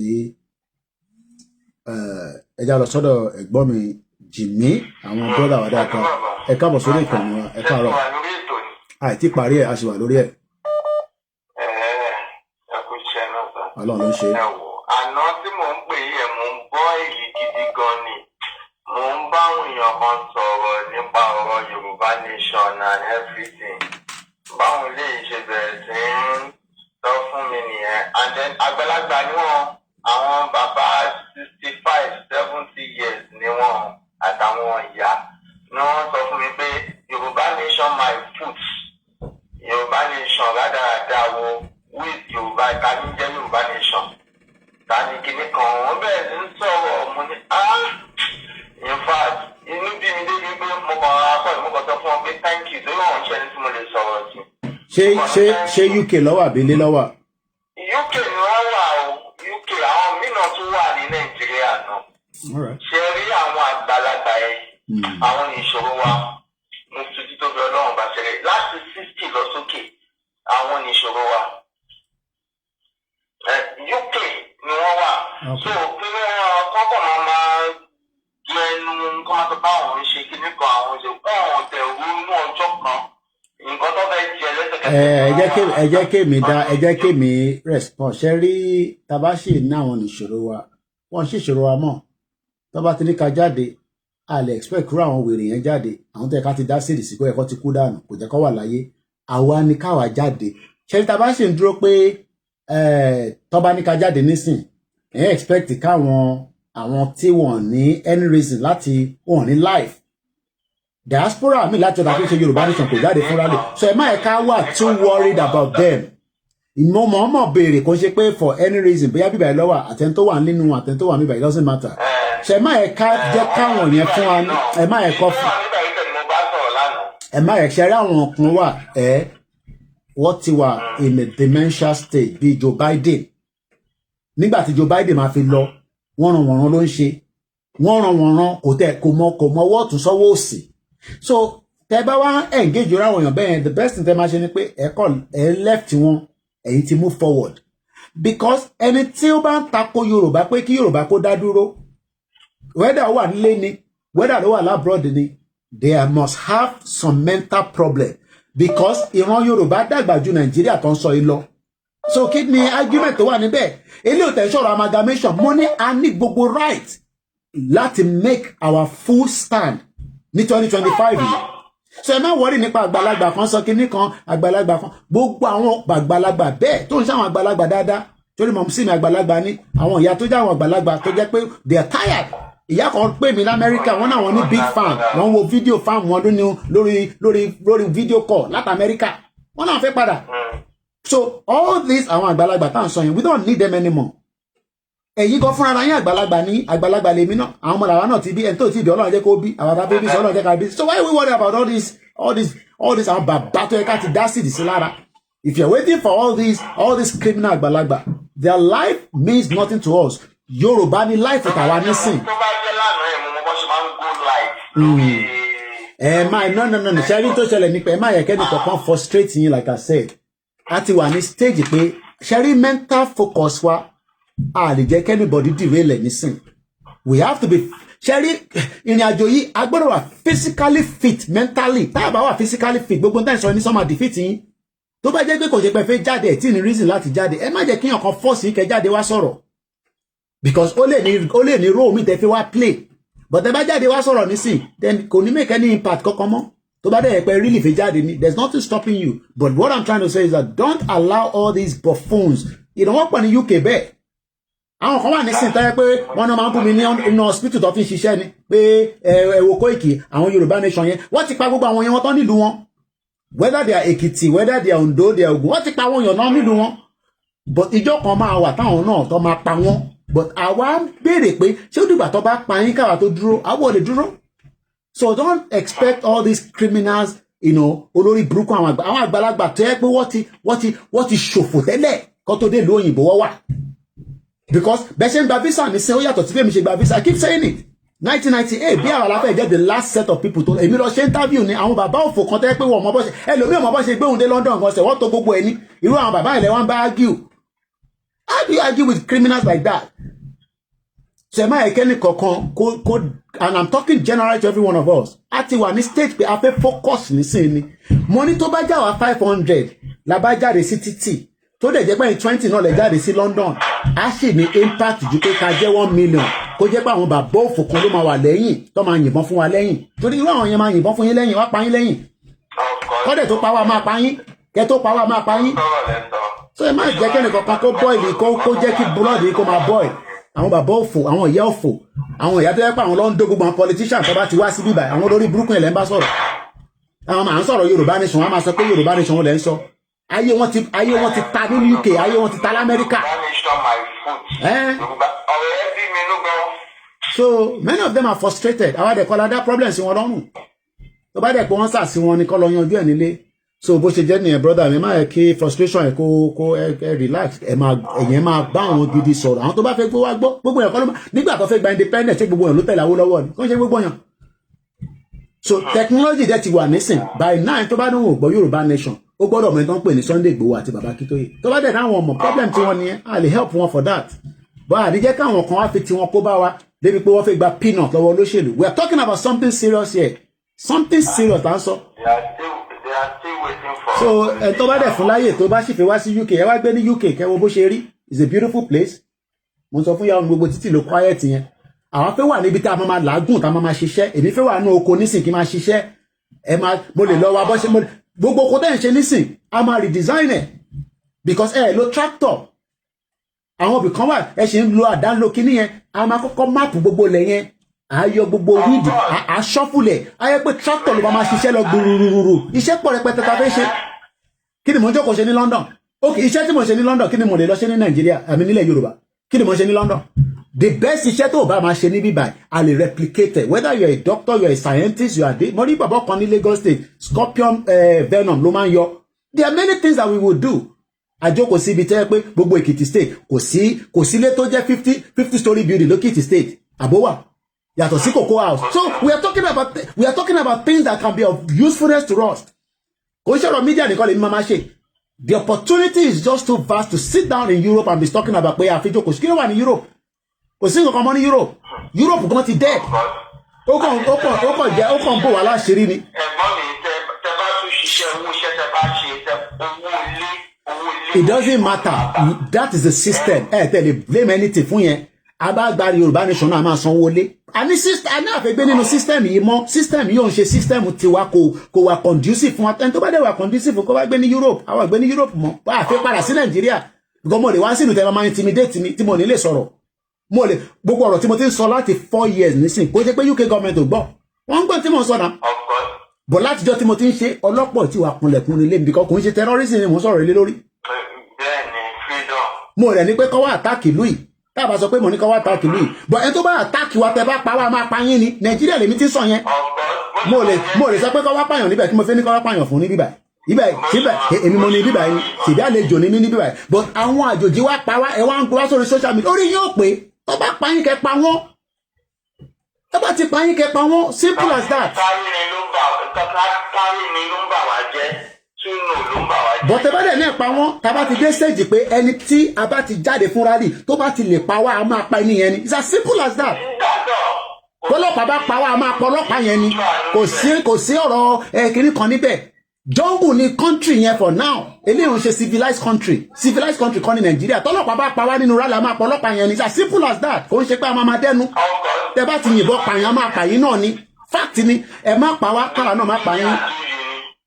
But ní civilized country protest ni wọ́n kàn máa fi tear gas wọ́n lè máa fi water cannon wọ́n máa fi lé àwọn èèyàn bọ́ wọn ní yìnbọn but Africa wọ́n máa yìnbọn so tẹ́ bá yìnbọn tó bá lọ mú èèyàn tẹ́niyàn ọ̀dẹ̀ jẹ́ àjẹsára tí ìbọn mu tó ṣubú bí Jùmọ̀ká Oyèlékè àbí àjọ tó kú yẹn àní accept yẹn mọ́ in this part of the movement tó kù nísìn we won't accept it you do me we do you back jungle ni ìyẹn la ṣe sọ fún Tinubu pé a máa jáde but ìjáde wa wọ́ọ́rọ́wọ́ ni nobody will destroy anything nobody will attack anybody but if you attack us tẹ́ bá pa àgbèrò sí wa lẹ́gbẹ̀ẹ́ tó bá pa wá a máa pa àgbèrò yẹn ni Fúlàní ni kò ń ṣọmọ Yorùbá kó kọlà sójú kan máa pa tó Fúlàní náà lè lọ kọlà. pé a jáde nísìn àwa wà ní Mushin ọwọ́ náà àwọn mọ̀ta kan jáde wọ́n yìnbọn pa ẹ bẹ́ẹ̀ yìnbọn máa yìnbọn pa yín náà ni fáàtì ni ẹ̀yin nìkan kọ́ lẹ níbọn. Ìyẹn la ṣe sọ fún pé kí gbogbo wa ká mọ tá à fẹ́ ṣe nísìn ọ̀rọ̀ tó wà nílẹ̀ ti kọjá ọ̀rọ̀ à ń dẹnu à ń ṣẹ́nu kò ní adẹ̀mọ́ máa ṣe kò ní èmi náà dẹ̀ ti dé tán sòkè àkọ́ máa dẹ́rù bàrà pé àwọn tẹ bá rò pé ní agbèrò àwọn tó níwèrè wà nílẹ̀ Yorùbá. a ní ká yan ọjọ́ ọ̀rọ̀ tó wà nílẹ̀ yìí. níbi tọ́rọ̀ dídúró yìí ọjọ́ ọ̀la wa ló ṣe kókó jù damages tó tún wà nílẹ̀ Yorùbá yóò ṣe kékeré ojú la kó ṣe é wò mọ́. At any time the more tá bá ń pẹ́ sí tá tètè resolve problem yìí the longer ni wọ́n máa build up ni gbogbo àwọn ọmọ wa mú gbó káàkiri wọ́n mú kòlóòsì káàkiri wọ́n ní kankan kan ṣe wọ́n sì wọ́n jí.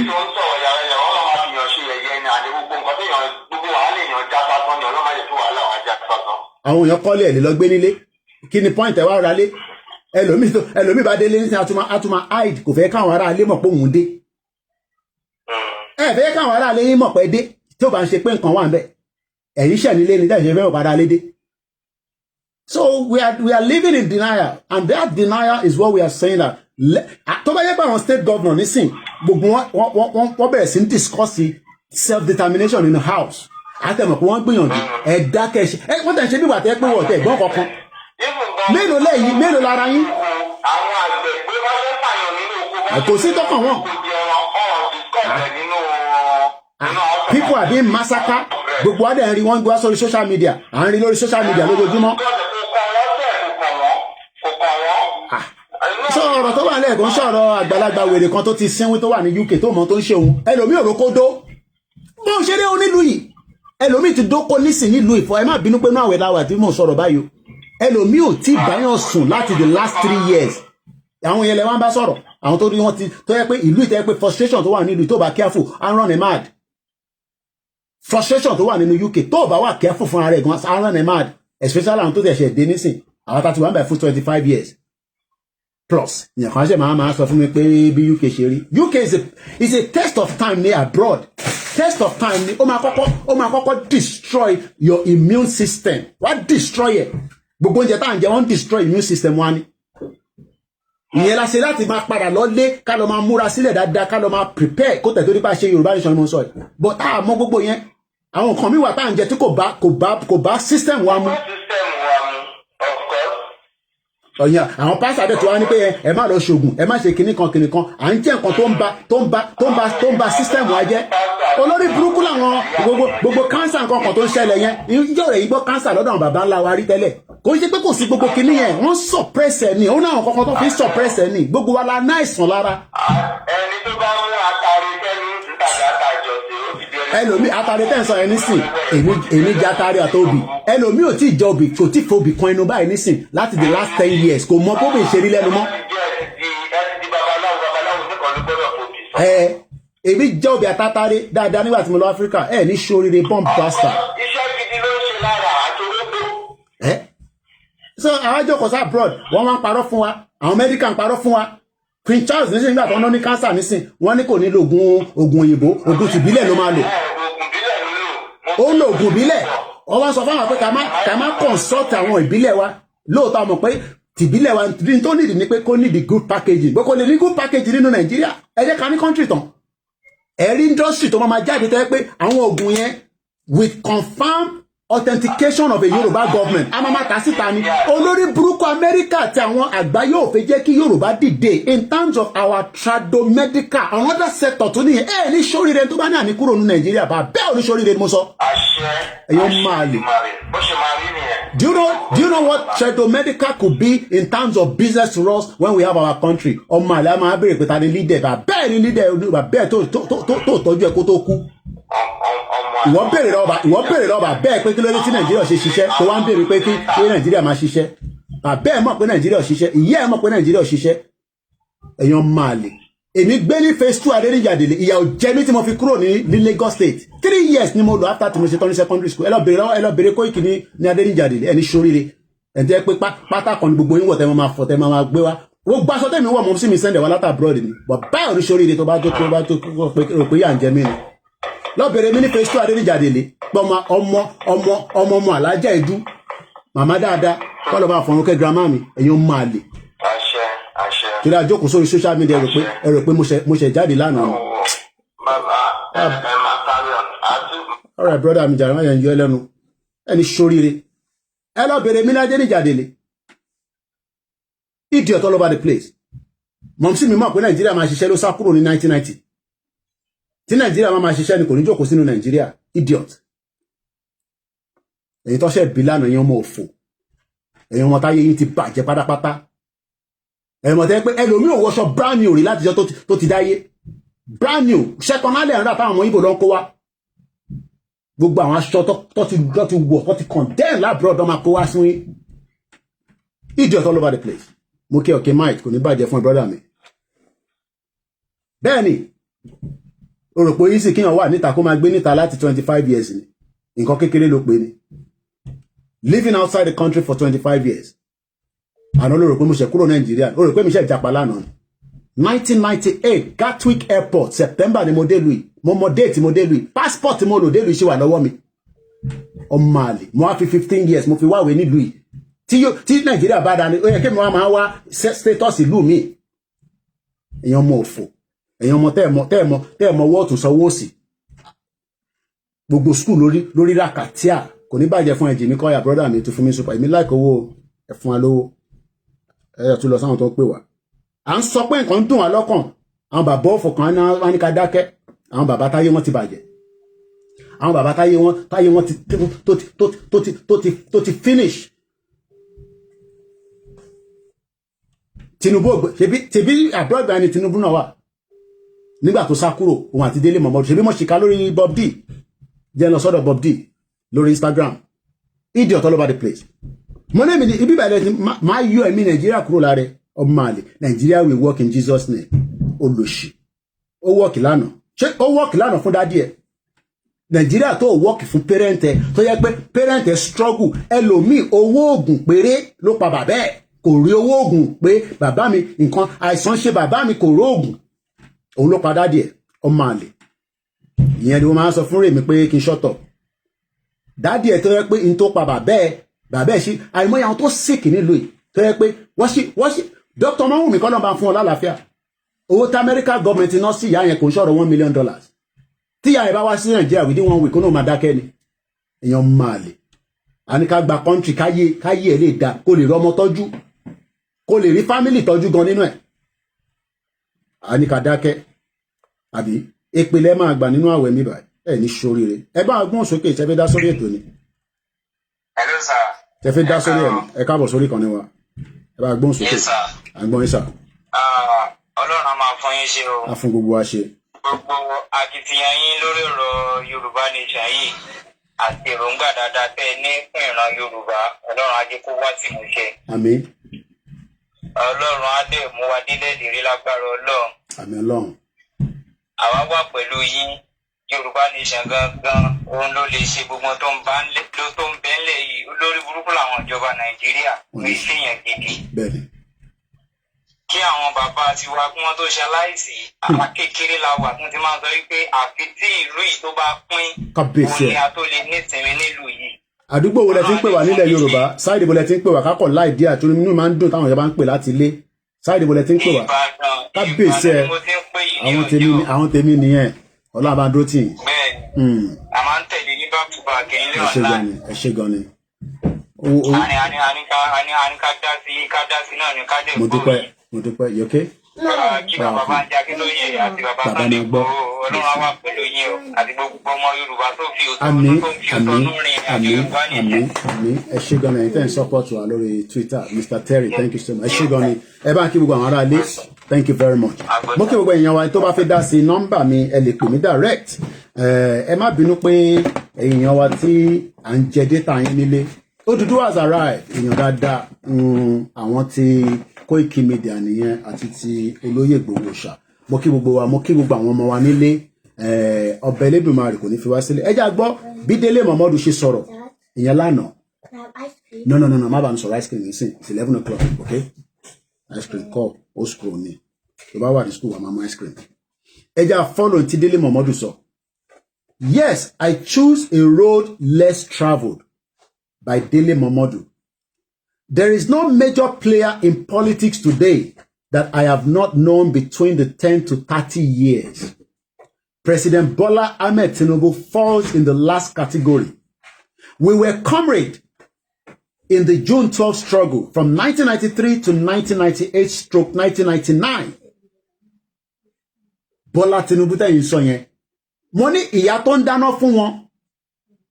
Ìyà tó ń dá iná tí Bọ́lá Tinubu ń jẹ ní UK àti gbogbo sẹ́ẹ̀tì wọn mo pàdé mọ́mì yẹn ní pàtí ní last week Saturday.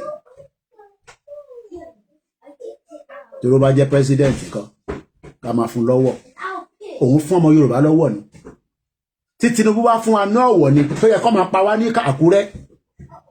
I don't think some of you know the meaning of being a president. Ọ̀ á máa pàṣẹ ni. Tó bá pàṣẹ fún gbogbo wọn pé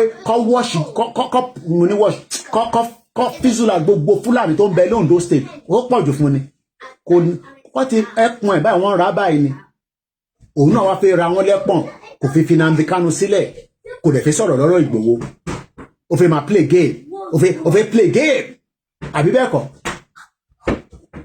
tòló mọ̀ pé tó bá fi Nnamdi Kanu sílẹ̀ kò ní ní jókà kankan mọ́ bó kò lè fi kọ́kọ́ ṣe Ìgbòho torí pé Ìgbòho ò sí lábẹ́ Nigerian government Ìgbòho ò ṣẹ̀ anywhere in the world mo ní átíkù tí wọ́n ṣe lórí Ìgbòho research táwọn European Union ní kọ́ lọ ṣe fún Ìgbòho láti ká ló ń pè ní Sunday Ìgbòho mo ti sọ fún yín rí ó wà lọ́wọ́ mi èdè Faransé aláti translate ẹ̀ padà sí English ni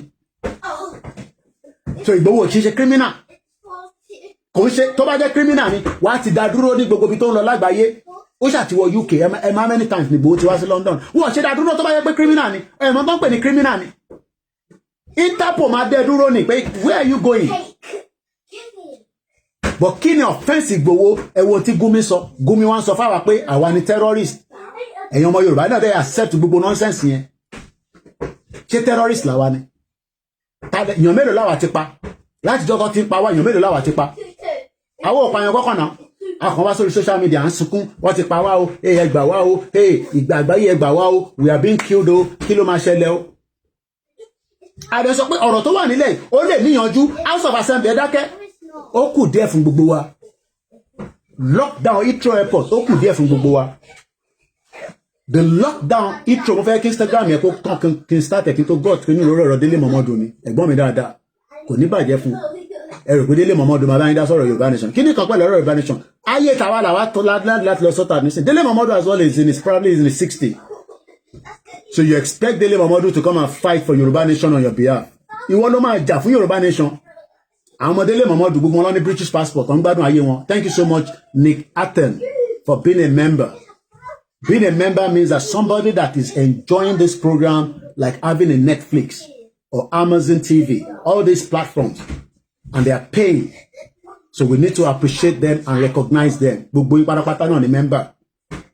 So à ń sọ̀rọ̀ nípa our existence of as people. Wọ́n tẹ̀nà ọmọ Edo State ní Délé Mọ̀mọ́dù. I saw the documentary English. I was amazed. I thank God for Chief Sunday Igboho. Ẹ jẹ́ ká continue. Only gbogbo àwọn politicians àwọn ọmọọra àwọn in the last 30 years from 10 to over 30 years including Tinubu òun àti Tinubu lọ́jọ́ pẹ́ ní UK during the exile àwọn tó sá lọ ní Abacha tì mọ́lé tó ṣe jàǹbá fún gbogbo wọn ẹja lọ sọ́dọ̀ kọ́là ẹ̀ hello kọ́là ẹ káàbọ̀ sórí kan ni wa ẹ ti wà lórí ètò náà sà.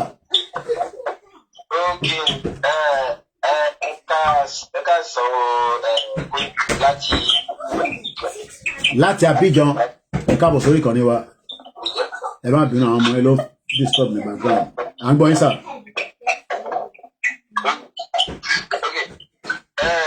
Ọlọ́run ẹ ti rí gbogbo tí ń ṣe lónìí inú mi dùn inú mi dùn parce que gbogbo ọ̀rọ̀ pẹ́ sọ́kọjá gbogbo tí ń lónìí ẹ̀yin náà rí lẹ́nu jọ́ mẹ́ta ìpàdé tiẹ̀ ní ọ̀tún. Gbogbo ara nǹkan tán ní ìsìn èèyàn ní ẹnu kẹfì ẹnu bá ìran Yorùbá sọ wọn ẹgbẹ́ wọn ṣe rí nísìn ẹgbẹ́ wọn ṣe rí sí wọn àmẹ́gára kẹfì àbíkájájẹ́ wọn bá fi ọmọ Yorùbá tètù. Mo mọ̀ pé Yorùbá á jáde ní gbogbo ibikíbi ni lọ́mọ àwa gan tá a wà ní Abidjan bíbí gan tó bá jẹ́ program kan ó bá wá tí àwọn Yorùbá tó wà ní Abidjan tó bá jáde àwa gan wà láyé àwa nínú máàkì náà. Ìran Yorùbá Áfíríkà gba orílẹ̀-èdè wa àwọn ìran púpọ̀ ń bẹ ní Nàìjíríà wọ́n fẹ́ gba orílẹ̀-èdè wa lọ́wọ́ wa wọ́n mọ̀ pé ní Nàìjíríà nìsín orílẹ̀-èdè Yorùbá ní ilẹ̀ Yorùbá ló dáa jù lọ́dọ̀ wa tẹ́ bá ti gbin nǹkan rẹ̀ nídìí fertilizer yóò máa jáde ní yóò máa jáde ní lọ lónìí yìí àwọn ẹ̀gbẹ́ sí rí pé pé ẹ̀kan bẹ̀ wọ́n fẹ́ gba ilẹ̀ Yorùbá máa Yorùbá nìkan ojú wa ti ń là èmi gbàtí mo bá ń sọ̀rọ̀ ọmọ Ọ̀ṣun ni mí ọmọ Ọ̀ṣun state bàbá mi ọmọ Ẹdẹ màmá mi ni ọmọ Òṣogbo mo fi wá rí pé irú nǹkan báyìí wá ń ṣe ní Ọ̀ṣun. Nǹkan tá à ń sọ ó ti pẹ́nu tó àwọn bàbá òṣì tí wọ́n tó gbé pé kí ni wọ́n pè ní Yorùbá Nation báyìí ẹ mọ́ da àwọn ìyẹn lóhùn. Ṣé à ń gbọ́ mi ẹ mọ́ da ìyẹn lóhùn. Àgbọ́yé sà. Wàhálà ẹ mẹ́ta àwọn wèrè náà lélẹ̀ yìí àwọn bàbá wèrè ni wọ́n rí kí ni. Ní ilẹ̀ Abidjan bíi àwọn French wọ́n máa ń sọ èdè kan pé mẹ́tìlẹ̀ kan vieillis ìtumọ̀ rẹ̀ wípé kí ni ẹni tó máa ń pèèyàn ní àgbàyà láti ọ̀pọ̀ ló ti ní ìwà kátàkátà ló wá fi dàgbà. Láti Yorùbá fi ń sọ pé àgbàyà àwọn àgbàyà wà. Àwọn àgbà àwọn yìí fẹ́ ẹ mọ̀ jẹ́ àti bí àwọn èèyàn kan ni wọ́n sọ lánàá pé kí Sunday Igboho kọ́mọ́ níbi ìsìnkú mọ́mọ́ pé nǹkan táwọn rí pé wọ́n fi wọ́n pa ní bọ́ọ̀ ẹ̀dí Sunday Igboho wá tó. Gbogbo àwọn èèyàn máa kọ́ rí nǹkan kan rọ́mà làwọn wòlíì rọ́mà làwọn. Ẹ ti rí olùsínà irú àwọn èèyàn báyìí máa ń wà báyìí irú àwọn èèyàn báyìí máa ń wà báyìí tó máa fi ba program jọ lọ́wọ́ èèyàn mẹ́tí táwọn ní àríkà kún mẹ́ irú àwọn èèyàn wọ́n tún padà fún wa tọ́ba àwọn abẹ́gẹ́ ló tún máa ké Sunday Igboho àwa la jà fún ọ ẹ ti àwọn irọ́ ni bẹ́ẹ̀ irú àwọn èèyàn káṣí mọ́tò ti tọ̀wọ́ kún ọlọ́ọ̀tì mọ ìjà táwa Yorùbá à ń jà ọlọ́ọ̀tì mọ̀ pé ìjà ẹ̀tọ́ wa ni ẹ̀yin náà òótọ́ ni àwa ń gbé nábìjà nìkan tí àwọn èèyàn wa tí wọ́n ń pa ní àwọn èèyàn wa tí wọ́n ń pa ní tí wọ́n dá ìgbà tí mo fi fídíò gan ìyàwó mi gan inú rẹ̀ bàjẹ́ ni parce que ọmọ ọ̀ṣun náà ni òun náà ọmọ ìjìká ni òun náà inú rẹ̀ gan bàjẹ́ táwọn wà bíi káwọn pé kí táwọn sọ pé irú nǹkan bá sọ pé a ní ìjọba kan kí ni èyí Jackson ọmọ ìjọ gbogbo gbà èyí Jackson máa dẹ́rẹ́kẹ̀ bíi táwọn àbí kí gbogbo gbà onímọ̀ ìjọ oníjó òfò bó ṣe ń jó káàkiri nìyẹn oníjó òfò ni mo kí sísá mi Ọmọlọ́lá 442 kárọ̀sà àbẹ́kárọ̀mà. àwọn ènìyàn ti bá àwọn ìjọ kò tí sọ̀rọ̀ ṣé eléyìí bá iṣẹ́ inú èèyàn iṣẹ́ ìbáyé eléyìí gbogbo gbà inú èèyàn dùn òun sàn jó inú èèyàn ò dùn òun sàn jó ni wàhálà ẹ̀ wọ́n ní tí rálì bá bẹ̀rẹ̀ wàhálà tó bá dogun wàhálà tẹ́mi mo bá tẹ nínú èdè irú àwọn èèyàn báyìí sí mọ̀ fèsì ọdún wọn ní mọ̀ fèsì irú àwọn èèyàn bíi àwọn gọ́ọ̀nà àbí àwọn ọba ẹ̀ àwọn ìjà gbogbo àwọn ọba ni wọ́n ti bọ̀ sí ìdábòdè gbogbo àwọn ọba ìgbàgbọ́ ni wọ́n ti ṣàbòdè fún ìrànlọ́wọ́ ìjọba. ṣé rí ọba kan tó jáde ẹ̀gbọ́n fún ìṣọ́ yìí tẹ̀. àlàáfíà ni gbogbo ṣọwọ́ mo gbádùn yín bàbá mi láti Abidjan.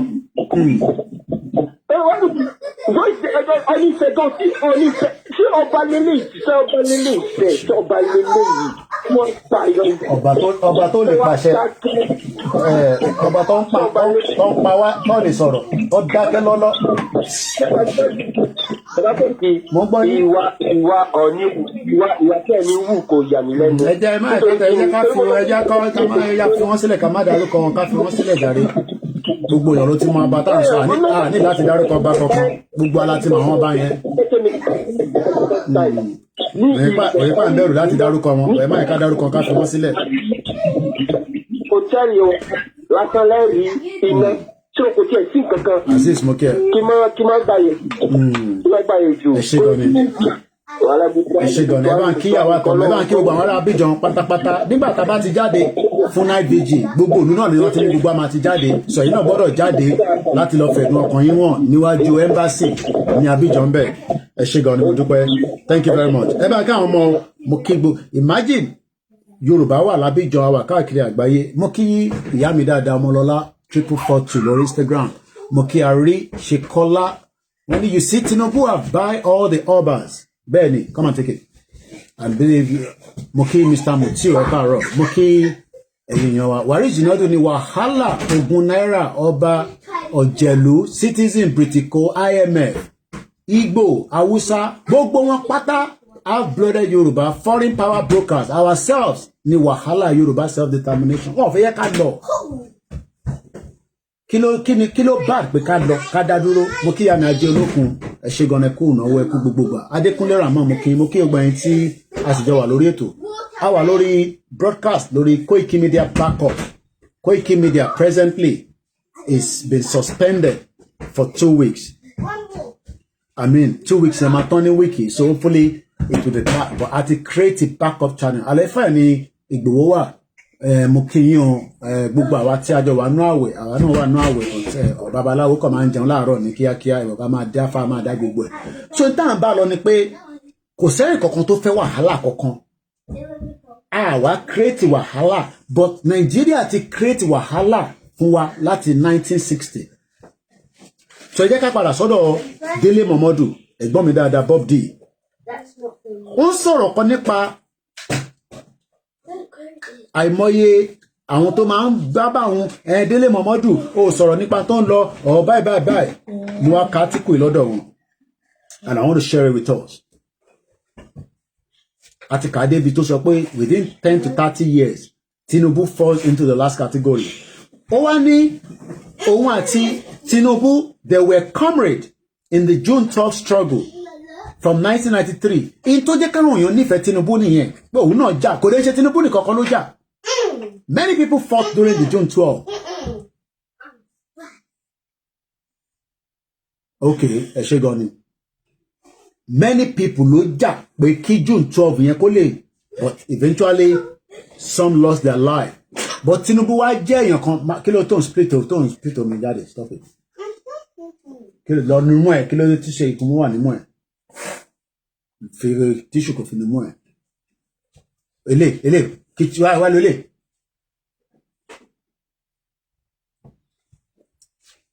From 1993, now Tinubu padà sí Èkó, ó di governor. Ìyẹn ní 1999. After tó kúrò ní exile. So kò sí ẹni kankan tẹ́ ń rò pé Ìgbòho wà ní exile kò ní padà wálé. No, ó máa padà wálé, but in a big way. Because nígbà tí Tinubu náà máa padà wá, ó padà wá di governor. Nígbà tí Ìgbòho náà bá padà wá àti bàbá Kítóyè, in a big way làwọn náà máa fi padà. And the big way ni pé ilẹ̀ Yorùbá máa dúró. Ó dà pé tí gbọ́n kan tí mo ṣàlàyé bẹ́ẹ̀. Gbogbo nǹkan ló ní cycle ẹ̀. Gbogbo nǹkan ló ní kí ni mo sọ? Its own cycle. CYCLE. Cycle li Tinubu ó ti rí lò. Wàláì. Kò sí bá ṣe fẹ́ sọ, kò sí bá ṣe fẹ́ lọ ṣògbòtó. Cycle ẹ̀ yẹn ó máa sustain, which is the reason why tó ṣe di president. Whether àkọlẹ̀ wà ńbẹ̀ kò sí ńbẹ̀, ó lè yí padà. Òun náà ó lè yíwọ́ padà. So èyí tẹ́ wọ́n rò pé Ìgbòho máa wà ní exile àti bàbá Kítóyè, wọ́n ní wá wálé. Wọ́n máa wálé in a big, more better way than èyí tí Tinubu náà ṣe lọ. Cycle kan ló tún ń bọ̀. Eléyìí ṣe tẹnu. Wọ́n ní láti dífá fún ẹkọ tó mọ ilé. O ní láti lọ sọ́dọ̀ babaláwo. O ní láti lọ bá pastor. It is a cycle. Àwọn èèyàn sọ pé, okay, Prophet Ezekiel, wọ́n ní bàbá yàn kì í sọ̀rọ̀. Mo ṣe wá fídíò yẹn tó bá ní ẹ bá mi resend kó mo mọ bí tí fídíò yẹn wà. Ó ní òun rí àsíá mẹ́ta ẹ̀jẹ̀ Nàìjíríà ń ṣàn. Ìwọ wá ní kí ló mean? Cycle kan bọ̀ nìyẹn. Another cycle. Cycle yẹn làwọn ẹrù bá àwọn òyìnbó náà wọ́n ní voodoo tí wọ́n ní. Àwọn náà rí. Àwọn náà ní talisman tí wọ́n. Àwọn náà ní àwọn babaláwo tó ń dífá fún wọn. Ẹ rò pé King Charles ò ní babaláwo ni. Ó ní babaláwo. Bó ṣe ní babaláwo ló ní pastor ló ní imam ló ní àwọn talisman wọ́n ní Hindu. So it's another cycle ló fẹ́ jáde. And what is the cycle? The cycle of pé kí Yorùbá dá dúró gẹ́gẹ́ bí orílẹ̀-èdè. But they want to stop it. Because wọ́n mọ̀ pé tí cycle yẹn bá jáde, ó máa ní a good impact in humanity and the lives of millions of people tó ń ṣe yọ̀kan tó ń ṣe méjì within Africa and within Yoruba land. And they will do anything to stop the cycle. Kí ló ń pè ní cycle? Ó yá àwọn ìyá wa tó ń ṣe menstruation. Àbí? Ẹ ṣáà ti mọ time tí menstruation yìí máa dé. Ẹ ti mọ̀ pé bíyá 9 days ni o, bíyá 15 days ni o. Tẹ́ ẹ bá wá rí menstruation yín kí lẹ rò kó ṣẹlẹ̀. Ẹ bá mi dáwọ̀ ìyá wa.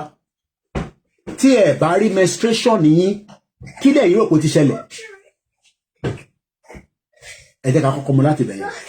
So cycle táwọn Tinubu àti Délé Momodu lò, the new cycle mi tún ń bọ̀, which is this cycle of our time pètò pé kí Yorùbá kó dá dúró. Àwọn lè máa mọ̀ nígbà yẹn pé that is the right thing because nígbà tó pa Abiola, it was the right thing ni wọ́n ṣe, kò sẹ́ni tó dispute. Nígbà tí wọ́n pa late MKO Abiola, it was the right thing ní gbogbo àwọn tó jà nígbà yẹn lọ ṣe, kò sí pé any doubt about it because ọmọ wa ni ẹ pa kí ló ṣe fún yín.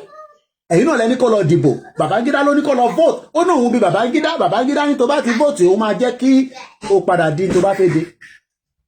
So people fought, people died, and some people enjoy it.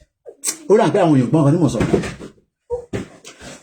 People fought, people died, some people are àwọn olówó enjoy it nísìn. These are the cycle of the Tinubus.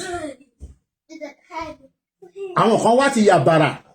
because Aratashi sọ pé tá bá délẹ̀ Yorùbá, we will also have different political party. Party tó bá support kò lè mi máa support o. Tá bá délẹ̀ Yorùbá, ìyẹn mi pé máa jà lórí yẹn no. Tó bá kódà o lè máa support party Olóyè Ìgbòho. Tí Ìgbòho bá náà fẹ́ political party, ìwọ lè sọ pé o like political party. Kò mí pé torí pé Ìgbòho jà fún Yorùbá nation, o gbọ́dọ̀ tó sẹ́yìn ẹ̀ fún political party. No. It's a new system of government. But many people ní understanding ní ọ̀rọ̀ yìí ṣe ni wọ́n rò pé attack Tinubu ń lo ìgbà tí ẹ lọ ìyẹn lọ ṣe ń sọ pé ìgbà kan kò dẹ̀ sí alágbára kan wà forever. So tí Tinubu bá rò pé òun lè lo agbára military, òun lè lo agbára DSS láti fi capture 60 million Yoruba people. Àárí ẹnu ìlàwà yìí.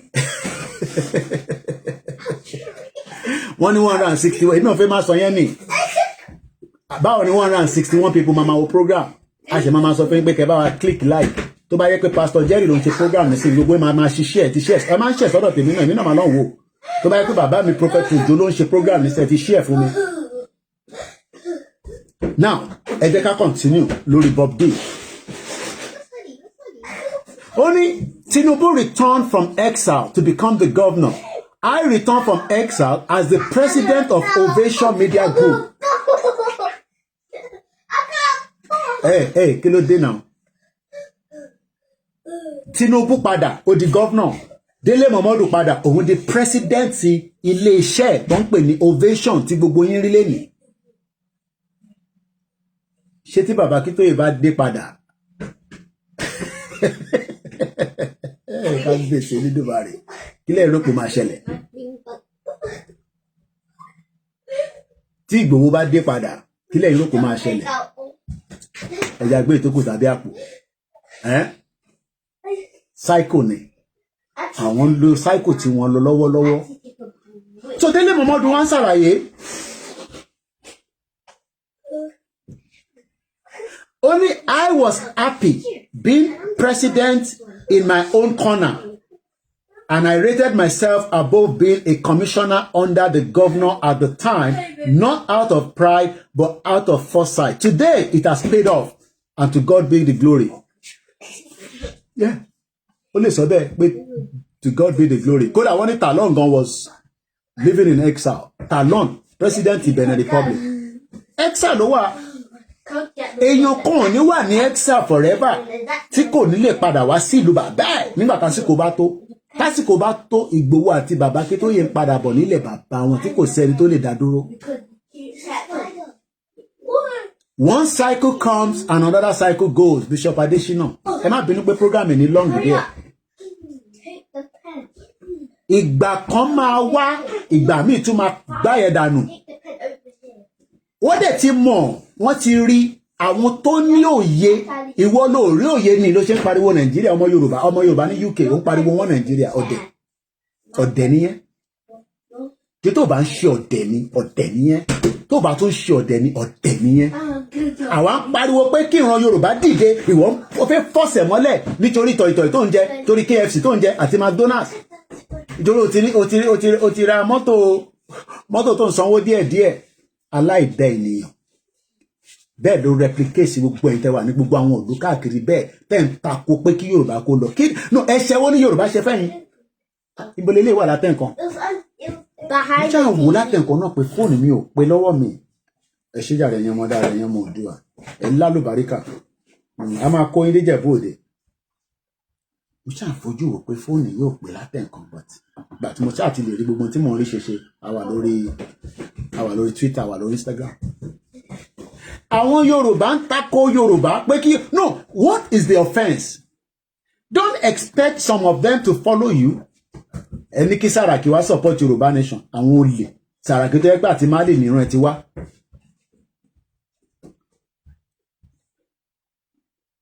Délé Momodu ní òun di president ti ilé iṣẹ́ òun dẹ̀ wà okay pẹ̀lú ẹ̀, which is good. Only the biggest gift every man should ask for is freedom. Délé Momodu ń bá wa sọ̀rọ̀. Bọ̀ kò ní bá yín jà fún freedom o. Àwọn èèyàn gbọ́ mi mọ́. Ó ti sún yín àbí ṣé ká pa ká máa lọ́lé.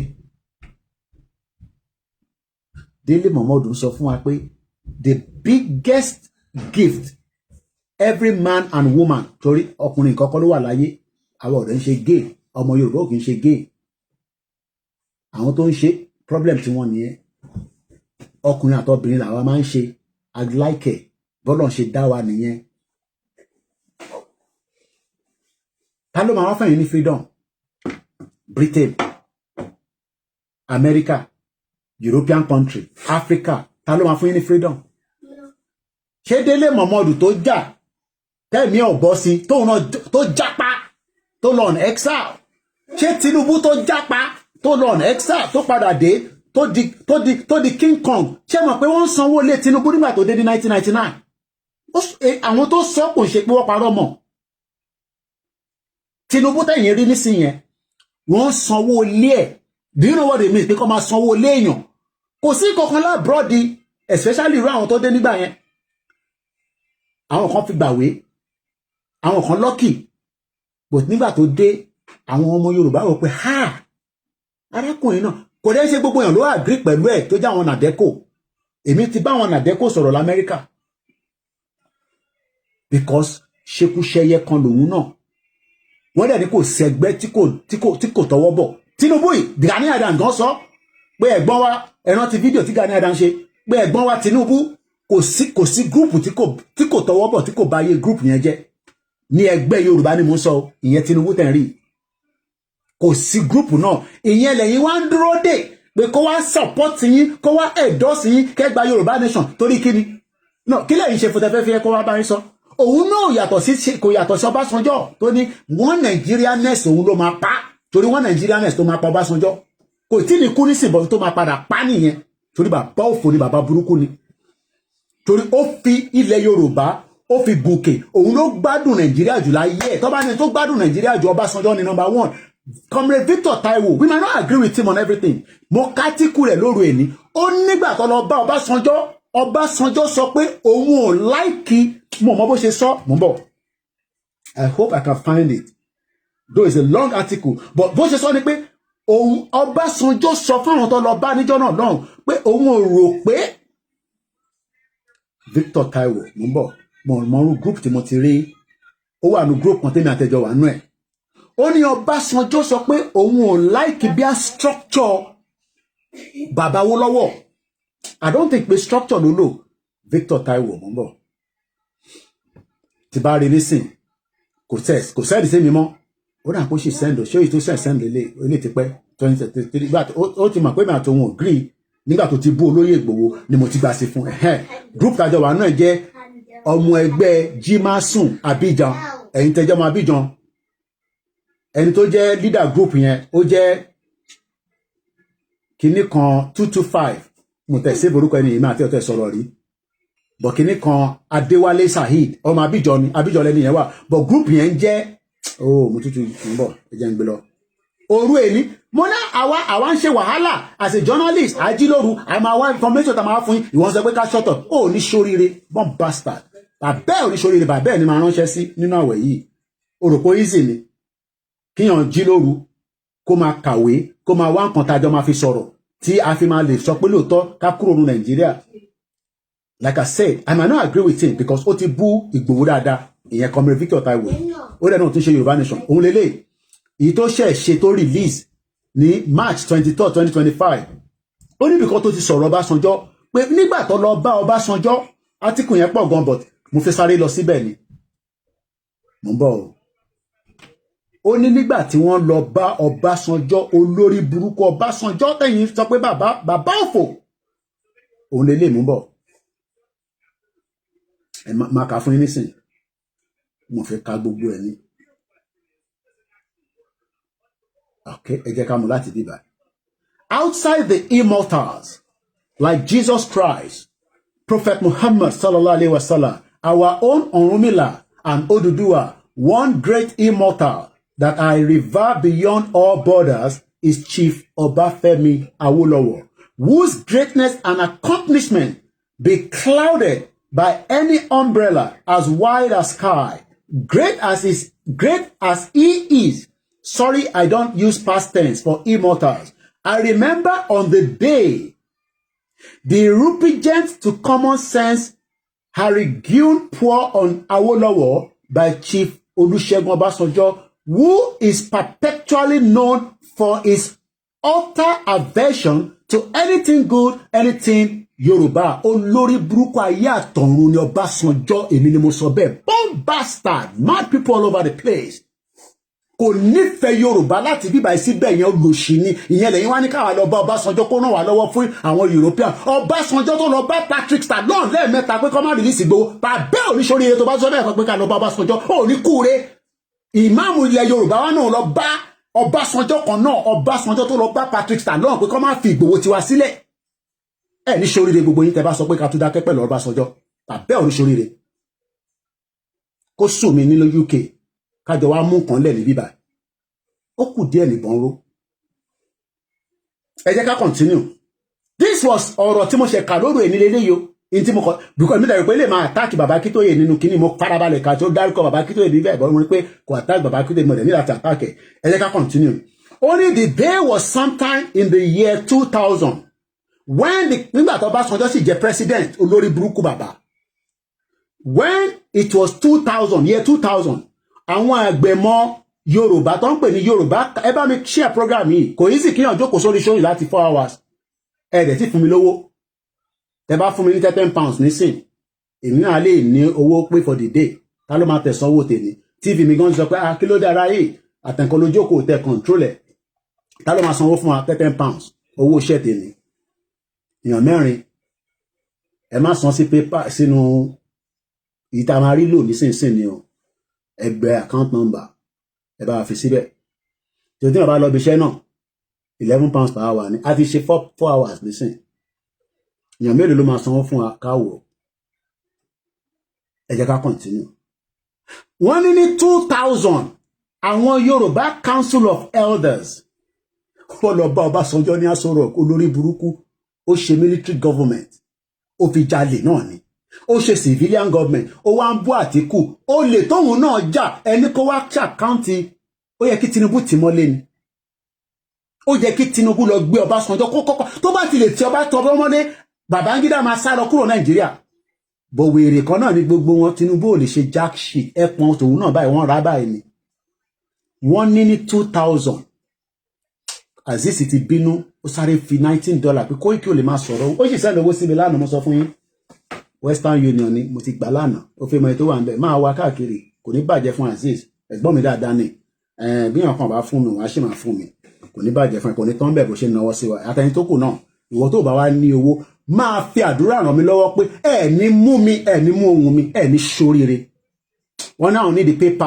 àwọn èèyàn ti bínú wọn ní Koiki ó lè máa jókòó kó máa sọ̀rọ̀ báyìí ká má rí nǹkan kan fún ẹ Musa Kalam 1 at ẹ bá mi sáré fi sí backup kíní kí mi lè focus Musa Kalam 1 at yahoo.com wọn ní this article òru èyí ni mo ṣe kà èyí tí mo sọ lórí ọ̀rọ̀ Ọbásanjọ́ Victor Taiwo náà confirm ẹ̀ I might not agree with Victor Taiwo but he's doing very well but kò lè máa sọ pé òun ò fẹ́ wà lábẹ́ bàbá Akíntóyè òun náà fẹ́ di gbogbo wọn fẹ́ di leader only ní 2000 the Yoruba Council of Elders paid a courtesy visit to him Ọbásanjọ́ at Aso Rock in Abuja as the then president of Nigeria. The contingent include call apostle of do you know what they call àwọn tó gbà fún Awólọ́wọ̀ tó bá rò pé Fáyọ̀ṣe gbà fún Awólọ́wọ̀ olórí burúkú ni bó ṣe ń bá ń jàmàlà kiri ní gbogbo Èkìtì kò rí kankan ṣe fún yín Dr. Fáyẹmí kò rí kankan ṣe ìyẹn sì wá sí òkú ìyàwó bàbá wa bọ̀ kò rí kankan ṣe sister mi dáadáa you are calling when I'm on a live show how are you okay I'm very good mo wà lórí live show how are you all right èèyàn mi dáadáa àwọn eléyà àwọn náwó bó ṣe wà yẹn àwọn náwó tí Koikimedia nìyẹn ọmọ tó pè tán yìí ẹ má bínú pé mo divert kò ń ṣe tẹnu mo ní sọ state ẹsẹ mo ní ẹni tó pè tán yìí kò gbọ́ Yorùbá kan lọ títí ó máa join mi nísìn mo ní sọ pé ó ti máa join àwọn ready láti gbé investors wá wọn náà ó náà máa sọ state òun local government kan wá sọ at least to the standard of New York ìwọ wá jókòó ní òfẹ́ Yorùbá nation mọ̀ ọ̀dẹ̀ ṣìgìdì owó ń bẹ lọ́wọ́ ẹ̀ ọjọ́kù sí Amẹ́ríkà ń bẹ yẹn ìnú bí wọ́n ní ká kúrò ká get the shit out of Nigeria tó náà àwọn tó jókòó ibi àti máa kẹ́fù pẹ̀lú ọ̀rọ̀ tí mo sọ ọ̀dẹ̀ ẹ jẹ́ ká padà sọ́dọ̀ Ọbásanjọ́ wọ́n ní àwọn the core apostle of Awólọ́wọ̀ kò ń ṣàwọn gọ́vnà tèmi o torí àwọn gọ́vnà tèmi rí bó ṣe ń pa wá tí wọn ò ṣe kankan sí Awólọ́wọ̀ ò ní wà láyé kí àwọn Fúlàní máa pa wá kó ní ká má pa wọ́n padà kọ́lọ̀ ń fọ̀run kẹ́ Àkẹ́tì I'm sure kò wọ́n pa Àkẹ́tì mo rò pé ó kúkú Àkẹ́tì was killed because ó dúró sí ọrùn Buhari pé no sẹ́ APC kan náà ni wá bọ̀ wọ́n ń pa wá ní state mi ó ní ká má lo ìbọn olórí burúkú ni ẹ́ Buhari ẹja dúró lórí Ọbásanjọ́ ìkàmá ìtì kúrò wọ́n come every day wọ́n ní the contingent that went to visit Ọbásanjọ́ in 2000 were the core apostle of Awolowo like Pa Emmanuel Alayande gbogbo ilẹ̀ máa ma àwọn orúkọ yìí èmi ò mọ gbogbo wọn Honourable Justice Adéwálé Thompson mo mọ̀yàn kan níbi tí wọ́n máa ń pè Alhaji Lateef Jákàndé a máa ń gbọ́ Jákàndé the former governor of Lagos State and even the son of Awolowo Prince Olúwọlé Awolowo. We also had others like Chief Richard Akejide, the former Attorney General of Nigerian Federation, Dr. Tunji Otegbeye, Alhaji Yekini Adeojo, Dr. Dejo Rahimi, Dr. Kunle Olajide, and a host of others. Definitely my qualification to be among the men of timber and caliber as the only young man on the contingent of over 60. So that means Victor Taiwo náà tẹ̀lé wọn lọ in tó ń sọ nìyẹn. Yàtọ̀ sáwọn tó ń dárúkọ tó jẹ́ pé wọ́n ti wà in their 60s gbogbo àwọn bàbá yẹn nísìnyí wá ti wá mọ̀ bí wọ́n sì wà láyé I'm sure they are now in their 70s àwọn bàbá yẹn ò lè ṣe kankan mọ́ ọ́n Nàìjíríà ti gbá wọn gbàás Nàìjíríà ò jẹ́ kọ́ rí kankan mú jáde wọ́n kàwé títí George ni kíní kan ni wọ́n ní Jákàndé legacy ló ṣe lọ lọ́nkàn yẹn nísìn kí la máa fi ṣe legacy Fáyọ̀ṣe olórí burúkú ọmọ àlè tábùrú ẹ̀ náà nílé l'Àbújá níbo ló ti rówó ralé s'Àbújá tó ń ralé s'Àbújá tó ń kọ́lé s'Àbújá tó bá ń ṣe pé 419 ní gbogbo wọn definitely my qualification ló ti kábẹ̀ yẹn now only by law I was my scared position as the initiator of the gigantic body of the Yoruba ilé máa pọ́n rẹ̀ lé gan that was 25 years ago àti mọ̀ yẹn not to my surprise anyway one of the vocal points of Ọbásanjọ́ rendition that day was dwarf or Lilliputici àwọn ìbò ńláńlá báyìí èmi máa ń fẹ́ ká break it down bọ̀ máa padà wá báyìí níbẹ̀ yẹn the emagmatism and gigantism of Awolowo Yorùbá ló fi kọ́ bí báyìí ẹni mi ò gba politics bàbá Awólọ́wọ̀ wọn náà Ọbásanjọ́ sọ bẹ́ẹ̀ pé ẹni òun ò gba politics kò lè gba politics bàbá Awólọ́wọ̀ tó lórí burúkú ni ó mọ tí bàbá Awólọ́wọ̀ fẹ́ bò kò lè gba politics bàbá Awólọ́wọ̀ meaning I say èmi Ọbásanjọ́ I don't cherish bàbá Awólọ́wọ̀ politics. What would you expect the Awolists in attendance to say in reaction to a situation like this? Nothing, of course. I looked at Obasanjo with a squid eyes and all the content I could muster on the day. But the fact was that the contingent did not go visiting because of the appreciation of Obasanjo, but just because of the interest of the Yoruba. You now come to wonder at some time, what were the defects in the politics of Awolowo that Olori Buruku Obasanjo never saw anything good in it with a question mark? What would he have done differently to justify his aversion to Awolowo politics? Question mark. Ask him his own achievement as the governance of good 11 years, both as a military head of state for 3 years and a civilian president for 8 years. Nothing utterly, nothing absolutely, nothing to show for it except his field plantation of blunted, shameless lies all over the place, junkentry around the globe, hemisphere for the sheer display of vain megalomania in self-consideredness and grim determination to obliterate the vestige of the monumental legacy of Awolowo, which he built with a space of just 8 years from scratch, and whose record cannot be met, let alone surpassed by any mortal in the world. Àwọn òyìnbó gan mọ value Awolowo. Wọ́n mọ value Awolowo. Lọ ṣe jẹ́ ká Awolowo di president ní 1960 àwọn olórí burúkú Britain. Ṣẹ́gbọ́n tí Commonwealth Victor Taiwo sọ. Ó ní Ọbásanjọ́ ní kí ni òun fẹ́ ní àǹfààní àti máa lo politics Awolowo. I was in Ibogun twice. Ẹ lọ wo títí Ibogun. Ẹ máa sunkún pé ṣé president náà lélẹ̀. They are all criminals. And this is the reason why we need to rise up from our feet as quickly as possible and say, no more Nigeria. And that is why Dele Momodu say, and I quote, the biggest gift every man and woman, should ask for is freedom. It will rescue you from the servitude. I asked God for it. I got it. Inyan will get it. He's not going to ask for God now for Yoruba Nation because he's interested in Yoruba Nation. But she ya picture, after. My critics and haters should get this straight from me categorically. I feel more fulfilled than most of our political leaders. No be lie. What they are chasing in Sokoto State, I already have it in Sokoto. Dele Momodu ló sọ yẹn. So if you're expecting somebody like Bob D to come and fight on your behalf for Yoruba Nation, you will, and most of them like that, you will wait till that kingdom come. I think I'm going to end the program now because Moni Lati fi time left from family, you know, the children needs me now. It's been 4 hours, 30 minutes to the program. You can start all over again if you have the time. You can skip it, it's up to you. But one thing is, if we fail this time around, it will be a biggest disaster for the next generation. And they will pour acid on all our cups. So gbogbo ariwo tẹ́yìn tẹ́ pa fún ọdún mẹ́rin ẹ̀yin ò rí jáde wá ṣépè fún wa ẹ má kó jẹ́ kó rí bẹ́ẹ̀ o.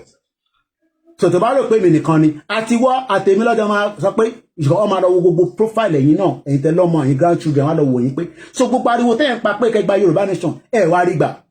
We don't have to wait for Tinubu. In tó bá àwọn Tinubu ni kó ṣe, as I close my remarks now. In tó bá àwọn Bọ́lá Tinubu ni kó fi wá ṣe, we care less. Kó máa rántí pé nígbà kan òun náà cycle kó tó di pé the president. Ó gbọ́dọ̀ allow a new cycle to happen. Whether he likes it or not, nǹkan kan ló ṣẹlẹ̀ ní Tinubu fi padà wá sílé. Nǹkan kan náà ló máa ṣẹlẹ̀ tí bàbá Akíntóyè àti Ìgbòho máa fi padà wá sílé. Ẹ jẹ́ ká dé mọ̀ bẹ́ẹ̀. Gbọ́miyé, nǹkan kan ló ṣẹlẹ̀, event kan ló ṣẹlẹ̀ tí President Tinubu èní tó di governor tó fi padà wá sílé because kò tó bẹ́ẹ̀ kó padà wá sílé nígbà táwa ní tó wà láyé wọ́n máa fìbọn fọ́ orí ẹ̀ ni ìyẹn àwọn olórí burúkú táwọn Abacha ń lò tó fi pàlájà Kudirat ẹni tó pa Kudirat nísìn ìyẹn náà ti dágbádá bolẹ̀ báyìí nísìn ẹ ti gbàgbé ó dà pẹ́ tí ẹ ń sùn ẹ̀yàn ọmọ Yorùbá kí lórúkọ ẹ̀ fún mi lórúkọ ẹ̀ gẹ́nà Ọlákúnlé èyí tó ń fìbọn pa wọn káàkiri tó ń fìbọn pa gbogbo àwọn ọmọ Yorùbá Paruwani tó fìbọn fọ́ gbogbo wọn lórí òun náà máa ti kọ́ agbádá wọ̀ nísìn tó náà fi di president ìyẹn ni wọ́n fi ń ṣeré ó dà we play too much ẹlòmíà ẹ máa sọ̀rọ̀ ẹ máa sọ̀rọ̀ bí Al-Mustapha náà ti wọ agbádá nísìn ó ti wọ agbádá báyìí ó ti wọ agbádá báyìí òun náà fẹ́ di kíni ó fẹ́ di president àwa tún fi Al-Mustapha tó pa wá lọ́mọ do you know the meaning of pa wá lọ́mọ ó pa Alhaja Kudirat Abiola ó pa ìyá yẹn ó pa driver àìmọye àwọn tó pa bẹ́ẹ̀ lọ and àwa tún wá jókòó àti wá jẹ́ kí Al-Mustapha ẹ rò pé kò lè di president he will become the president if we give him the room to do so. So I leave us in peace. I pray tí wọ́n ní rí báyìí o lágbára Ọlọ́run mo kí gbogbo èèyàn wa pátápátá ní gbogbo bí tẹ́tí ń gbọ́ mi tẹ́tí ń wò mí tá bá ń ṣépè tá ń bú wọn àwọn olórí burúkú là ń bú àbọ̀ èèyàn ọmọ Yorùbá òdodo tó bá dẹ̀jọ́ ọmọ Yorùbá tó ń takò kò ní da fún bàbá bẹ́ẹ̀ ni mo sọ bàbá ò ní ṣoríire ìwọ náà ṣépè padà idiot all over the place mo kí Azeez mo kí Sheriff Alabi mo kí gbogbo ẹ̀yin silent quiet listener gbogbo ẹ̀yin tẹ́tí wà lẹ́nu iṣẹ́ èmi náà ti wà ní break báyìí ẹ jẹ́ kí èmi náà lọ relax ìlú òyìnbó inú ẹ̀ lọ máa ti ní coffee tea àti mo dé wá ní you're not going for coffee for cigarette break mo náà tún máa ń gba cigarette break we're going for 15 minutes màá ní mò ń mu sìgá mu wàá ní no problem come àṣìwọ̀ máa yé le oríṣiríṣi cigarette break coffee break yẹn máa lọ kéékèèké wọ́n ń gbà ní gúngùn wọ́n mọ bó ṣe ń ṣe 10 minutes yẹn kò sí nǹkan tó lè sọ fún òyìnbó tó bá di cigarette break kò ní dá lóhùn ó ń lọ fún cigarette break yẹn ni sọ jẹ́ kémi náà lọ fún break so mo kí ilé nǹkan sí ẹni tó bá fẹ́ support wa yẹn kan béèrè PayPal pé Koiki káwọn tẹ̀ sanwó tèmi fún ẹ musakalam1@yahoo.com. Thank you so much to everyone. Èyí tí dúpọ̀ ní tìrì ká tó parí ẹ má waste time ara yín ẹ lè rí dúpẹ́ kùkùté ni ẹ lè rí ó kàn dùn mí pé Wálé Àdé tẹ bá gbọ́ program ẹ̀ ó fẹ́ jáde bọ̀ kò mọ bó ṣe máa jáde kúrò pé ó rà pé kíní yìí kò rí bẹ́ẹ̀ but ẹ lọ gbọ́ program tó ṣe níjẹta ẹ rí pé at the end of the day ìyẹn á rò pé onílàkàyè ọmọ Àwórì ó jókòó sí London ó rí dúpẹ́ rí Ìgbòho wá sí London bẹ́ẹ̀ tẹ́ ẹ mọ̀ pé ẹ lọ bá at least ẹ ṣáà rí pé wá London ẹ̀yin ní kí dúpẹ́ náà wá sí London